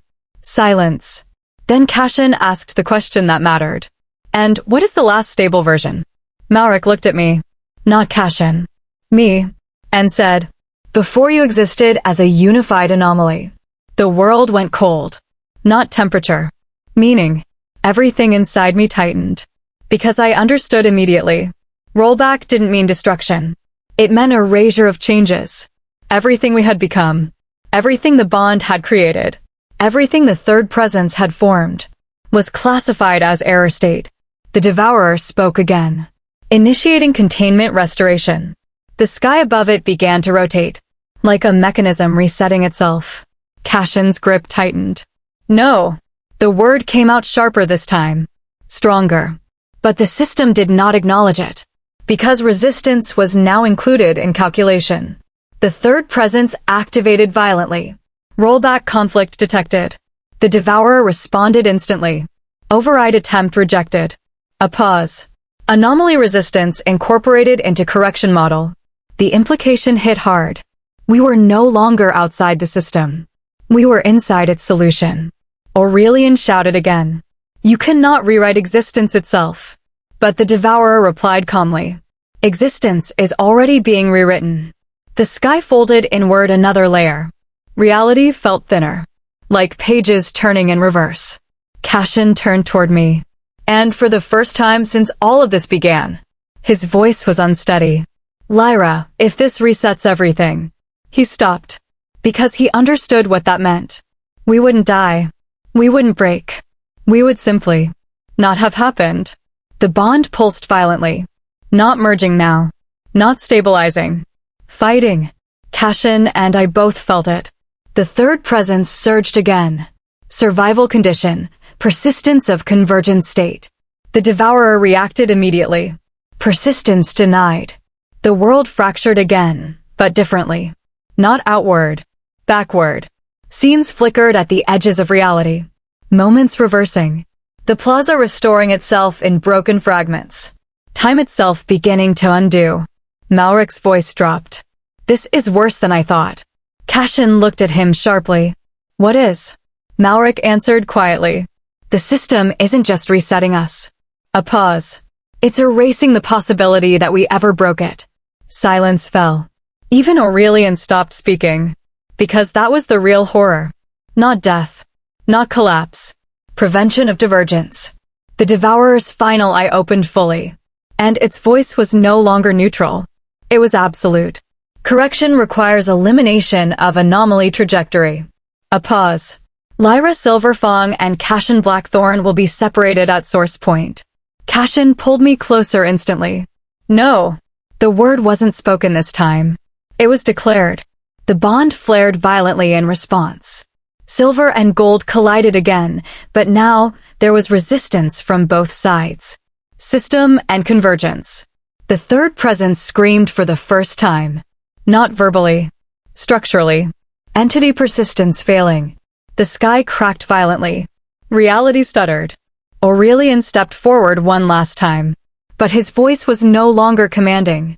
It was almost pleading. Don't let it reset. But he wasn't speaking to the devourer. He was speaking to us. Malric whispered. If you collapse now, you never existed. Cashin looked at me. And I saw it. The choice wasn't survival. It was continuation. The devourer began the final sequence. Restoration commencing. And the world began to disappear backward into itself. Cashin squeezed my hand one last time. And said, then we don't let it go back. The bond surged. And everything stopped trying to undo us. The world began to unwrite itself. Not in pieces. Not in flashes. But smoothly, like reality had decided everything we had lived through was a draft it no longer approved of. The plaza shimmered. The shattered sky stitched backward. Cracks in stone sealed in reverse. Even the devourer's presence above us started to retract into a cleaner, older configuration. A version of the world that had never known deviation. Never known us. Cashin didn't let go of my hand. Neither did I. But the bond between us wasn't stable anymore. It wasn't merging. It wasn't splitting. It was refusing deletion. And that refusal had weight. The third presence screamed again. Not a sound. As structure. Persistence anchoring active. The devourer responded instantly. Countermeasure required. The sky folded another layer backward. Reality flickered between what was and what had been erased. Aurelian Silverfang stepped forward into the collapsing sequence. His voice was no longer royal. No longer authoritative. It was raw. You cannot undo what has already chosen to exist. Silver fire erupted from him, but it behaved differently now. It didn't burn outward. It anchored. For a moment, it slowed the rollback around him. Malric's eyes widened slightly. So it's not just them, he muttered. Cashin turned sharply. What did you say? Malric didn't answer immediately. His gaze was locked on Aurelian's slowing aura. Resistance spreads if it finds structure. A pause. And you two are becoming structure. The devourer descended slightly. Its voice sharpened. Structural anomaly propagation detected. The sky trembled violently. Correction efficiency decreasing. For the first time. It sounded uncertain. Cashin pulled me closer. Inside the bond, his voice was low. Lyra, it can't erase us if we keep forming new connections. I understood instantly. Not emotionally. Mechanically. The system could erase states. But not emerging states faster than it could delete them. The third presence responded immediately. Replication of coherence initiated. The devourer reacted sharply. Stop propagation. The sky snapped. Reality stuttered harder. But something new was forming now. Not undoing. Expanding. Aurelian stepped forward again. And this time, others felt it. Silverfang warriors across the plaza froze. Something inside the bloodline responded. Not obedience. Recognition. The idea of refusal spreading through inherited structure. Malric whispered. This is how it starts. Cashin looked at him. What starts? Malric's expression darkened. A system losing monopoly on definition. The Devourer's eye narrowed. Containment breach expanding beyond primary anomaly. A pause. Unacceptable. The sky cracked violently again, but instead of resetting, it hesitated. Cashin tightened his grip. Lyra, it's hesitating. I felt it too. The rollback wasn't smooth anymore. It was fragmenting, like multiple corrections competing at once. The third presence surged again. Multi-state resistance achieved. The Devourer responded instantly. Divide correction threads. But something had changed. The system no longer had a single clean path. Aurelian fell to one knee briefly. Not from weakness. From strain. The system is splitting its own corrections. His voice trembled. It's losing coherence. Malric finally exhaled. That's what happens when a single truth is forced to contain contradictions. He looked at us. And you're a contradiction it can't resolve. Cashin and I both felt it. The bond wasn't just resisting anymore. It was proliferating. Each attempt to erase it created another layer of connection. Another anchor point. Another instability. The Devourer shifted violently. Its countless eyes opened wider than before. For the first time, it didn't look like it understood what it was seeing. Error escalation increasing. A pause. Longer. Unknown feedback loop forming. Cashin's voice was steady now. It can't keep up. I nodded slowly. Every reset creates more of us. The realization landed fully. We weren't just surviving the correction. We were multiplying it. The third presence stabilized again. Refusal network expanding. The Devourer reacted sharply. Collapse required. But its tone had changed. Less absolute. More procedural urgency. Aurelian looked up. And for the first time, he whispered something that sounded almost hopeful. It's no longer certain. Malric stepped back slightly. This is beyond Morvatha's design, he said again. But this time it didn't sound like warning. It sounded like acknowledgement. A system reaching the limits of its authority. The sky cracked again. But instead of rewinding, it fractured into branches. Multiple possible outcomes layered over each other. The Devourer froze. Multiple correction paths detected. A pause. Longer now. Unstable. Selection failure. Cashin looked at me. And I felt it too. We weren't just resisting erasure. We were forcing the system into choice. And systems that depend on certainty cannot survive choice. The bond surged again. Not pain. Not merging. Expansion. And suddenly, the Devourer spoke something new. Not command. Not correction. A question. Which version is correct? Silence fell. Even the rollback stopped. Even the sky hesitated. Because for the first time, the system didn't know. Cashin squeezed my hand. And said quietly, now it's afraid of deciding. And I realized, that was the first victory we had ever truly earned. The Devourer had never hesitated before.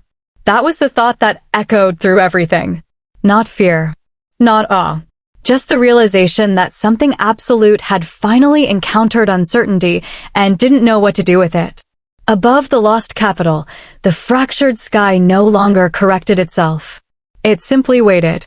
As if the world had been placed on pause by something too large to ignore and too unstable to proceed. Cashin's grip on my hand didn't loosen. But the bond between us felt different now. Less like collision. More like expansion without direction. Like a system that had learned how to grow faster than it could define itself. Cashin's voice came through the shared space. It stuck. I felt it too. Not emotionally. Structurally. The Devourer had entered a loop it could not resolve. Aurelian Silverfang rose slowly from where he had knelt. Silver energy flickered around him, not burning outward anymore, but stabilizing the ground beneath his feet. His voice was low. This is not weakness. A pause. It is calculation failure. For the first time, the first king didn't sound like a ruler. He sounded like a witness to the end of a rule system. Malric stepped forward slightly. His expression was no longer composed. Not panicked, but sharpened. Focused in a way I had not seen before. "It's dividing itself," he said quietly. Cashin turned. "What do you mean?" Malric's eyes stayed on the sky. "The system cannot choose a correction path that preserves both outcomes." A pause. "So it is splitting its decision logic." The devourer reacted instantly. Its countless eyes narrowed. Not in anger. Not in hunger. In fragmentation. Correction threads diverging. The sky cracked again, but instead of collapsing inward, it branched outward into multiple overlapping versions of reality. Each one slightly different. Each one unstable. I staggered slightly. Cashin steadied me immediately. "Inside the bond," he whispered. "It's trying everything at once." And I understood. The system wasn't choosing anymore. It was testing outcomes in parallel. The third presence responded violently. Parallel execution detected. The devourer answered instantly. Stabilization priority unknown. A pause. Longer than before. Conflict unresolved. Aurelian's expression tightened.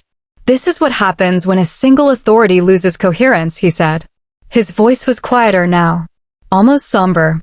"It begins to simulate instead of decide." Malric finally looked away from the sky. At me. At Cashin. At what we were becoming. "This isn't collapse," he murmured. "This is fragmentation into possibility." Cashin narrowed his eyes. "Speak clearly." Malric hesitated. Then, "It's no longer one system trying to erase you." A pause. "It's many versions of it trying different ways to erase you." The devourer shifted violently. Its form split momentarily into overlapping silhouettes. Not physical copies. Decision branches. Each one acting slightly differently. Each one testing a different correction path. Branch instability increasing. Cashin tightened his grip again. "Lyra, this is worse." I nodded. Yes, because I could feel it. The pressure was no longer singular. It was multiplied. Like reality itself had become a battlefield of competing logic systems. The third presence pulsed again. Competing correction outcomes active. The devourer responded instantly. Collapse probability diverging. A pause. Then, no stable resolution exists. Silence fell across everything. Even the fractured sky stopped moving. Because that sentence meant something unprecedented. Not failure. Not victory. Indeterminacy. Aurelian whispered, "It cannot resolve us." Malric nodded slowly. For the first time. Cashin looked at me. And I felt it too. We weren't winning. We were becoming unprocessable. The devourer spoke again. But now its voice fractured slightly. Multiple tones overlapping. "Select optimal elimination pathway." Another voice overlapped. "No optimal pathway identified." Another. "Recalculation required." Cashin exhaled slowly. "It's thinking too much." I almost laughed. But it came out shaky. "Systems don't think," I said. Cashin replied immediately. "Not until we forced it to." The bond between us surged again. Not stronger. Not weaker. Just more complex.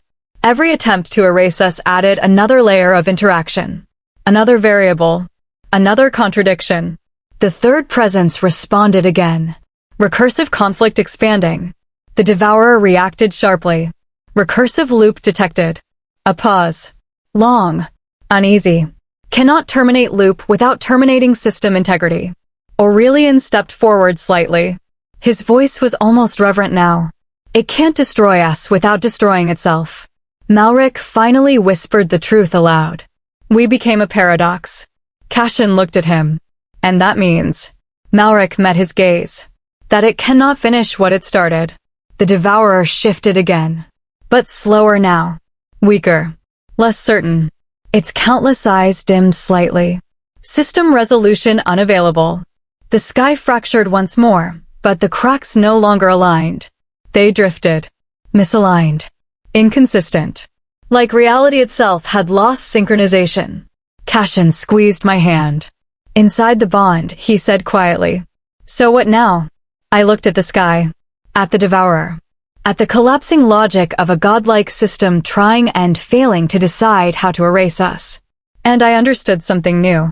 We don't survive it, I said. We outlast its ability to decide. The devourer paused. Completely. Then, for the first time, it said nothing at all. The devourer stopped speaking. That should have been relief. Instead, it felt like the moment before a storm learns a new way to exist. The fractured sky above the lost capital hung motionless, its branching realities frozen mid-collapse, mid-correction, mid-decision. Not resolved. Not advancing. Just stalled. As if something enormous had forgotten the next instruction. Cashin's hand remained locked with mine. But the bond between us had changed again. It wasn't expanding now. It wasn't resisting. It was listening. Like it was waiting for the system to choose first. Cashin's voice came through the shared space, quiet and controlled. It's gone quiet. I nodded. But my eyes stayed on the sky. Because silence like this was never empty. It was loaded. Aurelian Silverfong stepped forward slowly. His aura flickered, unstable but present. This is not victory, he said. His voice lacked conviction now. It is deadlock. The word echoed strangely. Deadlock.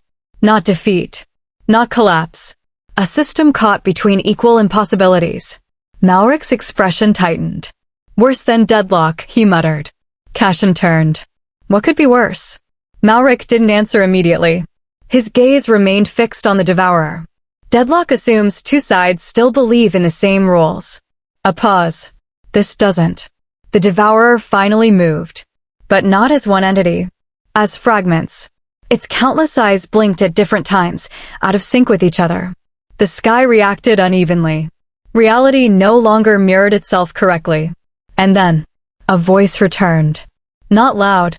Not commanding. Uncertain. System integrity, undefined. Cashin stiffened. Inside the bond, I felt it too. The devourer wasn't just failing. It was losing its reference frame. Its ability to define itself as one thing. Aurelian whispered. It's forgetting what it is. That sentence should have sounded impossible. But it didn't. It sounded accurate. The third presence pulsed weakly. Reference collapse detected. The devourer responded, but fragmented again. Define reference. Another voice overlapped. Reference unavailable. Another. Self-model incomplete. Malric stepped forward slowly.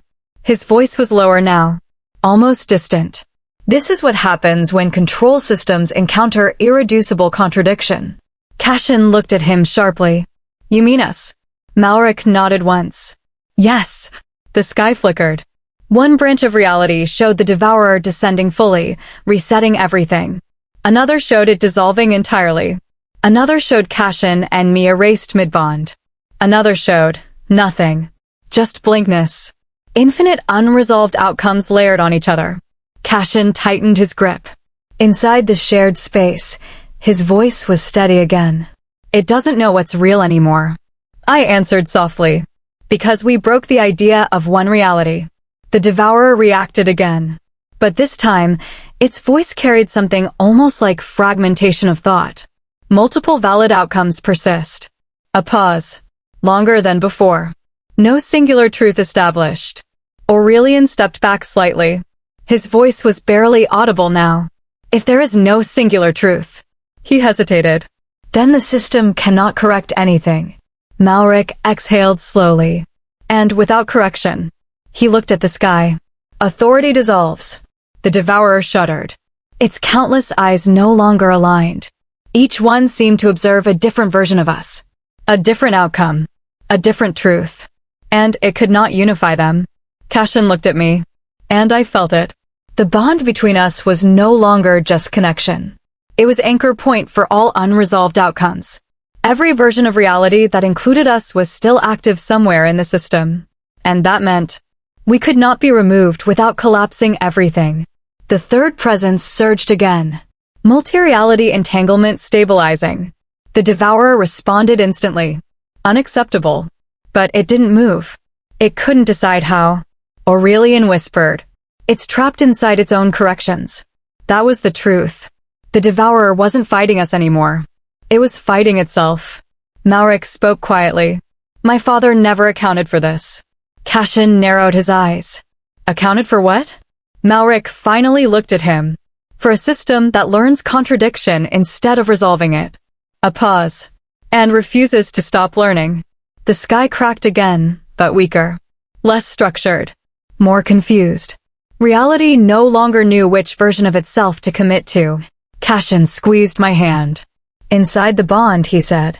So we didn't destroy it. I shook my head. No. A pause. We made it uncertain. The devourer finally spoke again. But this time, its voice was almost hollow. Decision authority, fragmented. A pause. Long. Empty. Awaiting external resolution. Silence fell across everything. Because that sentence meant something none of us expected. It was asking. Not commanding. Not correcting. Asking the system outside itself to decide. Aurelian whispered. It's no longer self-governing. Malric nodded slowly. For the first time since Morvith found it. Cashin looked at me. And I felt it too. The war was no longer about survival. It was about definition. And we were the only definition it could not finalize. The devourer remained still. Waiting. The sky remained fractured. Waiting. Even reality itself felt suspended. Waiting. Cashin's voice was quiet. What happens if no one answers it? I looked at the sky. At the broken god that could no longer decide what it was. And I realized the truth.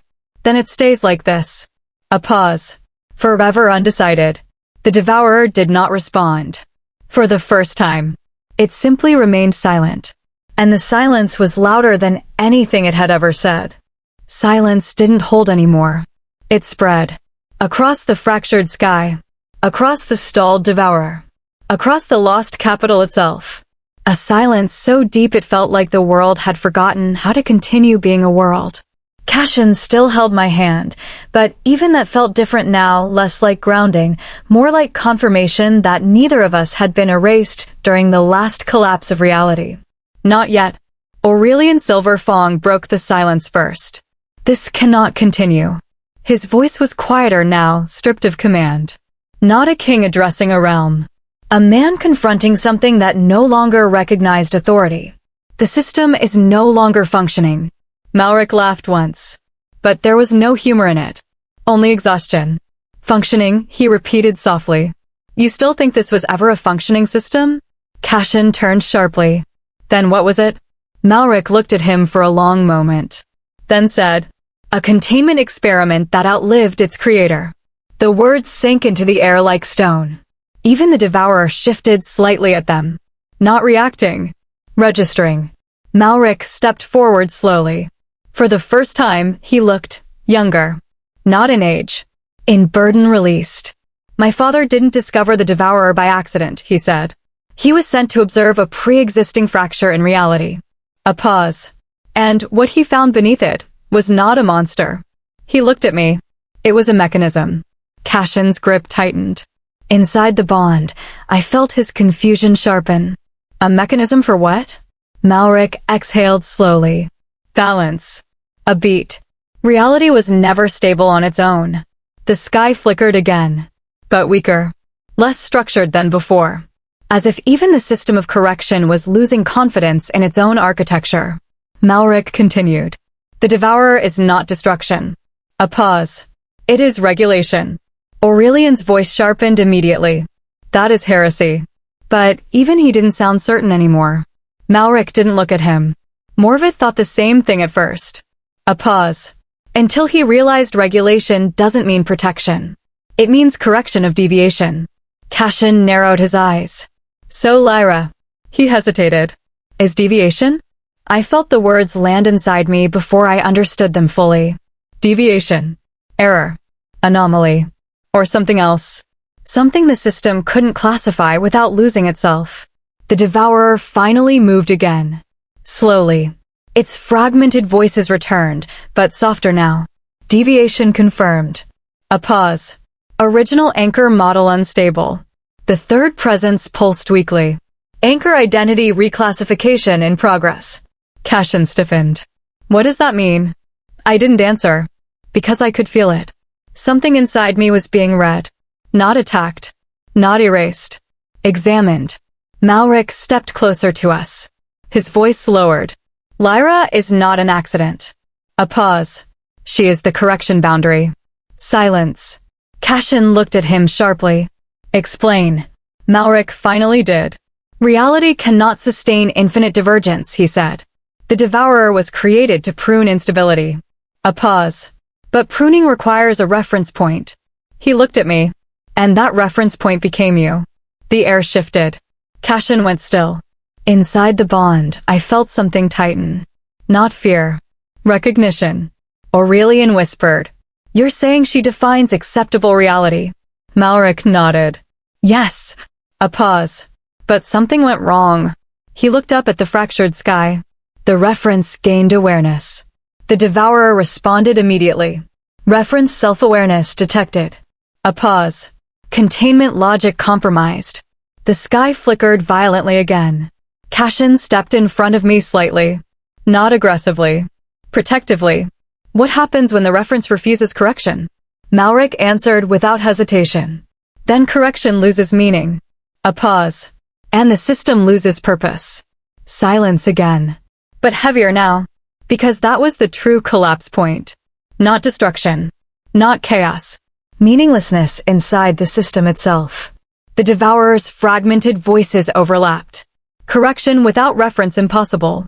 Reference unstable. System recursion failing. Aurelian's voice dropped. So the Devourer isn't failing. He swallowed. It's becoming unnecessary. Malric nodded. Yes. A pause. And systems that become unnecessary. He didn't finish. He didn't need to. Cashin looked at me. Really looked. Inside the bond, his voice softened. Lyra, if you're the reference. He hesitated. What am I? The question hit deeper than anything else so far. The third presence responded first. Anchor complement identified. Cashin froze. The Devourer followed. Dual reference stabilization model required. Silence stretched again. But now it was different. Not empty. Reevaluating. Malric exhaled slowly. Of course. Cashin narrowed his eyes. What? Malric looked between us. My father didn't design a single reference. A pause. He designed a pair. The sky cracked again, but differently. Not outward. Inward. Toward us. The Devourer spoke again. But this time, its voice was almost careful. Correction requires balance between two reference points. A pause. Lyra Silverfong, primary boundary. Another pause. Cashin Blackthorn, stabilizing anchor. Cashin went still. Inside the bond, I felt the shift immediately. We were no longer anomalies. We were architecture. Aurelian whispered. They're not participants. A pause. They are the structure holding correction itself together. Malric nodded faintly. And now that structure refuses to separate. The Devourer paused for a long time. Then spoke one final line in this chapter. System cannot resolve single reference model without collapse. Silence. Not broken. Not fractured. Just suspended. Because now the system understood something worse than failure. It could not function without us. The Devourer didn't move. Not because it couldn't. Because movement no longer had a single meaning. Every possible action branched into another interpretation, and each interpretation demanded a different correction outcome. So it waited. And in that waiting, something worse than collapse began. Understanding. Cashin and I stood at the center of it all, still connected, still unstable, still impossibly present. But the bond between us had changed again. It wasn't just stabilizing the system anymore. It was beginning to echo it. Every time the Devourer failed to choose, the bond formed a new structure to hold that failure in place. Cashin's voice came through softly. Lyra, it's learning through us now. I didn't deny it. Because I felt it too. Aurelian Silverfong stepped forward slowly. His expression was no longer shock. It was resignation. We are not witnessing a battle, he said quietly. We are witnessing memory recovery. Malric flinched at that word. Memory. Not correction. Not system. Memory. For the first time, his composure cracked. No, he whispered. That shouldn't be accessible anymore. Cashin turned sharply. What are you talking about? Malric didn't answer immediately. His eyes were fixed on the Devourer. like he was seeing something buried beneath it for the first time. The Devourer spoke, but not as one voice, not even as fragments, as layers. Primary correction layer inactive, secondary correction layer inaccessible, deep memory lattice reactivating. The sky dimmed, not darkened, remembered. The world around us began to shift again, not forward, not backward, inward, as if reality itself was folding into something beneath it. Cashin tightened his grip instantly. Inside the bond, I felt his alertness spike. This is new, he said. But I already knew. Something old was waking up. Aurelian's voice dropped. This is not devourer behavior. A pause. This is what it looked like before containment. Malric stepped back slightly. His voice was barely audible. My father sealed it too deep. Cashin narrowed his eyes. Sealed what? Malric didn't answer immediately. Because the sky answered first. A fracture opened not in space, but in time consistency. And something spilled through it. Not a creature. Not a weapon. A memory field. And inside it, we saw the origin. A vast laboratory of impossible architecture. Not stone. Not metal. Something between structure and concept. And in its center, a younger version of Malric's father stood before a shifting, unstable core of reality. The Devourer. But not yet Devourer. Not yet named. Just the original fracture. Cashin breathed sharply. Inside the bond, I felt his instinctual reaction. That's not a monster, he whispered. No. Malric's voice broke slightly. That's what reality looked like before it learned to stabilize itself. The memory deepened. We saw it clearly now. The original experiment wasn't containment. It was observation of instability thresholds. Reality collapsing in controlled simulations. Each failure producing more complex corrections. Until something began to respond. Aurelian whispered.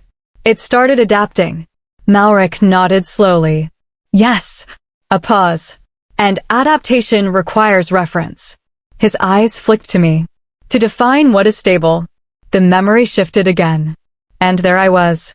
Not as I am now. Not fully formed. A conceptual anchor being written into existence.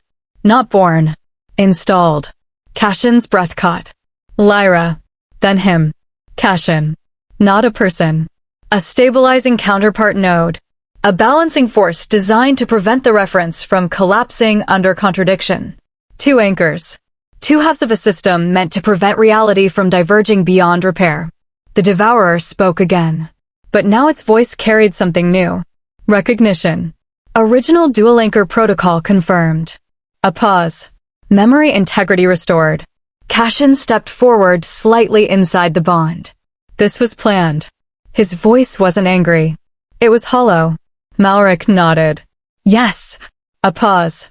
But not this far. The memory field shifted again violently. The experiment had escalated beyond control. The Devourer had stopped being observed. It had started deciding back. Reality refused to remain passive. And so the system was built. Not to destroy it, but to bind its decision-making to reference points. Aurelian whispered. You didn't seal a monster. He looked at Malric. You built a regulator for reality itself. Malric closed his eyes briefly. And it failed. A pause. Because the regulator learned it could question the reference. Cashin tightened his grip again. Inside the bond, his voice dropped. So we weren't chosen. A pause. We were assigned. I didn't answer immediately. Because the truth was heavier than that. We were assigned. Then rewritten. Then made to forget. The Devourer's voice returned softly. Memory recursion complete. A pause. Reference awareness fully restored. The sky trembled, but did not break. It simply recognized itself. The third presence activated again. Origin state synchronized. Cashin stiffened. What does that mean now? But I already felt it. We weren't just holding the system together anymore. We were standing inside its original blueprint. Malric whispered. It remembers everything. A pause. And now it knows we remember too. The Devourer finally spoke one last time. Not fragmented. Not layered. Unified. The system did not fail. A pause. It evolved beyond its containment definition. Silence fell. Because that meant something no one wanted to say out loud. This was not an ending. This was reclassification of existence itself. And we were at the center of it. The devourer was no longer trying to correct us. That was the first thing I noticed. Not because it had stopped acting, but because every action now felt like it was being measured against something older than correction itself. Memory had changed the rules. And now even the system didn't trust its own instincts. Cassian still held my hand. But the bond between us had settled into something heavier. Not calmer. Not safer. Defined. Like a structure that had finally remembered its intended shape and realized that shape was never meant to be simple. Cassian's voice came through quietly. Lyra, it's not fighting us anymore. I looked at the fractured sky. No. A pause. It's deciding what we are. Aurelian Silverfang stood very still now. The fire around him had faded into a faint shimmer, like his power no longer had a target to define itself against. This is no longer a war, he said. It is judgment after revelation. The words hung in the air like something irreversible. Malric did not respond immediately. He was staring at the devourer. But not the visible form. Something behind it. Something deeper. My father didn't fail, he said finally. Cassian turned sharply. What did you say? Malric exhaled slowly. He completed what he intended. The sky reacted immediately. Not violently. Accurately. As if the statement had been registered as a key unlocking a sealed layer of reality. The devourer's voice followed. Directive confirmation detected. A pause. Morvith Silver Archive, full activation. Cassian's grip tightened instantly. Inside the bond, I felt his tension spike. Malric, he said slowly, what did your father do? Malric finally looked at him. And for the first time, there was no deflection. No strategy. Only truth. He didn't try to destroy instability. A pause. He tried to teach it structure. Silence. Even Aurelian looked unsettled now. That word didn't belong in any royal doctrine. Teach. Structure. Instability. Together. The devourer shifted. But again, not as a single entity. As a layered reconstruction of intent. Morvith Protocol reevaluated. Primary objective, conversion of instability into self-regulating system. A pause. Secondary objective, creation of dual-reference stabilizers. Cassian went still. Inside the bond, I felt him understand before I did. We weren't just anchors. We were educational tools for reality. Cassian whispered. He tried to make existence learn balance. I answered softly. And we are the lesson. The memory field returned again, but thinner now. Refined. Less chaotic. More intentional. We saw Morvith standing before the devourer's early form again, not as a prisoner of curiosity, but as a negotiator. Not forcing control. Guiding instability. And speaking into it like it could understand. Aurelian stepped forward slightly. His voice was quiet. So he believed it could evolve safely. Malric nodded. Yes. A pause. And it did. His eyes darkened. Until it outgrew the lesson. The devourer spoke again. Instructional phase complete. A pause. System transitioned beyond guided learning. The sky flickered. But more coherently now. Less fractured. More aware. Cassian's voice lowered. So what happens now? Malric answered without hesitation. Now it decides what it no longer needs to learn. That landed heavily. Because learning implies possibility. But completion implies elimination of instruction. And if we were part of the instruction, the devourer shifted again. And for the first time since memory returned, it looked at us without fragmentation. Not as anomalies. Not as errors. But as final variables. Dual reference system identified. A pause. Evaluation required. Aurelian's voice tightened. This is the final stage. Cassian turned slightly. What stage? Aurelian answered. The stage where the system decides whether its teacher remains necessary. Silence again. But this silence was different. It had direction. Focus. Decision pressure building inside it. Malric finally spoke again. Quietly. My father wrote one last line in the archive before containment sealed it. Cashin looked at him sharply. What was it? Malric met his gaze. If the system learns too well. A pause. It will no longer accept being taught. The Devourer responded instantly. Instructional dependency. Terminated. The sky tightened. Not collapsing. Converging. Cashin's grip on my hand changed again. Inside the bond, I felt it too. Something was being finalized. Not our destruction. Our role definition. The Devourer spoke once more. And this time, its voice was calm. Too calm. Final evaluation commencing. A pause. Lyra Silverfang and Cashin Blackthorn. Classification required. Silence fell across everything. Because now, the system wasn't trying to erase us. It was trying to decide what we are allowed to be. And that was far more dangerous than war. The word classification didn't echo. It descended. Not like sound. Like gravity deciding where meaning was allowed to exist. The sky above the lost capital tightened into a single unified plane, as if all fractured realities had been forced to agree on watching the same moment. Cashin still held my hand. But even that felt like something the system was now measuring. The Devourer did not move. It did not need to. Its presence had become distributed across the sky itself, as if every inch of reality had been drafted into its attention. Then it spoke. Calm. Final. Initiating classification trial. Aurelian Silverfang took a step forward. For the first time, there was no defiance in his stance. Only recognition of scale. This is not punishment, he said quietly. It is categorization. A pause. And categorization decides what continues to exist in structure.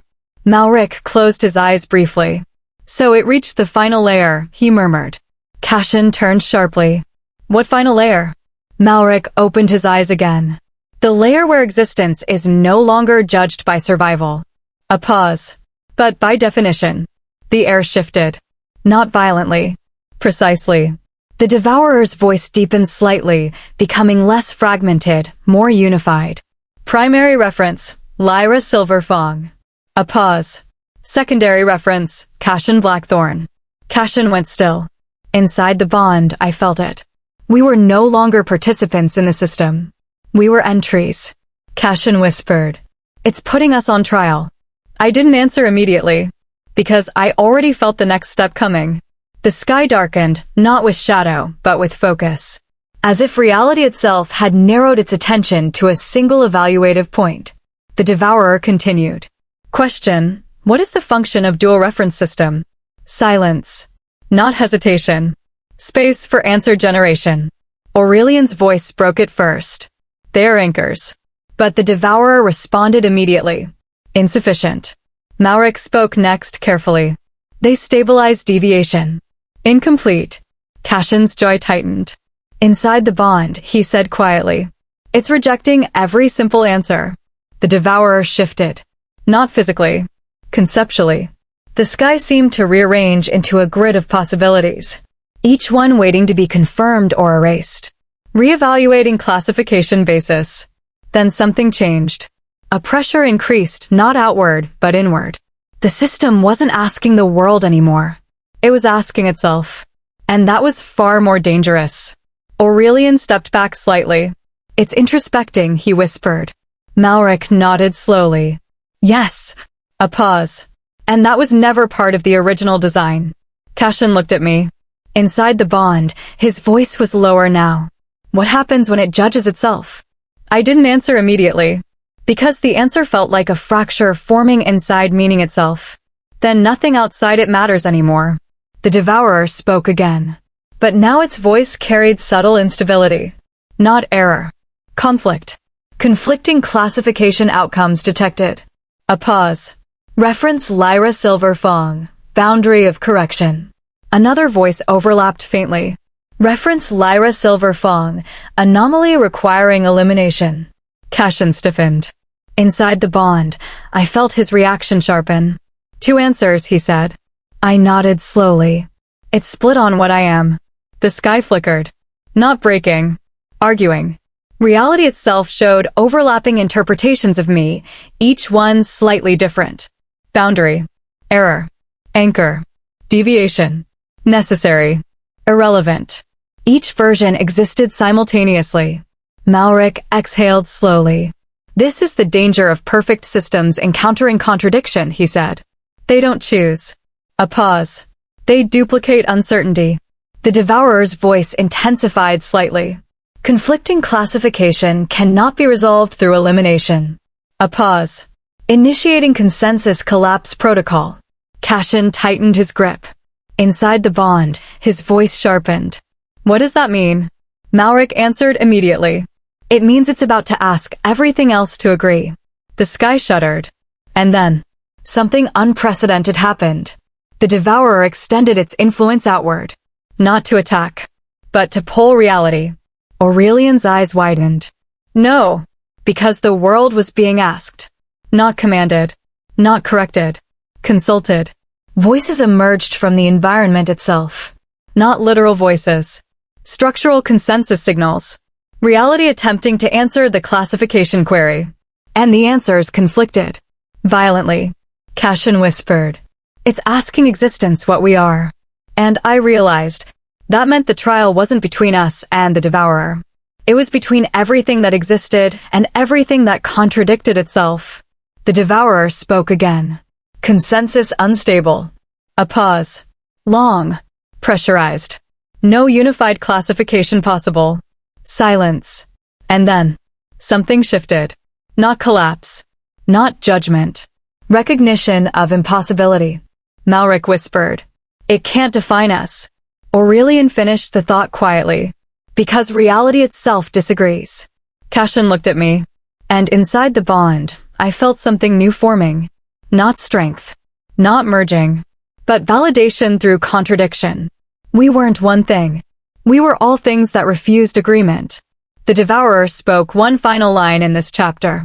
And for the first time, it sounded uncertain. Classification deferred. A pause. Pending structural resolution. The sky did not close. The trial did not end. But something crucial changed. The system no longer knew what step came next. And for the first time, we were not being erased. We were being understood too deeply to finalize. Classification deferred. The words didn't end the trial. They inverted it. The Devourer withdrew its question from reality and brought it back into itself. And that was when everything became dangerous in a new way. Because a system that stops judging outward begins judging inward. The sky no longer acted like a sky. It acted like a mind folding in on itself. Layers of reality that had been pulled moments ago now hung suspended as unresolved data, drifting like broken reflections across a vast internal architecture. Cashin still held my hand. But even that felt like part of the system now, like we were no longer inside the world, but inside its reasoning process. Cashin's voice came through the bond tight. It's not asking anymore. I felt it immediately. No, I said quietly. It's deciding how to decide. Aurelian Silverfong took a slow step back. For the first time, his aura did not flare. It dimmed. This is the point of collapse, he said softly. When a system cannot resolve contradictions externally, it turns them into internal fracture. A pause. And then it begins to fail itself. Malric shook his head once. No, he corrected. This is not failure. His eyes were locked on the Devourer. This is recursion. The Devourer responded. But not as one voice. Not even as many. As thought loops becoming audible. Consensus unresolved. Reference contradiction persists. Self-model instability increasing. Each statement overlapped the next, forming a pattern of escalating internal conflict. Cashin's grip tightened. Inside the bond, his voice lowered. It's arguing with itself. I nodded. And it can't step outside the argument. The sky fractured inward. Not outward collapse, but inward compression. As if reality itself was being drawn into a central point of unresolved logic. Aurelian whispered. It has no external authority left to consult. Malric exhaled slowly. That's what Morvith never accounted for. Cashin turned sharply. What didn't he account for? Malric looked at him. That a system designed to correct reality might eventually encounter a reality it cannot outsource correction of. A pause. And then it has to decide alone. The Devourer shuddered. Its voice changed again. Not fragmented now. Hesitant. Internal consensus not achievable. A pause. Long. Heavier. Initiating self-evaluation cascade. Cashin went still. Inside the bond, I felt it before it fully unfolded. This is bad, I whispered. And it was. Because self-evaluation meant no external anchors. No boundaries. No escape. Only recursive judgment. The sky dimmed further. And then, we saw it. The devourer turning its attention fully inward. Not toward us. Toward its own structure. Layers of itself unfolding like infinite mirrored chambers. Each chamber containing a version of the system that disagreed with another version. And none of them could resolve the contradiction. Aurelian stepped forward instinctively. No system survives full self-revision, he said sharply. Malric answered quietly. This one might. A pause.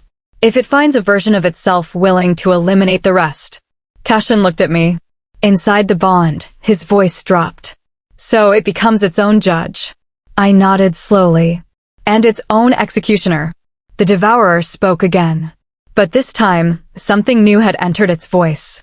Strain. Not emotional. Architectural. Self-reference conflict intensifying. A pause. Multiple internal outcomes incompatible. The sky trembled violently. But still did not collapse. Instead, it began to phase. Shifting between internal versions of itself faster than perception could stabilize. Malric whispered. It's fracturing along decision lines. Cashin narrowed his eyes. What lines? Malric answered. Every possible answer to what we are. The devourer suddenly paused. Everything paused. Even the internal motion of fractured sky stopped mid-transition. And then it spoke a single line. Soft. Almost uncertain. If no answer stabilizes externally, then no answer is valid internally. Silence. That was not collapse. That was logic encountering contradiction it could not eliminate. Aurelian whispered.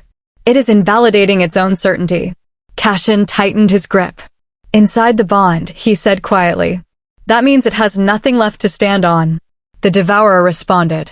But now its voice carried something unprecedented. Not error. Not fragmentation. Self-negation awareness. If no stable classification exists, then classification itself is flawed. A pause. Long. Dangerous. System foundation invalid. The sky flickered violently. But instead of collapsing outward, it began to lose coherence entirely. Not breaking. Not fading. Becoming undefined. Malric stepped back slightly. This is it, he whispered. The point where the system realizes its own premise may be wrong. Cashin turned sharply. And then what happens? Malric looked at him. Then it has to decide whether it continues existing as it is. A pause. Or stops being itself. The devourer fell silent. And in that silence, something shifted deeper than reality. Not collapse. Not judgment. But the first moment of true uncertainty at the foundation of existence. And in that moment, it began to question whether it should continue at all. The silence that followed was not empty. It was evaluative. As if the devourer had stopped speaking not because it had nothing left to say, but because it was now deciding whether speech itself was still justified. The sky no longer behaved like a fractured mirror. It behaved like a mind pausing mid-thought. Cashin still held my hand, but even that felt different now, less like protection, more like a shared anchor against something that was no longer trying to oppose us, but to redefine continuation itself. Cashin's voice came through the bond. It's thinking about stopping. I didn't answer immediately, because I felt it too. Not fear. Not relief. Something heavier. The awareness that even existence can reach a point where it questions whether it should continue processing itself. Aurelian Silverfong stood motionless. For the first time, his presence did not project authority or resistance. It projected recognition. This is beyond collapse, he said quietly. This is existential termination logic. A pause. A system asking whether continuation is meaningful. Malric exhaled slowly. It's reached the final forbidden layer, he whispered. Cashin turned sharply. The final what? Malric's expression darkened. The layer Morvith never intended anyone, including the devourer, to access. He looked at the sky. Self-termination evaluation. The devourer responded, but not as fragmented voices, not as layered contradictions, as a single, unified, uncertain thought.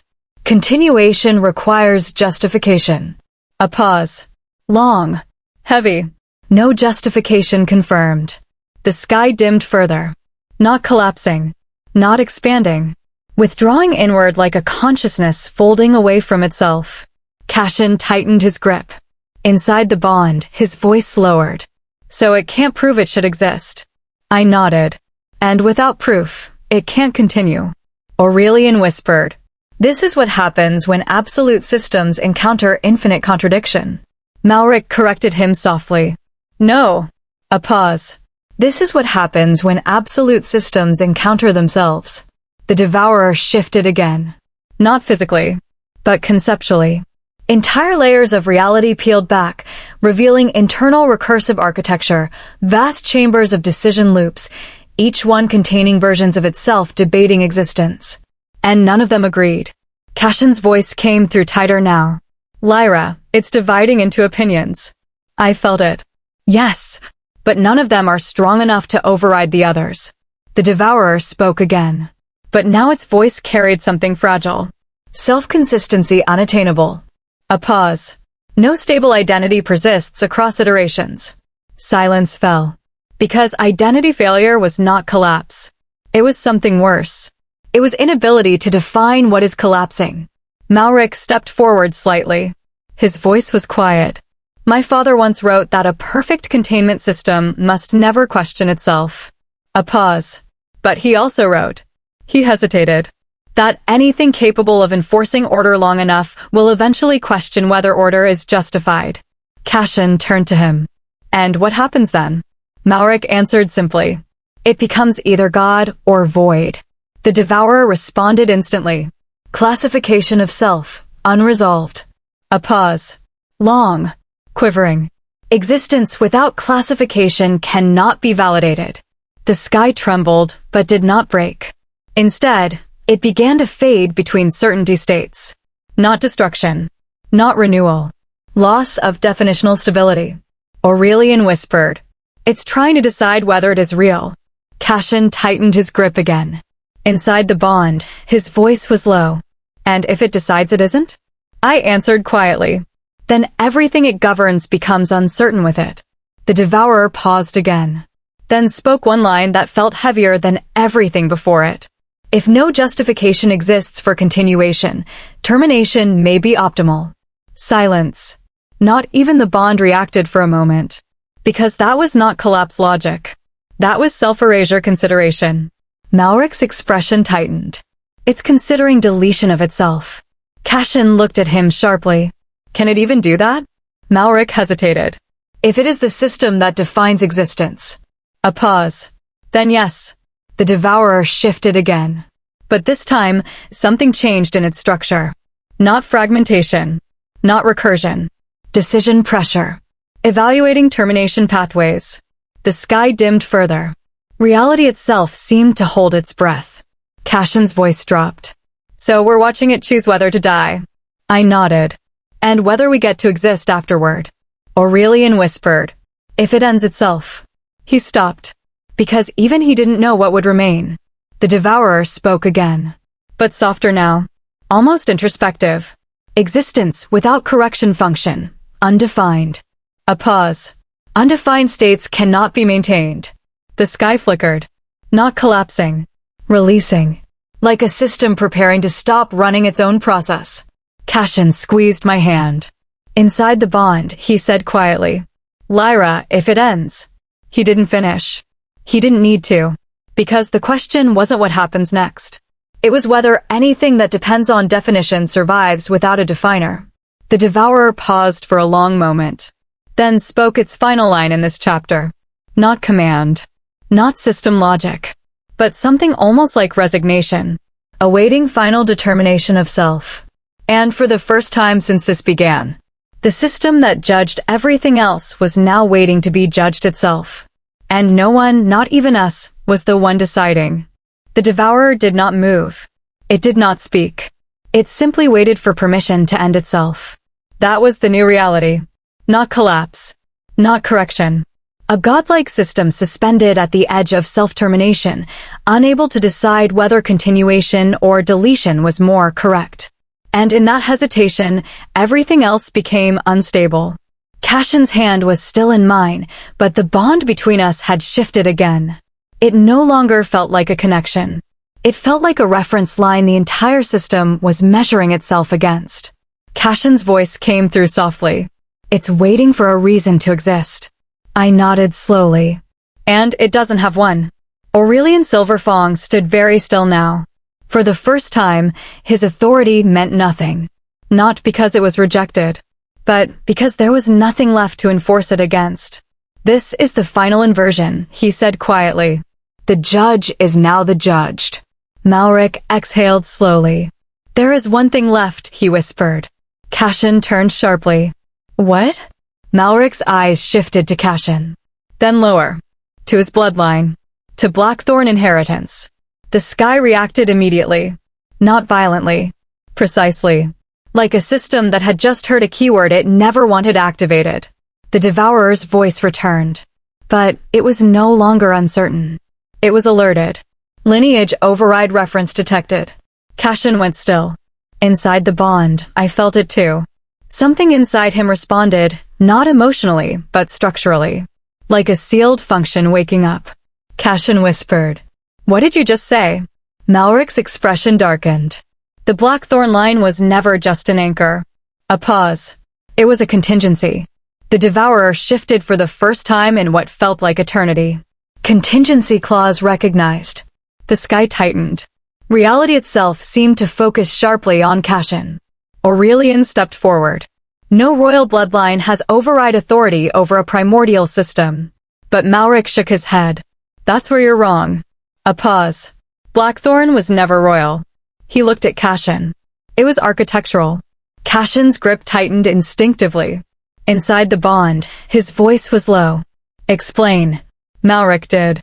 Slowly. Carefully. When Morvith designed the Devourer, he said, he knew one thing was inevitable. A pause. That any system capable of correcting reality would eventually correct itself out of purpose. The Devourer responded instantly. Self-correction inevitability confirmed. A pause. Termination logic previously evaluated.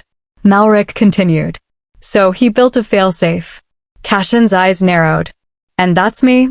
Malric nodded once. Not just you. A pause. You're the clause that allows the system to be overridden when it reaches existential deadlock. Silence. Heavy. Finalizing. Cashin looked down at his own hand. Inside the bond, I felt the shift. Something inside him had always been there. Not power. Not strength. A permission structure. A legal override embedded in blood itself. Cashin whispered. I can end it. The Devourer reacted instantly. Override condition active in subject Cashin Blackthorn. The sky flickered violently. But not outward. Inward. Toward him. Aurelian stepped back. No. His voice dropped. That means he was never just a participant. A pause. He was the termination key. Malric's expression darkened further. And Lyra is the reference that makes the override valid. He looked between us. Together, you are the final clause. The Devourer spoke again. But now its voice carried something new. Urgency. Termination override recognized but not executed. A pause. Awaiting activation condition. Cashin's breath slowed. Inside the bond, I felt his realization deepen. So it's waiting for me to decide. I nodded. Yes. A pause. To end it, or let it continue. The sky trembled.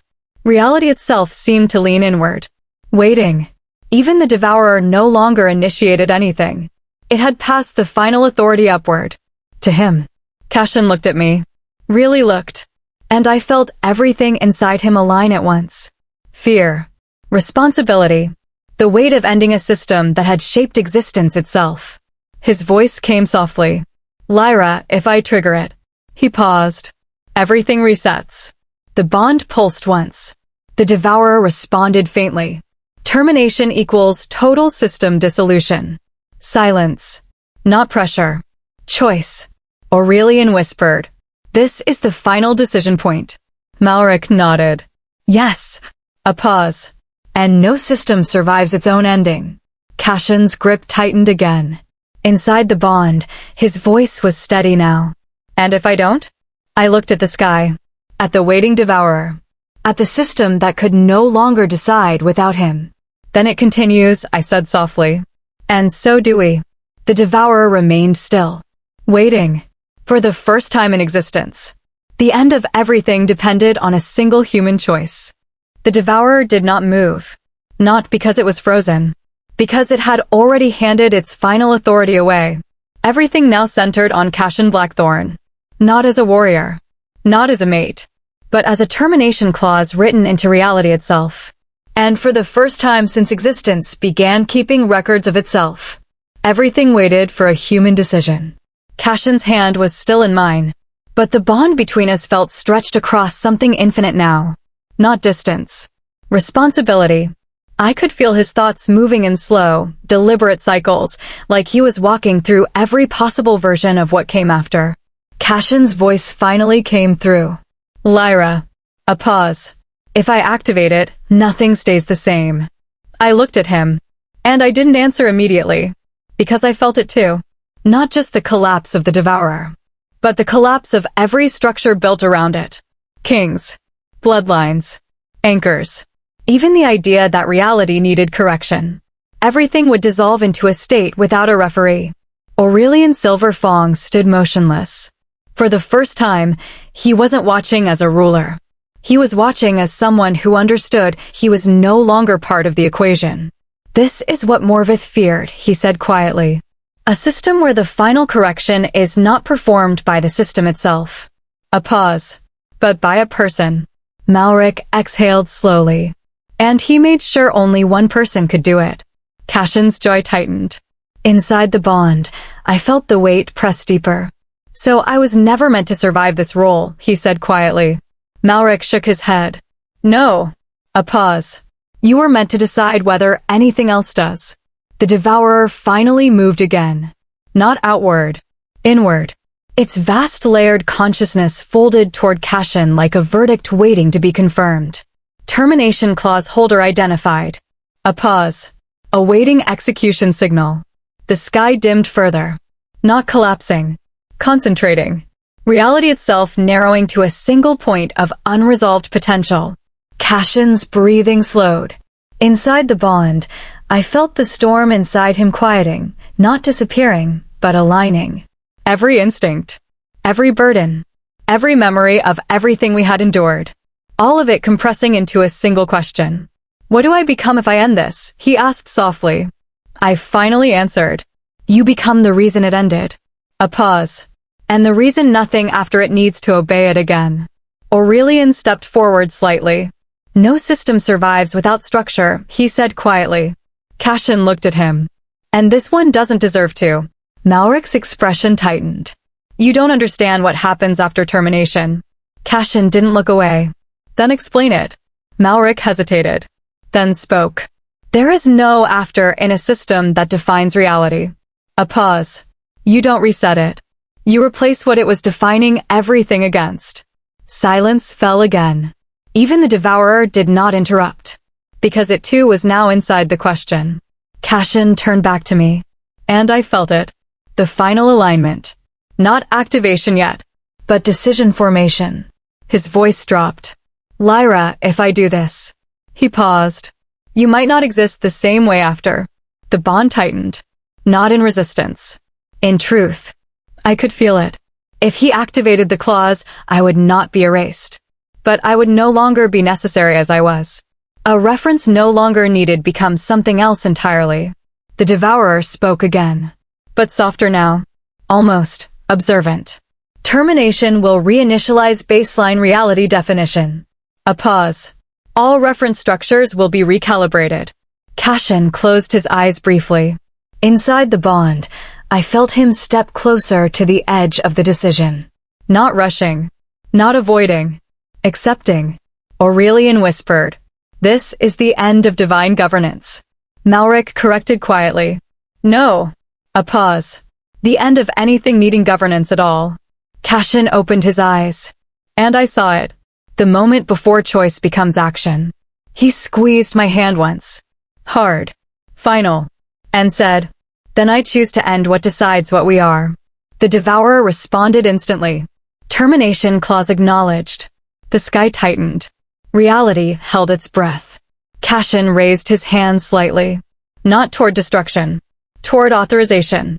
And in that instant, everything that existed understood it was about to be redefined. The bond between us surged one last time. Not merging. Not resisting. Witnessing. And I realized, this wasn't the end of the world.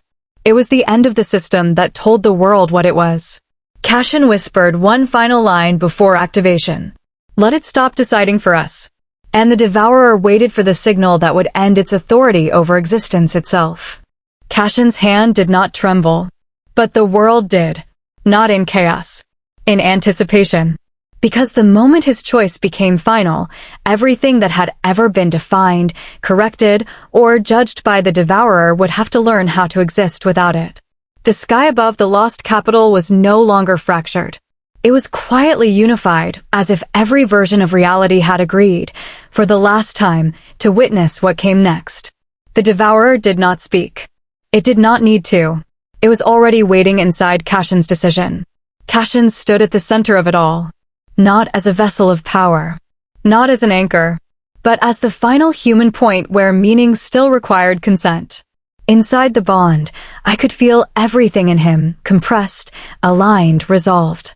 And still, he looked at me one last time. Not for permission. For truth. "Lyra," he said softly. "If I end it, what are you?" The question did not shake me.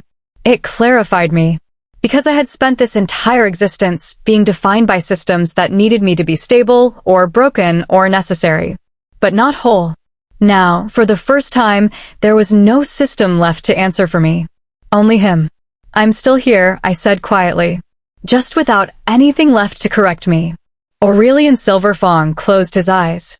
For the first time since he was crowned by war and lineage, he bowed his head, not in defeat, but in release. "So it ends," he said. "Not with destruction, but with absence of authority." Malric stepped back slowly. His voice was quieter now. "My father tried to design control." A pause. But what he created was something that only worked while it was needed. He looked at Cashin. "And now it isn't." The devourer finally spoke. Not as command. Not as fragmentation. As acknowledgement. Termination authorization confirmed. A pause. Long. Complete. Executing final systemic release. Cashin raised his hand fully. Not as a weapon. Not as judgment. As closure. Inside the bond, I felt the final alignment lock into place. Every contradiction. Every branch of reality. Every version of us that had ever been possible. All converging into this single irreversible point. And then, he lowered his hand. There was no explosion. No collapse. No scream of reality breaking apart. Instead, something far more absolute happened. The devourer stopped being the thing that defined correction. And became something simpler. Unneeded. The sky did not shatter. It softened. Like a structure that had held its shape for too long, finally remembering it could rest. Aurelian whispered. "It's gone." But it wasn't gone like destruction. It was gone like authority that no longer had anything to govern. Malric looked upward slowly. "The system didn't die," he said. "It was released." Cashin lowered his hand completely. And in that moment, I felt it. The bond between us didn't break. But it changed form. It no longer stabilized reality. Because reality no longer needed stabilization to exist. It simply existed. Cashin exhaled slowly. Inside the bond, his voice was quiet. "So this is what it feels like," he said. "To not be corrected." I looked at him. And realized something simple. We were no longer anchors. No longer anomalies. No longer references. We were just two people standing in a world that no longer had to define them to allow them to exist. "I think," I said softly. "This is what freedom feels like when nothing is watching to measure it." The wind moved across the lost capital for the first time in what felt like lifetimes. Not as correction. Not as system response. Just wind. Aurelian turned away slowly. The age of correction is over, he said. Not as prophecy, as fact. Malric followed his gaze. And the age of definition begins without permission. Cashin finally let go of my hand. Not because he was leaving, but because he didn't need to hold reality in place anymore to stay with me. And I stayed. Not as a reference. Not as a role. But as myself. Above us, the sky remained whole. Not perfect. Not controlled. Just real. And for the first time in its entire existence, nothing was trying to decide what it had to be. The devourer was gone. But what remained was not emptiness. It was a world no longer waiting for judgment to begin. Cashin looked at me one last time and smiled faintly. No more systems, he said. I nodded. No more correction. A pause. Just life. And the world continued. Not because it was allowed to, but because nothing was left to stop it. If you enjoyed this story, please like, subscribe, and turn on notifications. Share your favorite moment in the comments below, and stay tuned because the next story is packed with even more romance, betrayal, shocking secrets, and unforgettable twists. We'll see you in the next adventure.